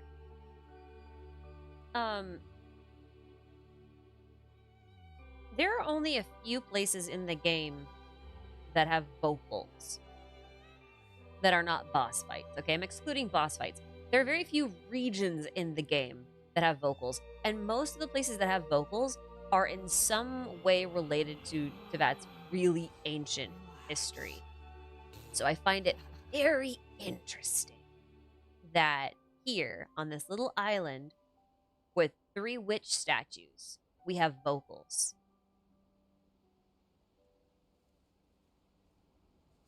And the music stops. Okay, yep. Make a liar out of me yet. Oh, that's the way it is. Berry Bread, thank you for the super thoughts on Columbina and Venti sharing angelic design motifs. I think I talked about this a little bit earlier, but for me, it's it might be a little bit more literal. Like, I'm not actually convinced that the two are connected to each other necessarily, but I do think that they both might be just related to a Seelie in some way. Because, like, when it comes to Seelies, they tend to split themselves down into smaller fragments, smaller life forms. And the best place to see this is obviously with the goddess of flowers, as normal. But we know that Venti is a fragment of the Thousand Winds, and then Istaroth is the Thousand Winds. So, if she's at all Seelie-like, then it's not unreasonable to assume that Columbina and Venti might be Seelies from different source Seelies. Wow, that sounds weird. They might have different parents, but they might both be Seelies. Is more what I'm saying. But I guess it depends on what you think of Istaroth. I think I've said that too, though. Really depends. Really oh, hey, look, puzzle.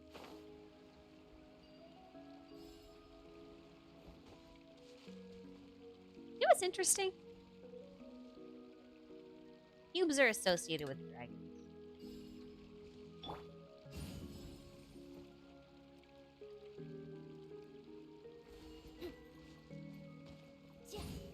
But not just dragons.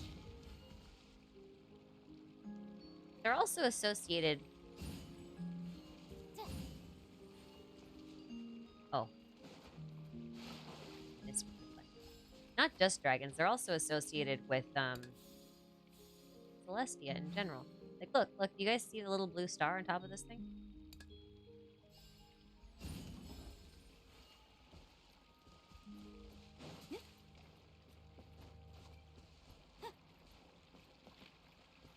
Oh, there's another one I missed. There we go. Because, like, we know that the Sustainer traps everything in cubes, right?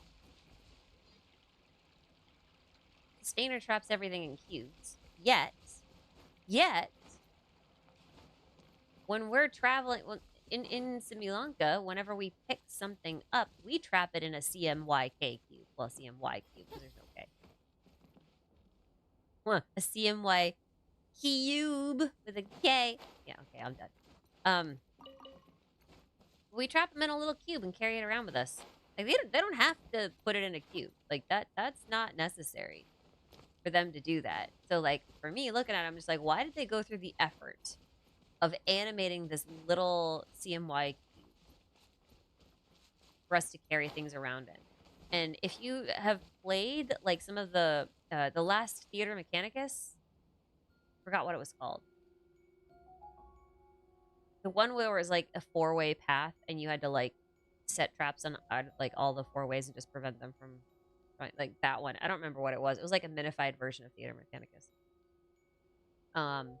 That one, there was a one thing in there that was called Imprison, or, like, its ability was to imprison. And it was, in fact, a cube, which I thought was interesting. How do you know what block you want?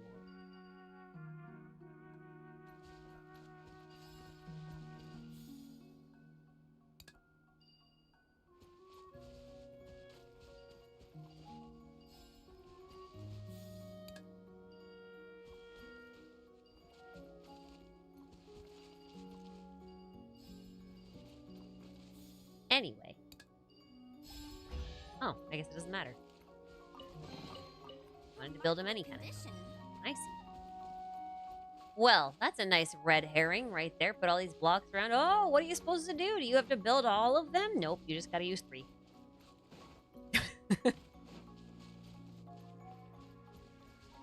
Yeah, anyway, interesting, huh? I also, like, the one thing that really bothered me about Duren, in this quest, is that everywhere he stepped, right? Everywhere he stepped, he reduced everything back to cubes. And it's kind of implied throughout the quest that, like, the cubes are, like, the most primal form of things. So it's almost like he's disintegrating things, reverting them back to their original whatever shape they were supposed to be, like their raw material. Which I also thought was really interesting. Because he had to take that ability away from him in order for him to be non-toxic, because he would just disintegrate everything. But, like, the fact that they went with cubes for that is very... Because, like, prior to this, cubes haven't really been a dragon thing. And I don't even necessarily think they are completely a dragon thing. Just because of all the imprisoning motifs that come with them. But the idea of them being related to a source material or a primal material is, or a prima materia, as we say, is interesting because if you actually look at alchemical texts, the way that they depict the prima material is as a series of cubes. So I think that's also probably pretty intentional. You know? They probably did that on purpose.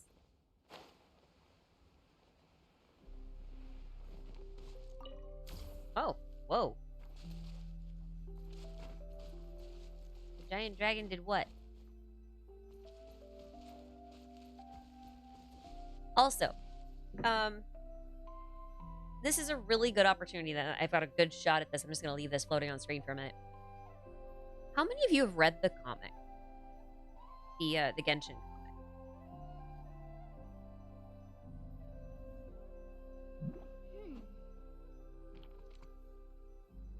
Because there is a page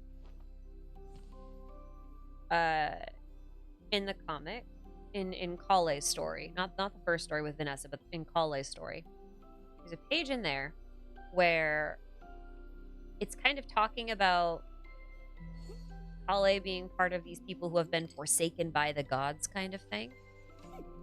And there's one panel where you have this disembodied eye and a pair of hands, and they're building out a city with Legos. Like, just straight up Legos. And I will never be able to forget that panel. The case before us is a strange and anyway, I think that's interesting in terms of prima materia and reverting things back to their original stuff. In part of the reason I say that is because, like, I've also likened the prima materia and the sea, the primordial sea. I've likened all of them to being like the same stuff, all of them being prima materia. And if that's the case, then you can think of the abyss almost as like a universal solvent of sorts that dissolves everything and reverts it back to itself, which is, in this case, the prima materia. So it makes sense then that this would be connected to Duren, because Duren is an abyssal dragon, right? And if he's an abyssal dragon, then if everything he touches turns to abyss goo, then he's basically like reverting everything back to its primal materia. Does that make sense? You follow?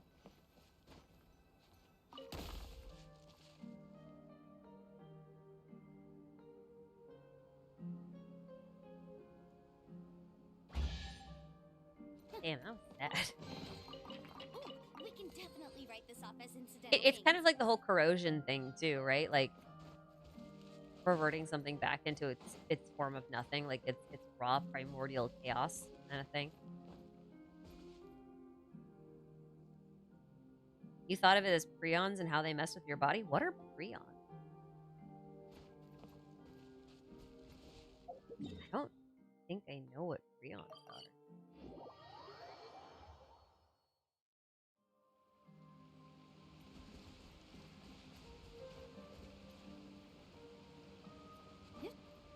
Really, yeah, I don't think I know what prions are. I had to think about it for a second. I really don't.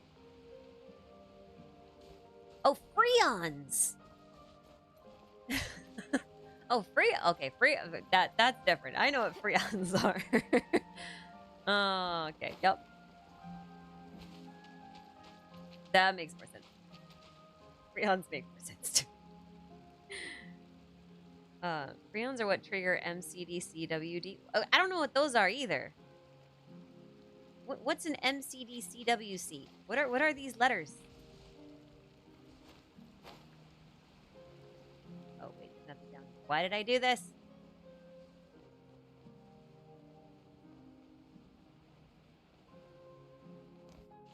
Well, we're here now. Oh. Wait, what? I just got rescued.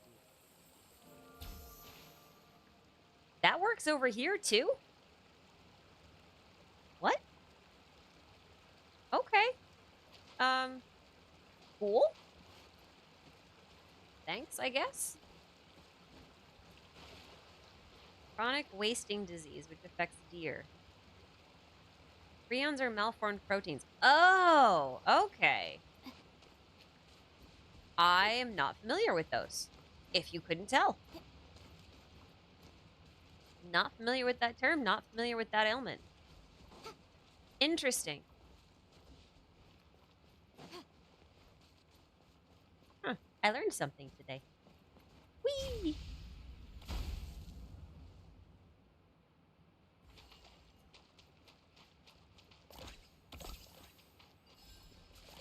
What happens if I blow you up? Prions cause prion disease known as transmissible spongiform encephalopathies. Encephalopathies? Is that right? Pathies? What? Something like that.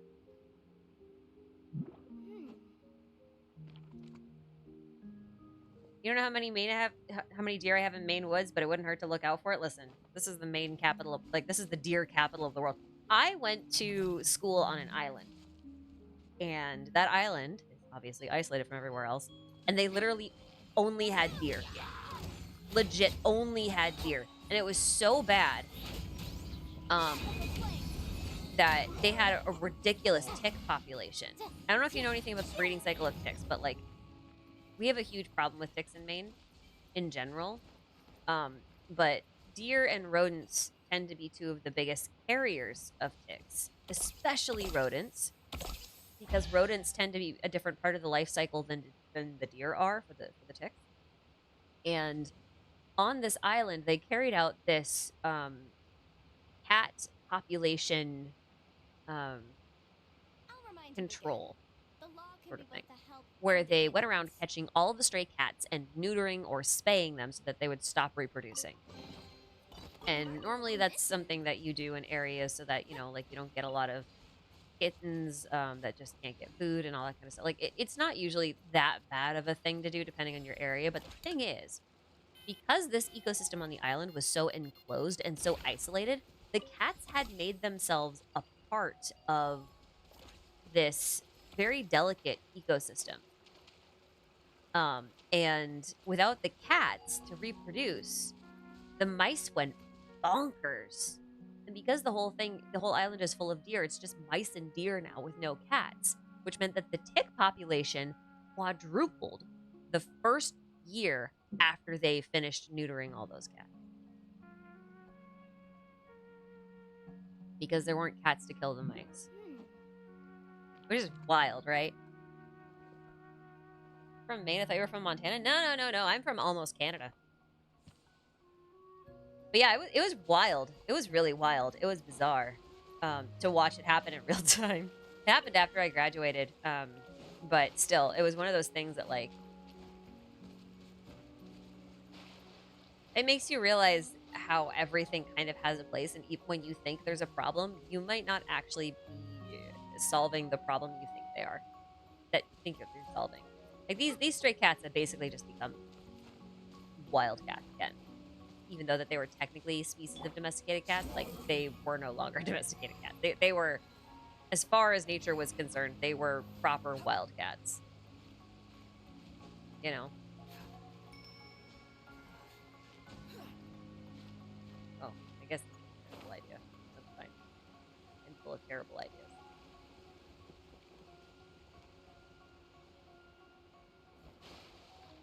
Reminds me of China tried to get rid of sparrows, which caused the locust population to surge. Yeah, that was a thing too. Yeah, these are, I mean, like, completely trying to eliminate species from ecosystems. Even if you think that what you're doing is fairly harmless, like, it's such a tricky thing. Like, it's such a tricky thing.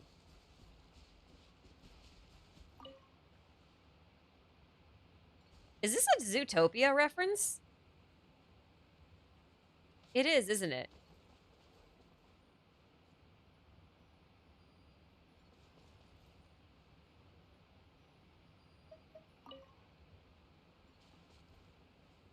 Wild. This is the last place I would expect to see Zootopia reference, dude. What the heck?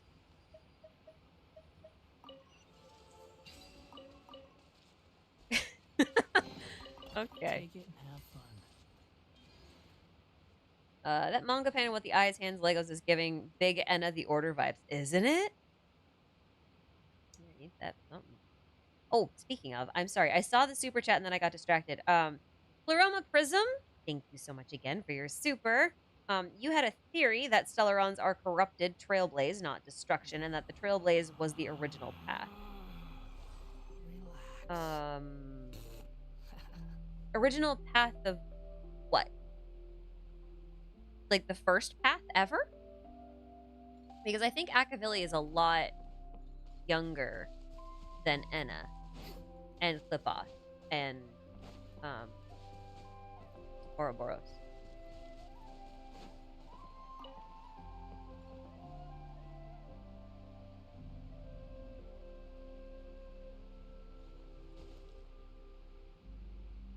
I haven't listened to Benchman's monologue yet. What Benchman's monologue?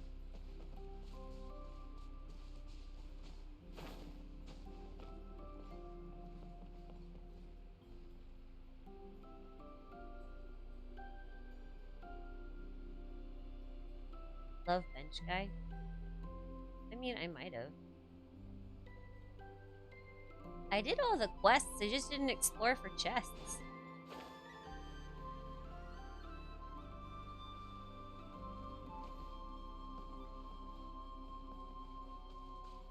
But yeah, this place is pretty on the nose. It's pretty on the nose. Oh, I think that's all of the excerpts. I have the letter gadget. I thought I had the letter. Okay, apparently I didn't have the letter gadget.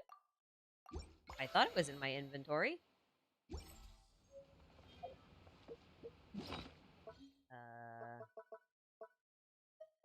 Yeah, this was already in my thing.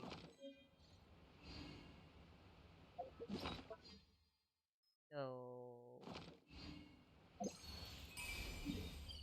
Oh, there are still some I haven't gotten. Oh, it marks all the chests too. Oh, I thought it was just gonna like mark one for me. Okay. Apparently not. Okay then. I guess we'll just do this. Talks about life being a bowl of wood chips. Oh, okay. Sorry for asking this out of the blue, but do you think any of the Hexen Circle will be playable? Yes. Yeah. Well, I mean, one of them is already. We've got Mona. Does Mona not count? I know she's not one of the original ones and that she's technically a Hexen Circle apprentice, but she's still one of them. Right? Tickets are interactions that give chests. Okay, I see. Well, that one must be me having to go get all of the little moles. Or gophers. I think they're moles. Oh, Nibby's outside. Oh, is that why Finny's over there? Okay, hold on a second. Hold on a second. I'll be right back.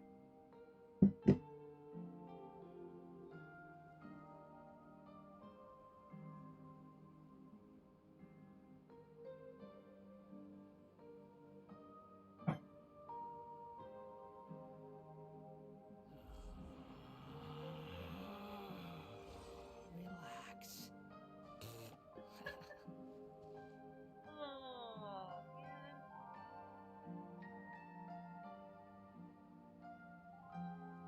We might have to do another bath for him.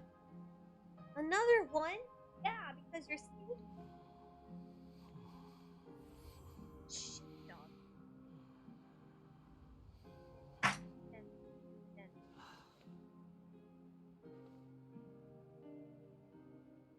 With your collar. We're all good. Okay, I'm back. Hi. Alice better be playable because she sounds like... Alice? Okay, have you guys ever watched Doctor Who?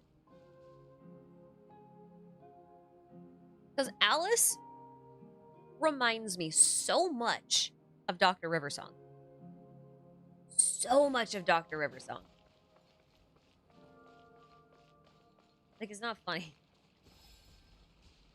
It actually bothers me how much she sounds like. I just keep expecting her to say, like, spoilers, you know?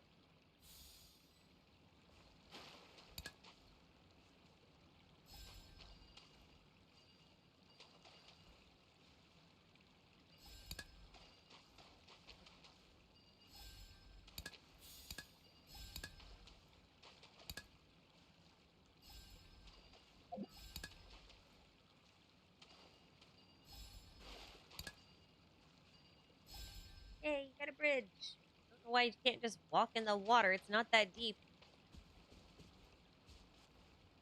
Wow, thanks. Take it and have fun. I got stuff for making sure you didn't get your shoes wet. Love it. Ah, people not wanting to get their boots wet. I don't understand. All boots should get a little wet sometimes. How is he gonna clean them? Alright, where's this one? What is this one? It's down below then. Must be. Whee! Leap of faith. Oh yeah, there we go. There's the sleeping mini turtles. I am sorry to wake you. But it must be done. For you see... Oh, fish. I like fish. Man, they got a cool little cave down here. Sorry, guys. I won't kill you a second. You guys can...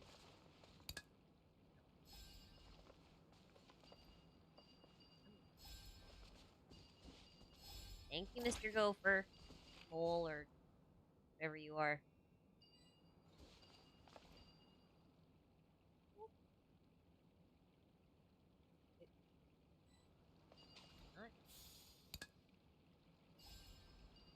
Angles are strange. Strange angles are called strangles. Oops. I didn't want to do that. That's not the one I wanted. Why would you take the wrong one? There. I got the fish. Okay. Take it and have fun. Mr. Gopher. Well, I don't know if he's a gopher or a mole. What is he?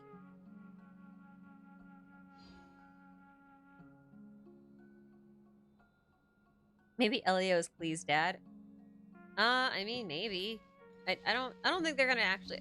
You know, I don't think they're actually gonna connect this game to Star Rail. I mean, they might. They might. I mean, there's definitely some theories that, like, the Traveler is Akavili. Which is why there's, like, that whole thing about Akavili having 2 hearts.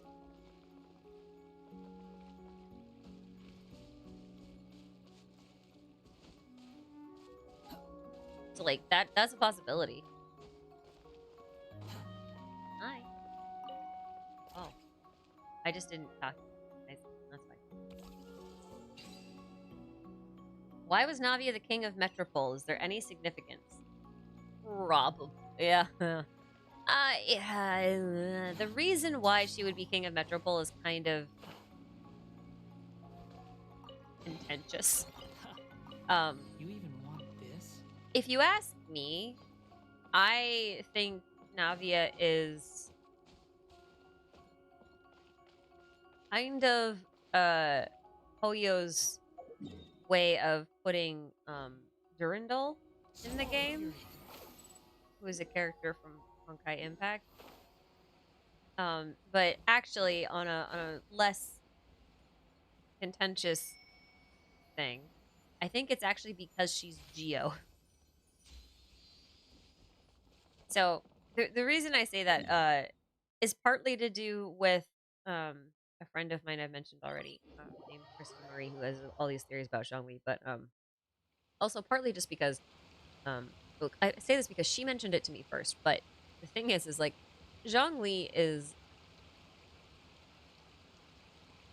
kind of this person who resembles the Jade Emperor, or at least he's meant to. Is this bench guy? He's meant to reference the Jade Emperor, right? And the Jade Emperor is like the pole star, the North Pole, so the pole star. So you have Metro Pole Star, constellation Metro Pole Star kind of thing. So being Geo, I think, is kind of the sticker there. Or Stonia. Alright, we're probably gonna wrap it up here shortly, though, because it is late. When did it become 10 o'clock? Goodness gracious. Not Forest.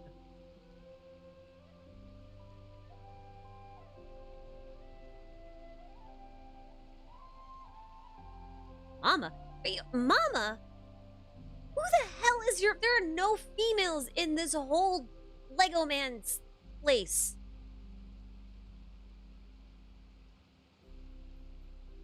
Do any of you have genders?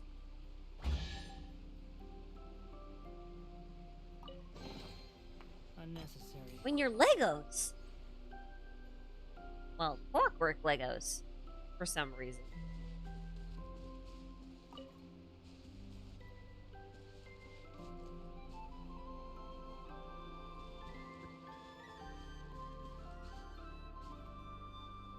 Their gender is wood. You sure that's a man? I'm not sure. I don't think it's anything. But like, who is his mama? Who is the mama? Does that mean he has a daddy? Does he have a mama and a dad? How do you make a little Lego dude and have a mama?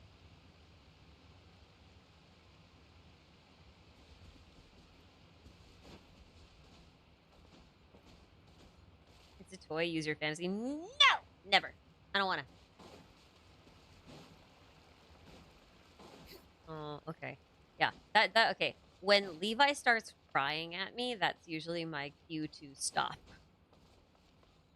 Because it means he's tired of me ignoring him and he would like attention.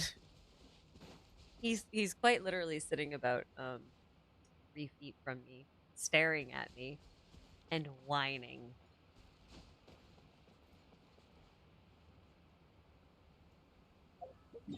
Yep. Solid 3 hours. I think it's been longer than that, hasn't it? It's been longer than that. It's been almost 4. 6:30 to 10. Well, 3.5. Good morning, baby. Yeah, I know. I'm sorry. Teddy bear. Sweetheart. I'm sorry. He's a poor boy. Blue is male? I don't know. Well, there's 3 colors. That would, if you're gonna assign them genders by color, then there's at least 3 genders. Because there's also brown, so now there's 4 genders. But like some of them have mustaches and stuff. So I just kind of assumed that they were male presenting.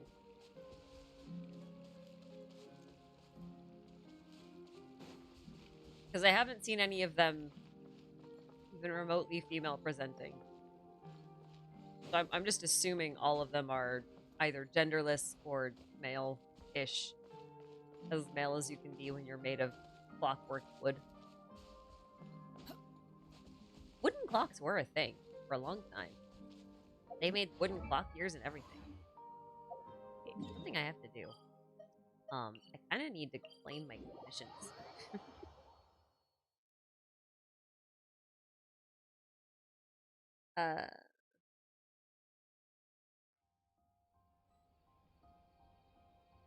Segasai, sorry to ask again, but do you think that the houses of the Toymen having different but true histories could foreshadow the Natlan tribe situation?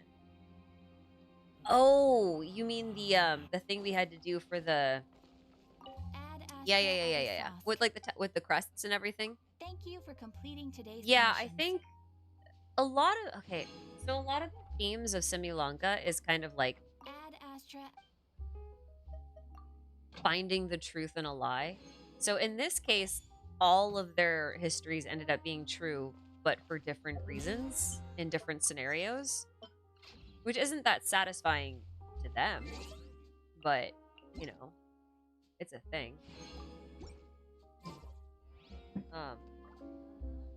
The 3 clans equal the 7 clans of Natlan. I mean, I would hold on. Oh, I gotta sneeze, it's gonna die in my nose.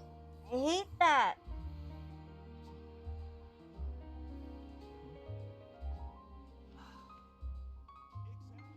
I would not be surprised if Natlan has a lot of intertribal dispute over rights to certain areas, regions, accomplishments with Saurians, you know, what have you. To force a conversation, Still freaked out just to about this. occupy silence. Freaked out about this forever. I want to go say hi to Duren.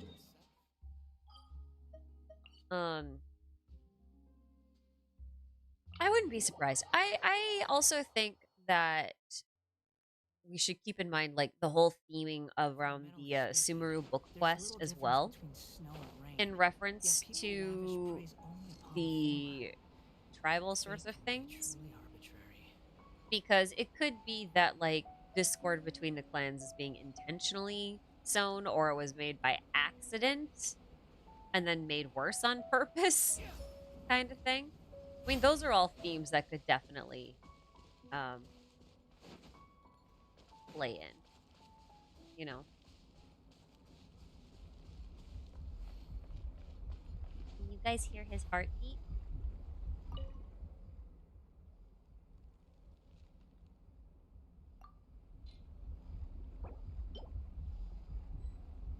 Oh, I need 4 of them. I don't have 4.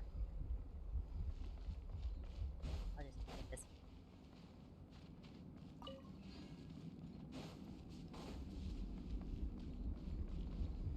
Beating, guys.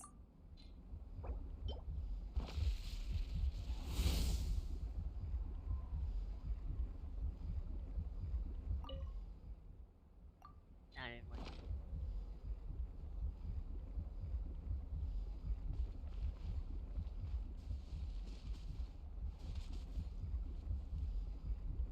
I just like it back here. Like, it is kind of strange, this setup, because, like,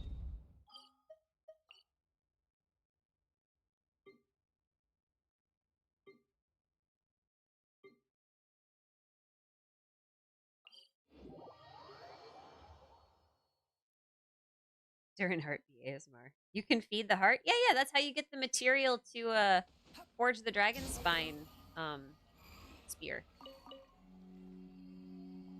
Like, lest we not forget that, like, this heart might be blue right now, but it was red. Look how big Elenis's heart is compared to Duren's, though. Look at the size of this thing.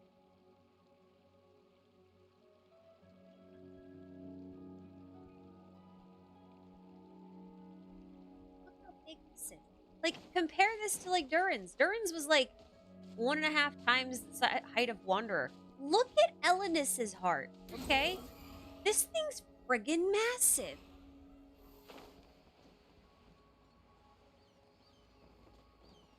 Okay, yeah, but Duren was just a baby. I want to put something into perspective for you, though. Dvalin is dwarfed in size by Duren. Dvalin is tiny. Right? Like, holy cow. Also, little dragon spermies. Little dragon spirit spermies. You heard it first here, folks. You heard it here first, folks. I coined the term dragon spirit sperm. Look at they're little swimmers. Swim around. Happy as can be. Hey, Dad. When do we get to become Melazine? When's it my turn? Is it my turn? Is it my turn? Is it my turn? Is it my turn? They look like tiny dragon sealies. Listen, dragons are sealies, or rather, sealies are dragons. Trust. This is gonna be a thing. I will eventually write that theory. I promise. It's gonna happen. Absolutely gonna happen eventually. You'll see. Relax. Kazuha Duren. Oh. SS Class AC, thank you for the super. Kazuha Duren Skara quest possibility? Yes, absolutely. I talked about it earlier. You want to scroll back and hear my... Well, this is like a 4-hour live stream. I don't know if you'll do that, but... if you do, I did talk about it a little bit more in depth, but I think there's a good possibility that thing is pure freedom in this world. we get a quest Even just one like cannot that go on forever. in December. That's my prediction. I predict December for this. Yeah. What I think. What's the deal with Ursa the Drake? He's not a dragon. He's a drake. December. Yeah, December. Well, because, like, December's always been the, okay.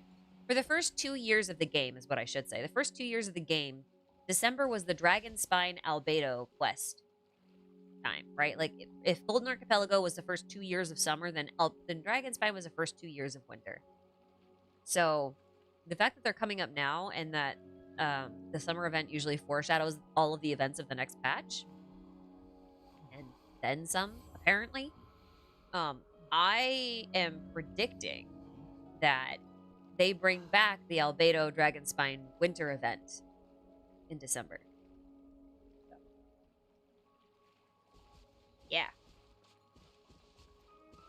Anyway, that's my hypothesis. That is my hypothesis.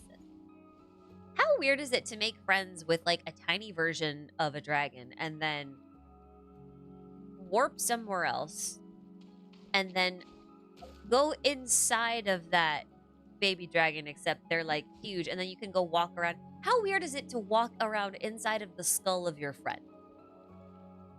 Is that not a little bit weird? I feel like that's a little bit weird. Because we can go walk around inside of Duren's skull. That's kind of okay. I'm done. Any dragon species other than the original sovereign are just dragon descendants, not exactly the same as dragons used to be, I think.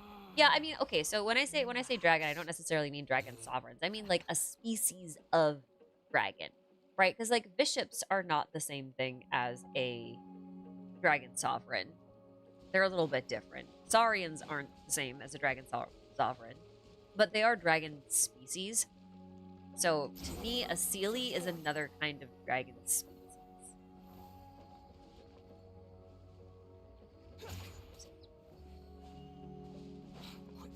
Anyway, you live in someone's head rent-free. It's not like weird way to... you, sir.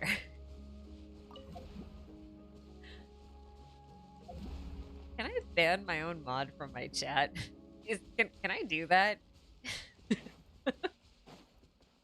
He'll have deserved it.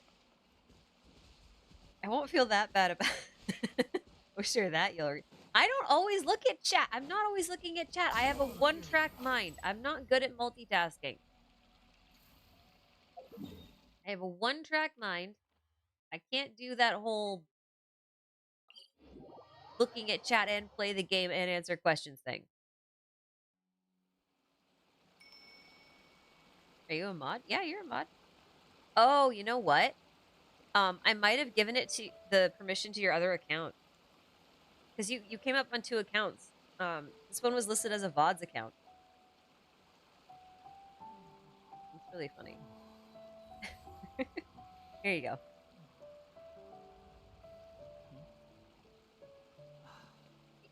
It's fine. He's a mod on Discord too, so it's like still not a lie.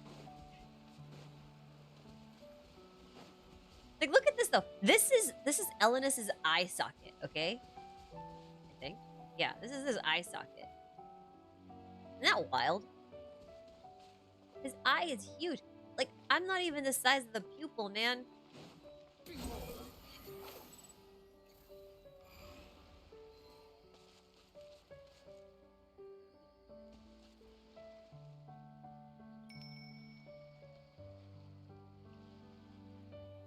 There you go. Is that better, Jibby?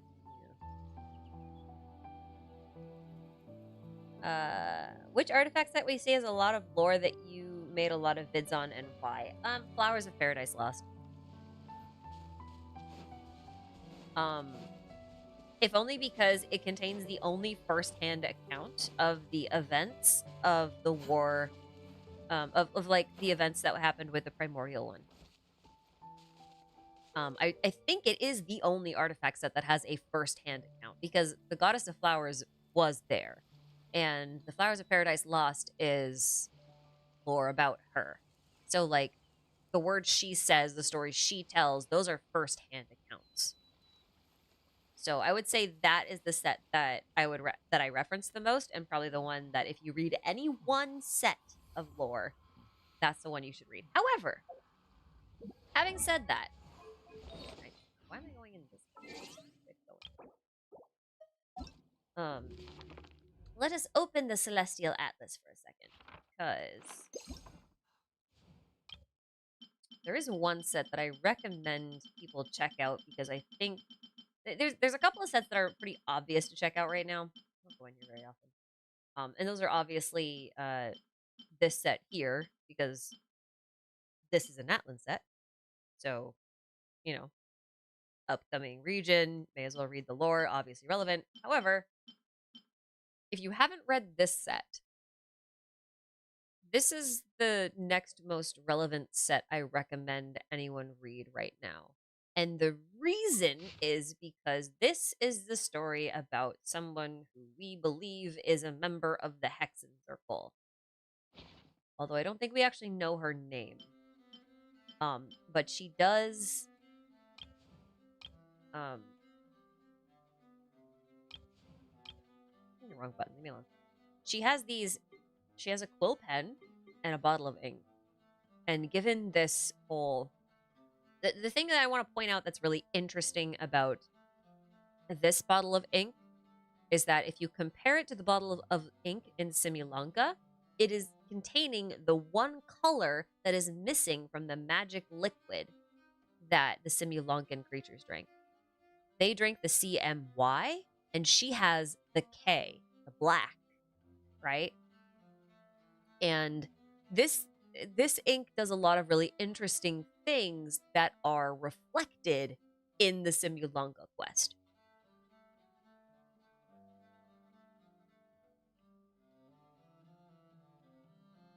So yeah, those are the two sets that I think are the most...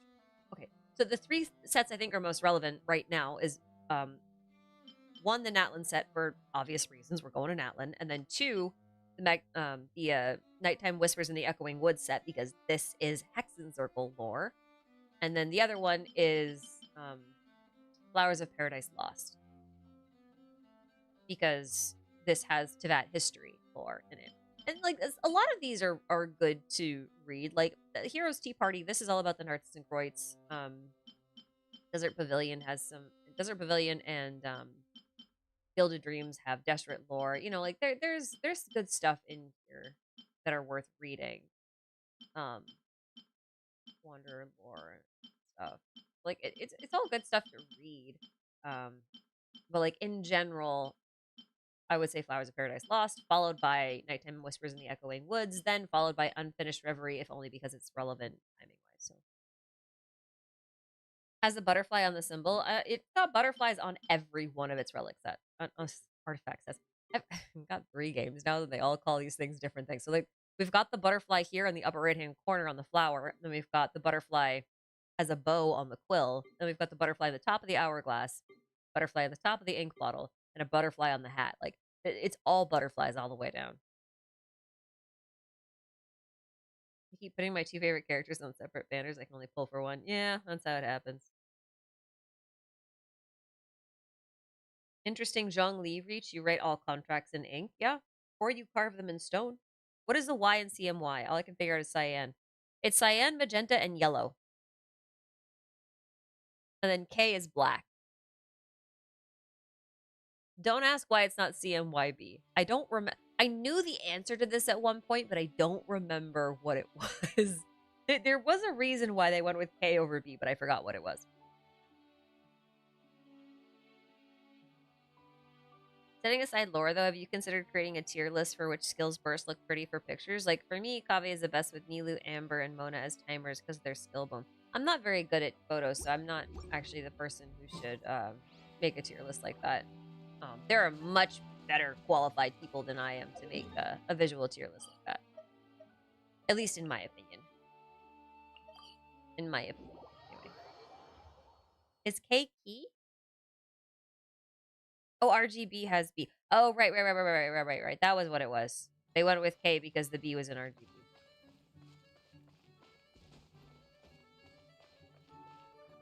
I think. That might not be it, but it might be. I don't actually remember. I do not actually remember. Oh, treasure chest. Cool. Imaginary theory is a prominent butterfly on the wheel thing. Yeah. Yeah.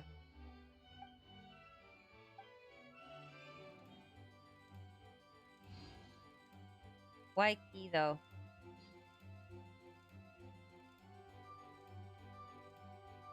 Which are most often used for the color black. Okay, there you go. That's a better answer than mine. I knew this at one point. In college, I did printmaking. And I knew it back then. But, guys, I'm old. It's been a while since I've been in college, all right? It's been a hot minute. So, Take it. I don't remember. I wasn't gonna remember those sort of things.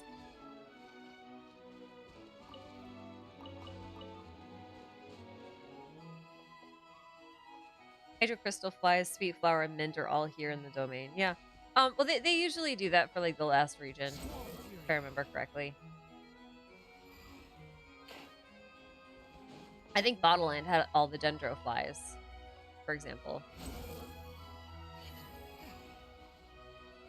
I'm gonna steal your stuff. Oh, he's not even mad. Okay, but that picture's really sad. He's just like, wait, where did my stuff go? Where did my stuff go? Devastating.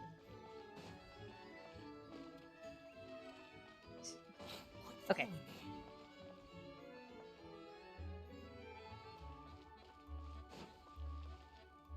Yeah, these regions tend to be a little bit of a mix. In any case. I do think...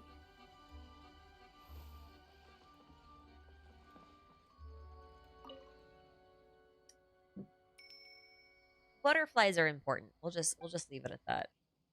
I have a sneaking system. This is my last theory for the night, and then I'm going to bed, okay? Oh, wait, what are we doing? I didn't mean to trigger this. Oh, we're playing red light, green light again. Okay. Right? Yep. The wind rises. We're cheating. I played the last one legally. I can cheat this time. Take it. Fine. It's fine. Yeah, that was fun. Sure. My last theory for the night. I would like to wager that Alice and the immortals, or the less mortal, I should say, of the Hexen Circle are either Seelies or Seelie adjacent. And part of the reason I say that is because of all the links between the witches and butterflies. Because butterflies are something that I have personally been linking to Seelies for quite a while now. And if the Hexen Circle are are butterfly coded and the Seelies are butterfly coded, then it's only logical to assume that Hexen Circle are Seelies. Yes? Yes? Something.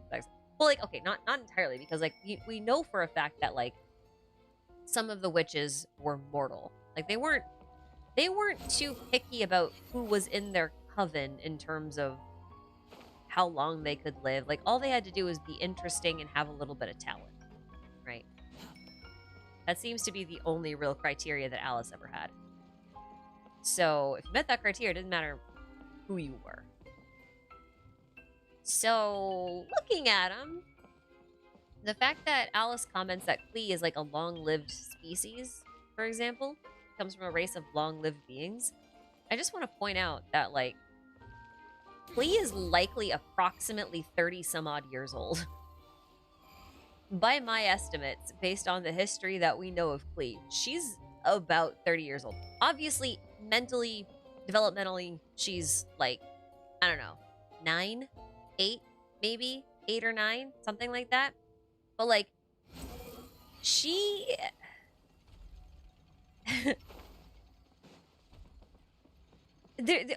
there's no way she is anything less than 16. There's zero chance. And the reason I say that, and like by my math, it makes more sense if she's more in her 30s. But for a long-lived species, that probably means nothing. That's kind of why I'm saying developmentally she's still like 8. Okay. The reason I'm saying that is because like there's this, I forget where it is exactly. I can go look it up later. But there's this incident where when Diluc was a lot younger, he did something nice for Klee, who was like hanging out in the yard by herself, doing one of her expedition things or whatever. And the way it's written, it makes it sound like Klee is the same age in that instance as she is right now. But the event would have taken place for Diluc like 10 years ago. So she has to be a certain age, well above what she looks, if that makes sense. And like I said, Alice has already said that she's part of a long-lived species and all that kind of stuff, so...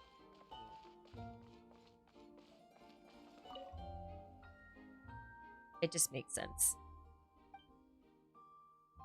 Graffiti pattern. Okay. Llama, frog.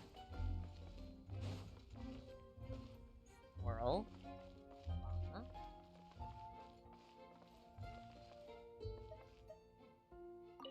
Okay.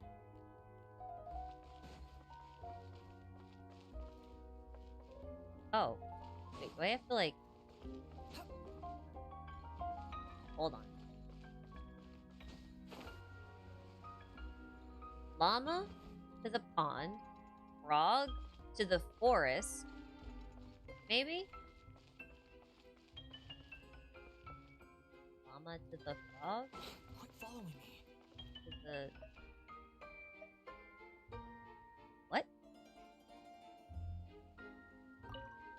Okay. Well... okay, that's fine. That's fine. It's fine. Please, Videotter copium. I said I was doing that. I said that was my last theory, so I'm not gonna say anything on that.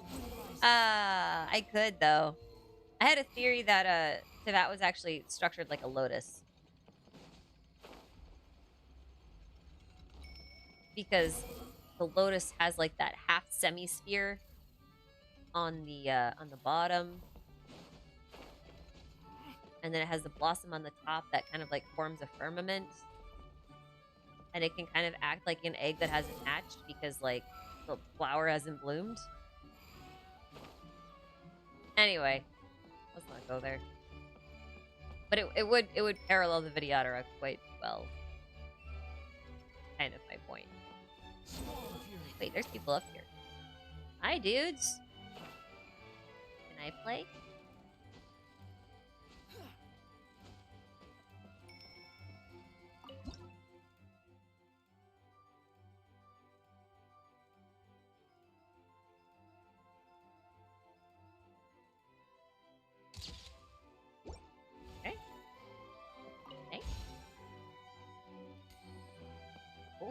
Alright, I guess that's it. That's Please, Dad is Alice with a mustache.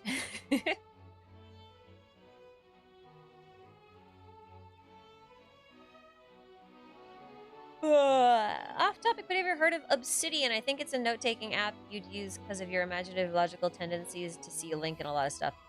Okay, so one of my biggest problems as a person is that once I write something down, it is out of my head.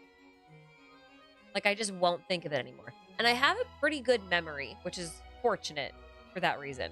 But the thing is, like, You think I've got a I shot, can't use Tom? note-taking apps. I just tell can't it like it is. use If someone can't handle it, maybe organizational they're thing. I wrong.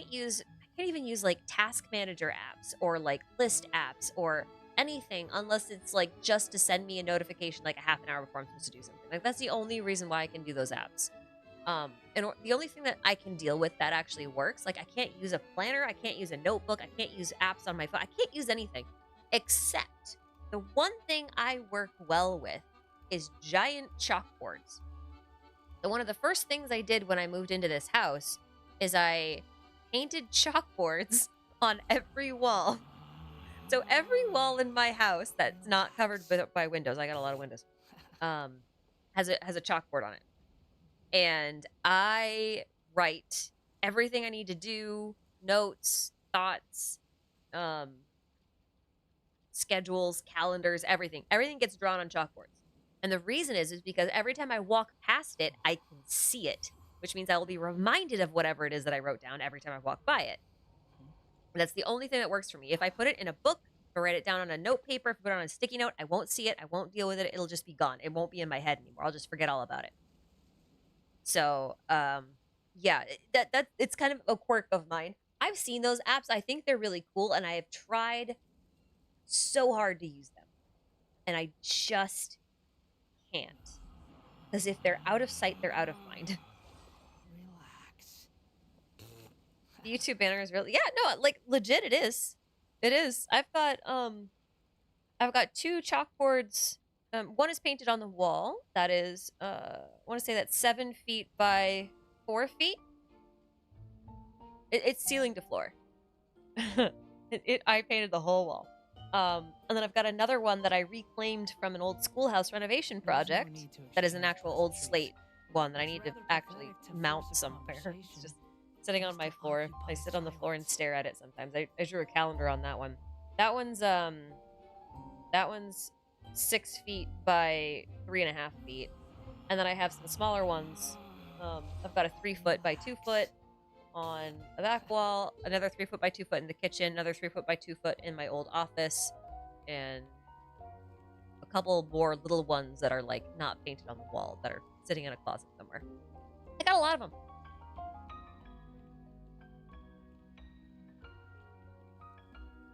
How often do I buy chalk to write with then?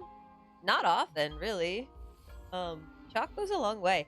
If you buy good chalk, I buy really expensive chalk, okay? I buy really expensive chalk and chalk markers. The reason is because if I use chalk markers on a chalkboard, I can, like, make lines for a calendar, for example, like the grid lines, and then they don't erase until I use water. So that means I can write whatever I want to in those grid lines with regular chalk, and then I can erase it if I need to, and I won't erase my actually, like, grid lines. Just tell So, it like it is. If someone can't handle it, bet I make my own? Oh god, no. It's such a complicated process to make chalk. There's no way. I would not do that. It's not that hard. Like, they sell it for like $1 at the grocery store for the cheapest chalk you can get. Like, if you want nicer chalk, it's like $5 for like a dozen. It's really not expensive.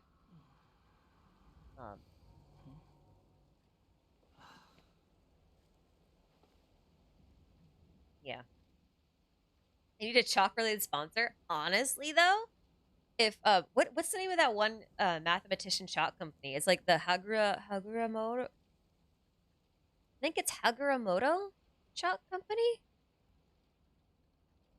They make this really amazing silky coated chalk that is so dense and so smooth that it's like writing on a chalkboard with an oil pastel. And it doesn't even leave any dust on your fingers. It's amazing stuff. It's really expensive. Like artisan handmade, man. Hagoromo. Yeah. That one. there's no such thing as pure Yeah. freedom in Yeah. this world. I've bought a box before. it was a while ago. I only have like 2 pieces right now. And I thought they were going out of business because they were for a long time. And as it turns out, a South Korean company actually bought the rights to it after the company went under, and they bought all of the equipment, and so now they're reproducing it in South Korea, which means you can actually get it now. Like, it's not going, you don't have to ration it anymore. Which is wild to me. So, yeah, I mean, I'm pretty stoked about that. I'm probably going to order some, honestly, just because like, it's a really pleasant experience to write with, right? Like, it really is. I don't know if I can explain. It's just really smooth and very satisfying. It's like if you have this, it's like if you always used like a really cheap pencil, and it's like this dry, scratchy feeling on paper, and then you swapped to like an Ultra Glide gel pen, and you just go, you know, like it's just does the that made sense to me, no one else.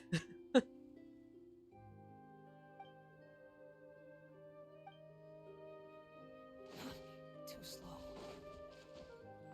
A lot of math professors bought a lifetime supply when they learned that business was going under. Yeah, they did. Yeah, that was a thing. Yeah, that stuff's free. You just looked up the price. Yeah. That's the thing, though, is like, I like chalk better than markers. Because for one, I hate dealing with the caps of markers. And two, I like knowing how much writing I actually have left in my utensil. And you can see that with chalk. You can't see with a marker. And I also just find chalk so much more satisfying to use. More tactile. I like tactile stuff, so I prefer it. I even draw blueprints for some of my my wood building projects when I have to do things like that. Right now I'm working on a greenhouse out of reclaimed windows that I took out of my grandparents' house. I took apart most of my existing greenhouse because we don't talk about that project. But I'm gonna rebuild most of it with these windows instead. It'll be much better. It's rather Liquid chalk pen. Yeah, to liquid force chalk a pens are great. conversation just to occupy silence. The only thing about liquid chalk pens that I don't like is that they're not really meant to be used at a 90-degree angle. They're meant to be used perpendicular to the floor, to the ground. And most of the time I'm writing on a wall. So I have a really hard time sometimes with chalk pens getting them to write consistently on my wall because they're not meant to be held that way, parallel to the ground, you know? 72 pieces for $30 doesn't sound too bad until you realize that a dozen pieces of regular chalk costs about 60 cents. Relax. And then you still have to factor in shipping and everything else.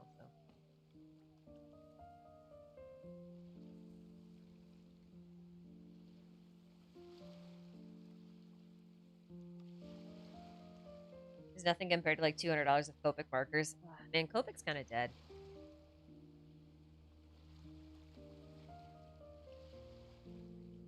You wanted whiteboards everywhere and then you can move out of your own place. Okay, I have a tip for you though.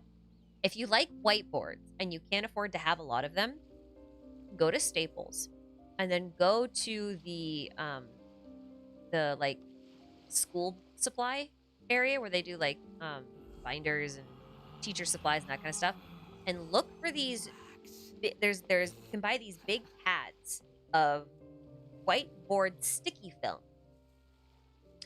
and what they are they look like those big sheets of paper that you put on an easel, but they're actually made of this plastic that's like static cling. So you can actually take those and stick them on your wall with static, not with tape or glue or anything else. They just stick to your wall because of static cling. And you can write on them with whiteboard markers because they're meant to do that. They're meant to be temporary on the board or on the wall whiteboards. They're really cool. They're not that expensive either. And it's way easier if you need to be minimalist for whatever reason, if you're moving or if you want to go on the go or like whatever the case is. Like you don't have a lot of space, whatever it is. So, yeah. Is that giant cube in the background moving? Yeah, There's no such it is. thing as pure freedom in this world. Even the wind cannot blow Isn't on it forever. cool? They just bounce up and down.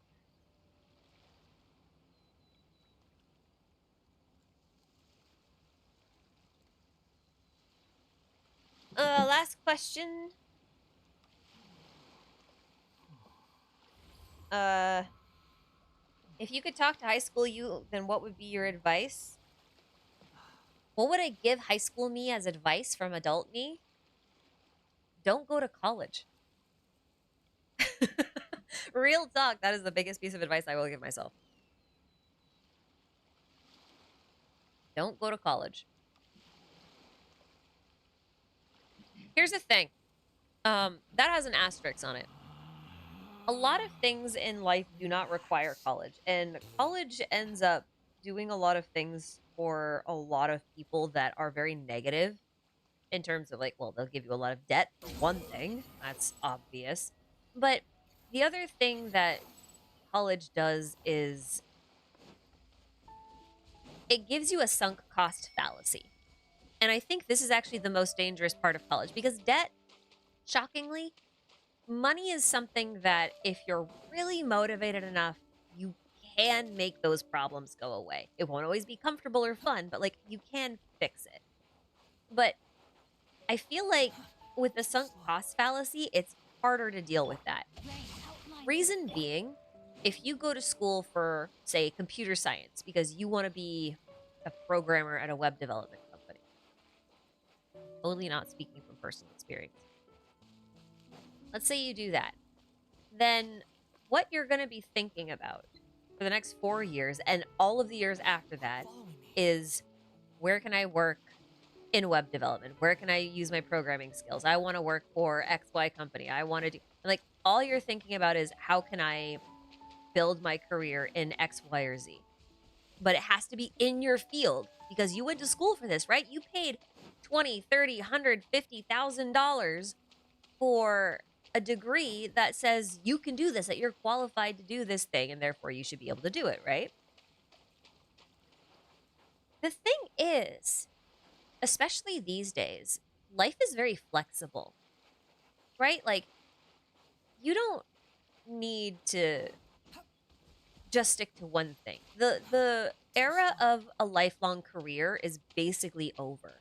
It's a very small amount of people in this world right now who will have a lifelong career in a single field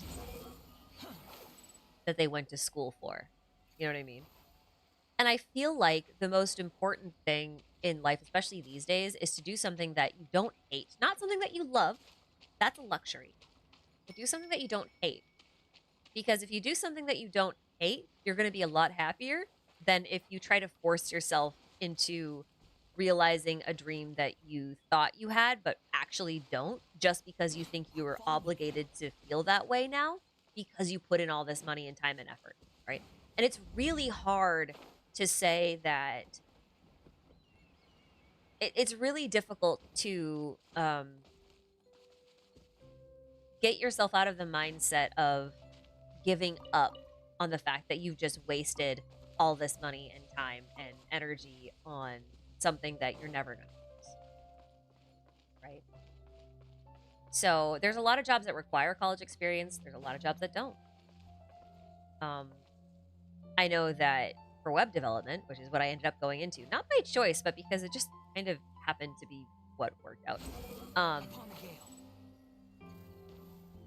But for me, it would have been a lot better for me to just do like a 1-year program and then just really focus on like Codecademy courses and similar things because there were a lot of free resources out there, and then just build up a personal GitHub and then show that GitHub around, because honestly, like, that is so much better to show an employer than a degree because they don't really care about the degree. The degree is just something that they put on there, but like ultimately, if you have a really strong portfolio, they won't ask you for the degree. And this applies to a lot of stuff, honestly. So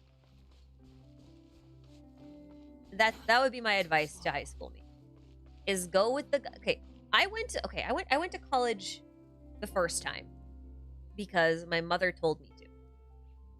She really wanted me to. And I hadn't planned on it. I wanted to take a year off to figure out what I wanted to do because I didn't know what I wanted to do. So she said, no, you go to college because if you don't go to college, you're going to lose your scholarships. And I'm like, well, what if I end up not going to college at all? And she's like, well, no, you're going to college. I'm like, okay. So 17-year-old me decided, okay, I guess I'm going to college.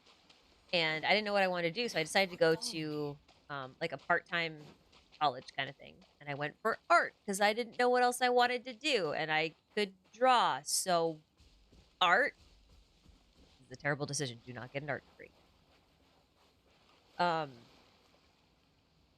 I quit after 6 months. I dropped out. And I took a year off after that.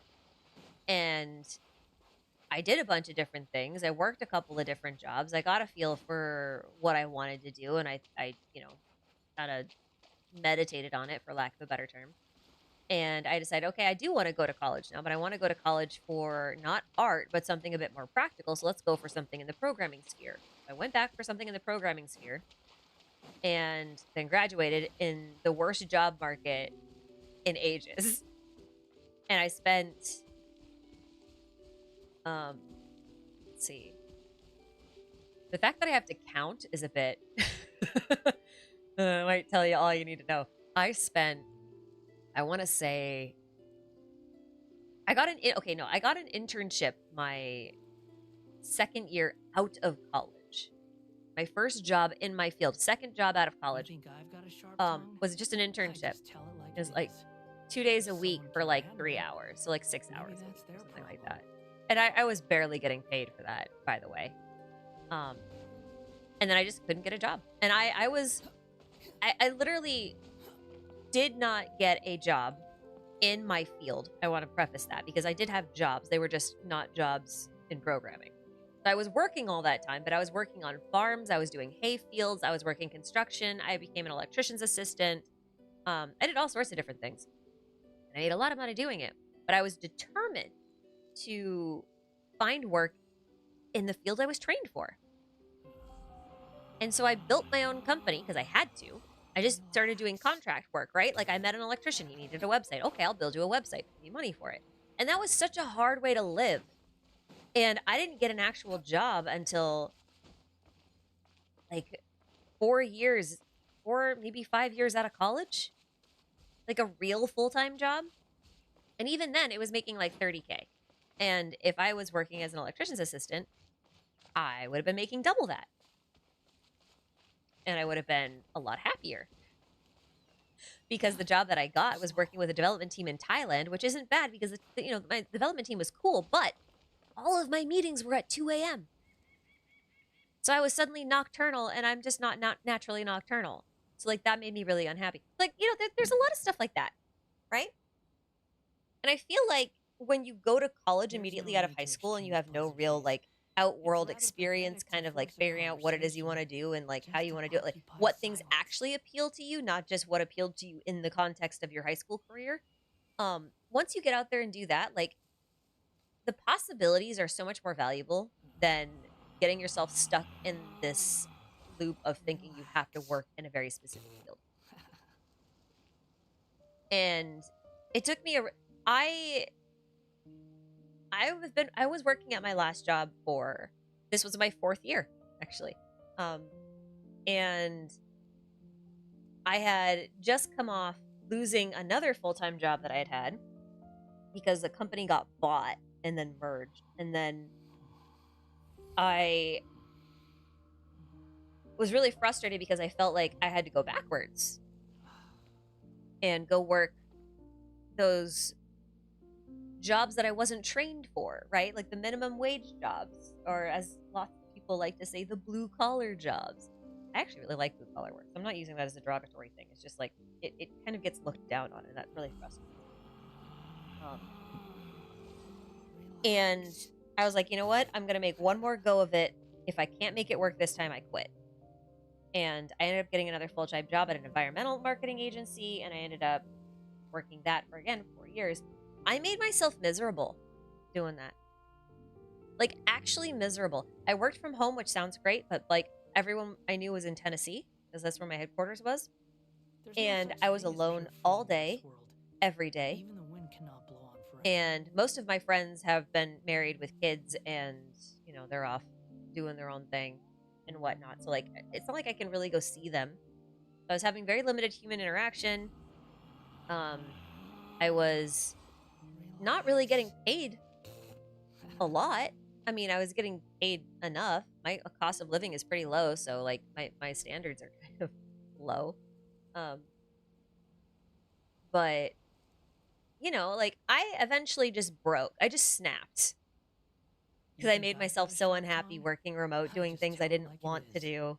If someone can't handle it, Having to acquiesce in ways that I didn't want to. Having executives that I would tell things to, like I would tell them, listen, XYZ is impossible. Stop asking for this. And then they would ask me to make the XYZ. And I'm just like, no, stop doing this. Or I would warn them being like, hey, please don't sign this contract. We are actually not equipped to handle this project. And then they would just be like, oh no, we're going to do it anyway. I'm just like, no, you don't understand. I'm your only developer. I cannot do this. I do not have the skills for this. Please don't sign this contract. And then they sign it anyway. So like, I gave up. When life puts that much resistance on you, like go a different route. And like, so anyway, that's my long answer to that. If you could tell your high school self something, that's what I would tell myself. Like, don't force it, man. Like if you want to use video game logic here, life's a journey. Be flexible about it. It's once you hit a career, it's not about maintaining that career. A job's a job. All right? You can love your job, you can hate your job, but at the end of the day, your job's a job. Right? Just to occupy silence. So for me, I quit a couple months ago and I've been transitioning out. And so now I am on YouTube full time, but I don't have any intention to stay on YouTube full time. I'll stay on YouTube full time for a little bit while I figure out exactly what it is I want to do, because it's time to ask myself that question again. So, yeah, life's like a box of wood chips. I mean, I would love a box of wood chips right now. I'm not gonna lie, like a whole pickup truck full of wood chips. I could use one. I might go get one this next weekend. But yeah, so just there's no such thing as pure freedom in this world. Even the wind cannot blow on forever. I would just like just I don't mean to like get sappy and give life advice or whatever, but like if any of you are younger than me, which I'm going to assume most of you are under the age of 30, just know that it's not a big deal to quit. Because sometimes knowing when you're beat is the wisest thing you could be, right?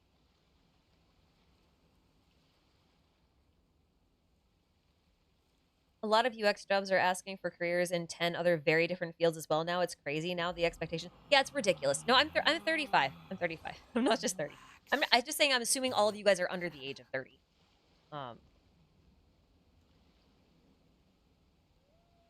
Respectfully, you make it seem like you're a lot older than 30.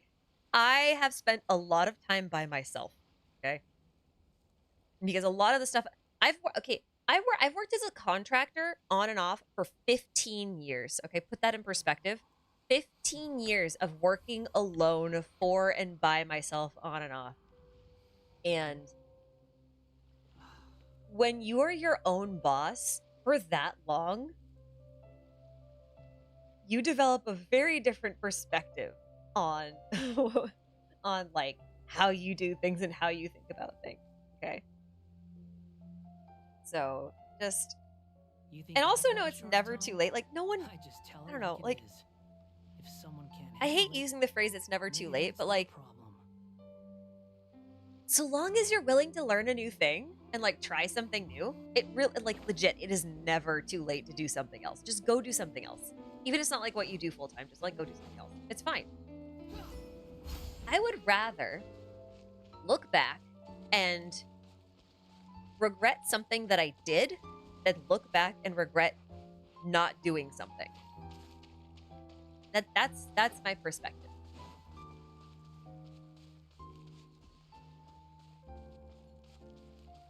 Quit following me.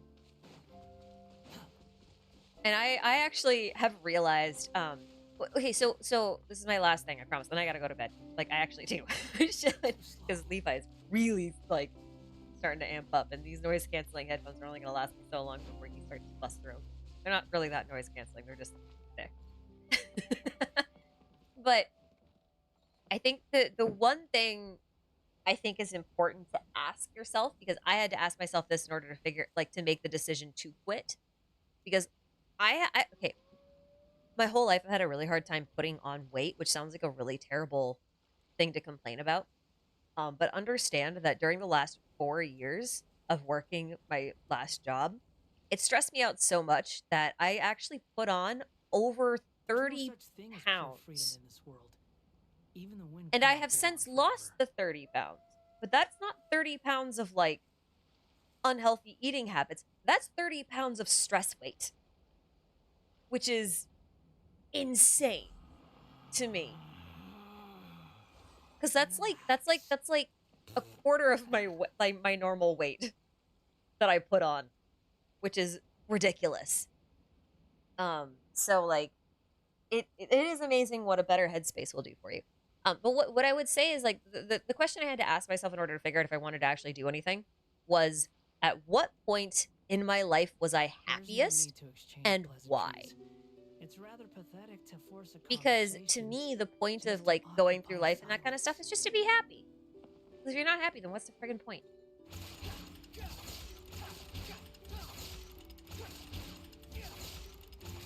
So when I was happiest, I was actually doing a lot of part-time work. I was working at a sustainable vegetable farm.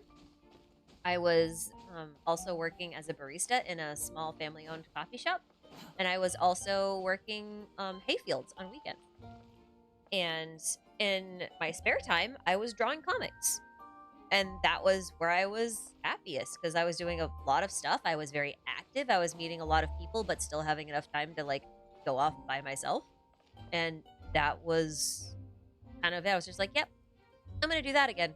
It's okay if it's a little bit more financially stressful. It's okay if it's a little bit like harder on me physically, because the physical exhaustion is happy exhaustion. You know what I mean?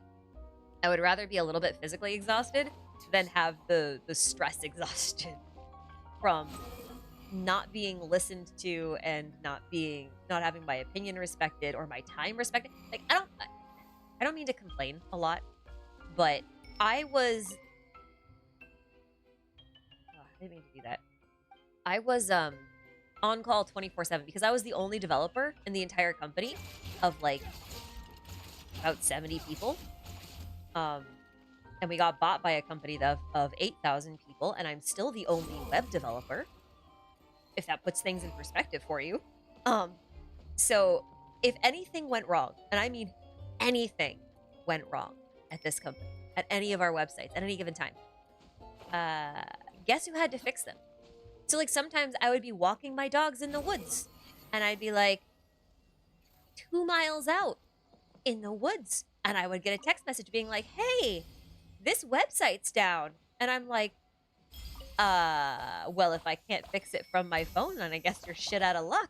But then I would have to hurry back. Like I'd have to cut my walk short, so then my dogs would be upset and then hyper because they didn't get all of the energy worked out of them, which was also stressful. But then friggin', what do you call it? I'd have to spend the next few hours after hurrying back home fixing whatever it was that went wrong because there was no one else who could fix the things. Like, it just wasn't good, man. Being on call 24/7, even if you take a day off, you don't really have a day off. Because if you're on call, you're back in the office because you don't have any cover. You know? So 4 years without a vacation of any kind, including like regular weekends, was enough.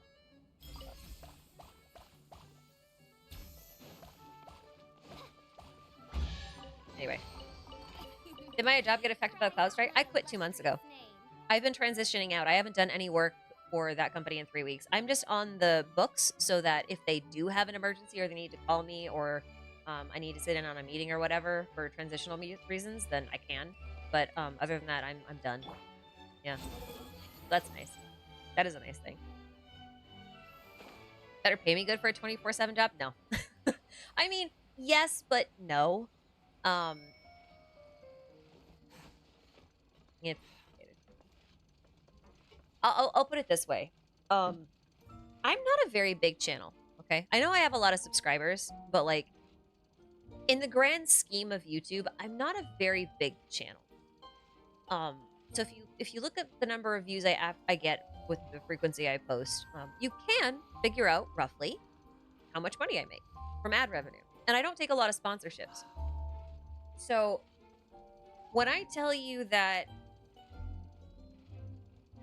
2.5 years into YouTube, my YouTube revenue was almost double what I was making per month at my web development job, you can see why it became a problem. So, 98% of YouTube is not a big channel. Yeah, I know. But like, I feel like sometimes people see like big number, 100,000, 200,000, whatever, and they're like, oh yeah, big money, you made the big thing, you got lots of money. It's like, I don't quite think, it doesn't quite translate that way. Subscribers are kind of meaningless in terms of like a success metric. Yeah.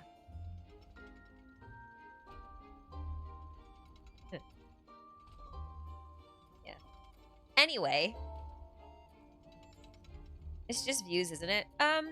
Yeah. Well, it's your CPM and it's your CPM and the number of ads that you can play throughout a video. So like longer videos tend to perform a little bit better, which I guess is good for me. But I will say, like, the thing that I did have with my other job was I had full benefits and I had technically sick and vacation days. For the record, all of them rolled over, and the last like 2.5 months that I haven't been working have all been me using my vacation time. They're just paying me my vacation time.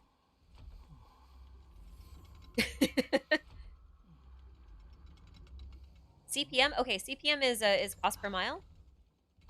So this is how much money you get per 1,000 views. But it's complicated in the sense of like your CPM is going to vary a lot, and also depending on like your watch time. So if you have like a 30-minute video and you have like a $5 CPM, and you can play, let's say, 2 ads in that 30-minute video comfortably, then just to simplify it, this isn't 100% how this works, but like just to simplify it, if you get 1,000 views in that video and you have a 100% retention rate, you'll get paid $20. No, sorry. If you get 2,000 views, you get $20. If you get 1,000 views, you'll get like $10, technically. That's not entirely how it works, because the ad things are on a bidding thing, and it's an average CPM, and like you're technically getting like fractions of a penny per view for thing. But on a very, very simplistic level, it works a bit like that. And you get more if someone actually clicks on an ad. And then also some depending on whether or not they have YouTube Premium and all this. Anyway. Morgan, thank you for the super! Aw, you're the best. Your content has given me so much joy over the last year. Cheers to only great things in your future. Thank you so much to you too, man. I just, whenever someone tells me that like the stuff I make makes them happy, that's it. That's all I need. I don't need to be right. I just want people to enjoy things for a bit, because like life is really stressful. You know, I feel like having a couple of places where you can just kind of like not have these giant swinging blades of death hanging in front of you at any given moment is a good thing. So yeah, so thank you for that. I appreciate that. Appreciate that a lot. Anyway, I have to leave the stream soon too, so don't feel bad.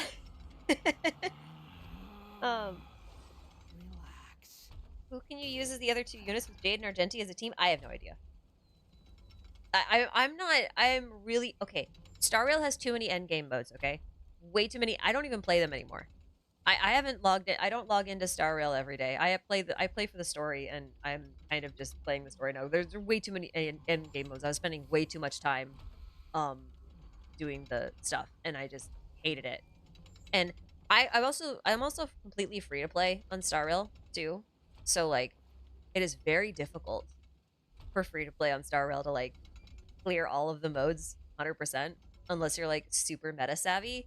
And I'm a completionist. I like to be able to 36 star or whatever, 12 star, whatever the mode is, right? And if I have to like spend hours and hours optimizing multiple different teams in order to make that happen, I'll just not play. I would rather not play at all. So, yeah. Like, I like, there's a lot of aspects of Star Rail that I really like.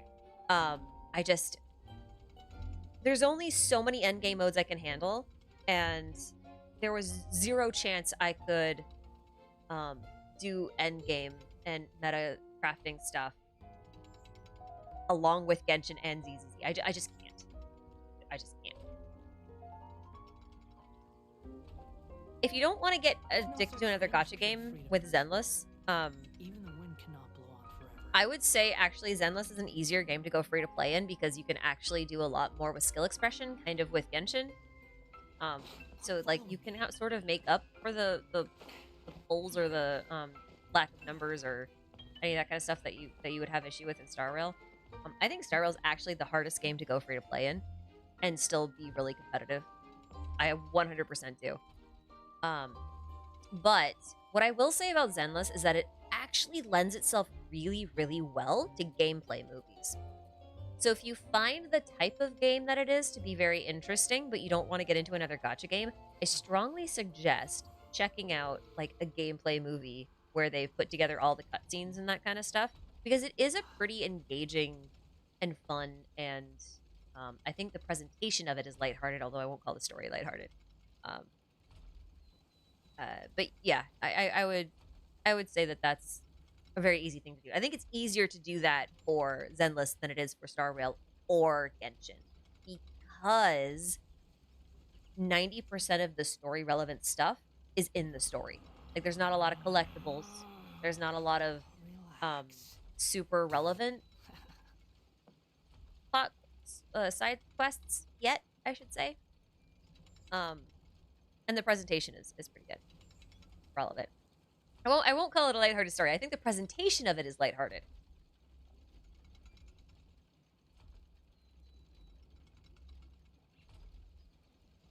Yeah, anyway. On the topic of playing games for the story, is it worth getting into Honkai Impact 3rd nowadays? You mentioned it several times. I need to go to bed. Don't get me into this. TLDR, in my opinion, no. 2 reasons. 1, this was... Honkai Impact 3rd is kind of like Hoyo's first draft, is what I like to call it. It's not technically their first game, but I feel like it's their first draft of their sort of final vision for what they want the Honkai-verse to be, or Hoyo-verse. Like what that multiverse should look like. And I feel like they did a lot of retconning. The translation is really, really, really bad if you play in anything but Chinese.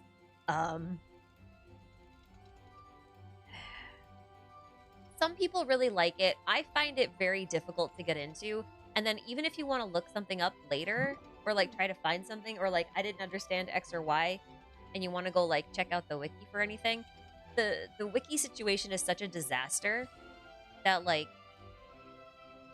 you can't really use them. And then the story is spread out between not just the game, but also animated shorts and then visual novels and like spin-offs of comics and there's so many things, and they're all canon, so they all like go into the same game, but like there's so much supplementary stuff. It's a bit like getting into Fate these days, in my opinion. So I can't recommend it in good faith. I haven't found the part 2 to be particularly compelling in a way that would convince me to play it. I don't think it's a bad game. It's just, you asked me if I would. I won't. But it is something I keep up with kind of on like a high level. I like to know what's going on. I don't need to know the nitty gritty. Because I think thematically there's a lot going on that's relevant. I just don't think I need to know all of it. You know what I mean? So. Fei Long, thank you for the super. Without your videos, I wouldn't be able to fully understand the lore in Genshin, so thank you because I'm guilty of Genshin players don't read. Listen, there's no shame in not reading. There's a lot of games I just don't read in. It's very common. There's some games that I'm inclined to read in because, like, it feels like it's been set up to be like an archaeological expedition, and this happens to be one of them. But, like, there's no shame in not reading things. There really isn't. That's what people like me are for. You'd play it HI3 but doesn't have hot playable guys, so there is that, yeah. At 10:30 ending. Okay, you know what? You should know by now that I am a liar. Oh yeah, this video is only going to be 10 minutes. Quick, in and out, get on with your life. 40 minutes later. Yep. Okay, right. So, I'm not going to take any more questions. I promise. I'm going to tell you my plans upcoming, though. Oh, hey, look, I see a chest. Let's get this chest while I tell you things. All right, so right now I've cleared out my current queue of Genshin videos. I've caught up with what I wanted to make with Star Rail. So for now, the only videos I have in my queue are 2 more for Zenless because I want to catch up, and then I should be okay. Zenless is a little difficult to make content for because the wiki has nothing on it, and I don't mean like compilations of things, but like I like to have quest logs in text form, and they just don't have them, and so that makes looking things up tricky, which is a challenge in and of itself. But I'm having a lot of fun with it and all that. So, I'm gonna be making a video for Simulanka. Not this coming week. Because like there's a lot in this quest. Like as we saw, this has been like a 4-hour stream over then, and I haven't even scratched the surface of all of the stuff that's in here. Obviously there's still a lot to do for Natlan speculations. I don't even know where to begin with Natlan speculations at this point because like this quest was so much more than I thought it was gonna be. So there's that. And then I am behind on quest recaps for the last patch, but I haven't done. So that's going to probably be what I do this week. I'll do that first. However, now going forward, because I am finally done with my job, it means I can stream more regularly and not for these extremely long periods of time. Maybe like 2-hour streams, maybe 2 or 3 hour, depending. And I can even have multiple time slots.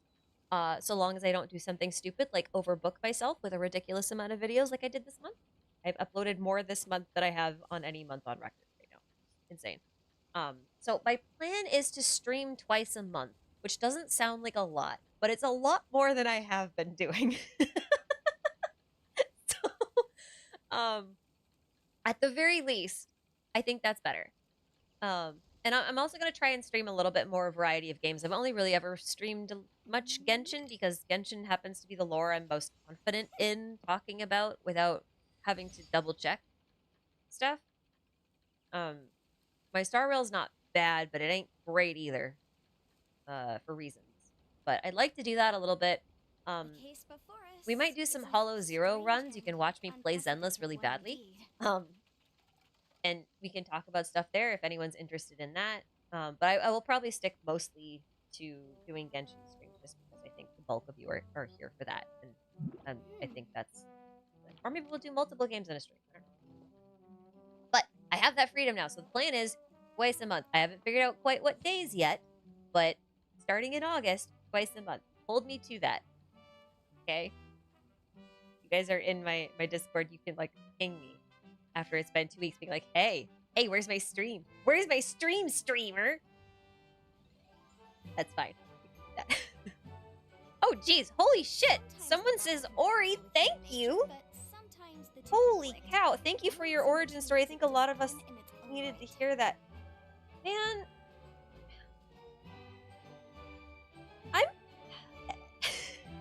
I'm at a loss for words. Like, thank you so much. And if that helped anybody in any way, I will be so thrilled. But honestly, holy shit, thank you.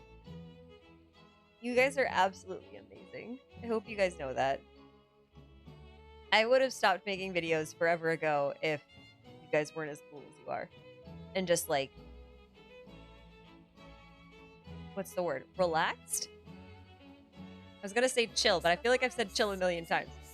Yeah, Jesus. Wow, thank you so much. I really appreciate it. And oh, Kono, thank you as well. You guys are awesome. My God.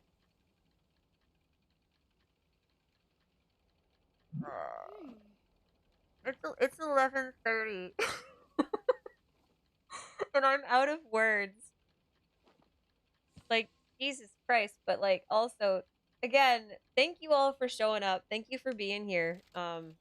If I can ever help anybody out with anything, advice, lore, or just, I guess, a bad pun, I'm good at those. I'm happy to help with that. But yeah, I'm gonna head out. Thanks for the welcome back. It's been awesome. I'm really glad to start this next month. But like I said, I'm taking the week of the 6th off. Okay, that's my birthday week. I'm gonna actually rest. But yeah, thanks for showing up, guys. I'm gonna head out. I've said that like 5 times now. I mean it this time. I'm leaving. Okay. Thank you. Okay, I'm going. Goodbye. Bye. I'm not still here. Click the button.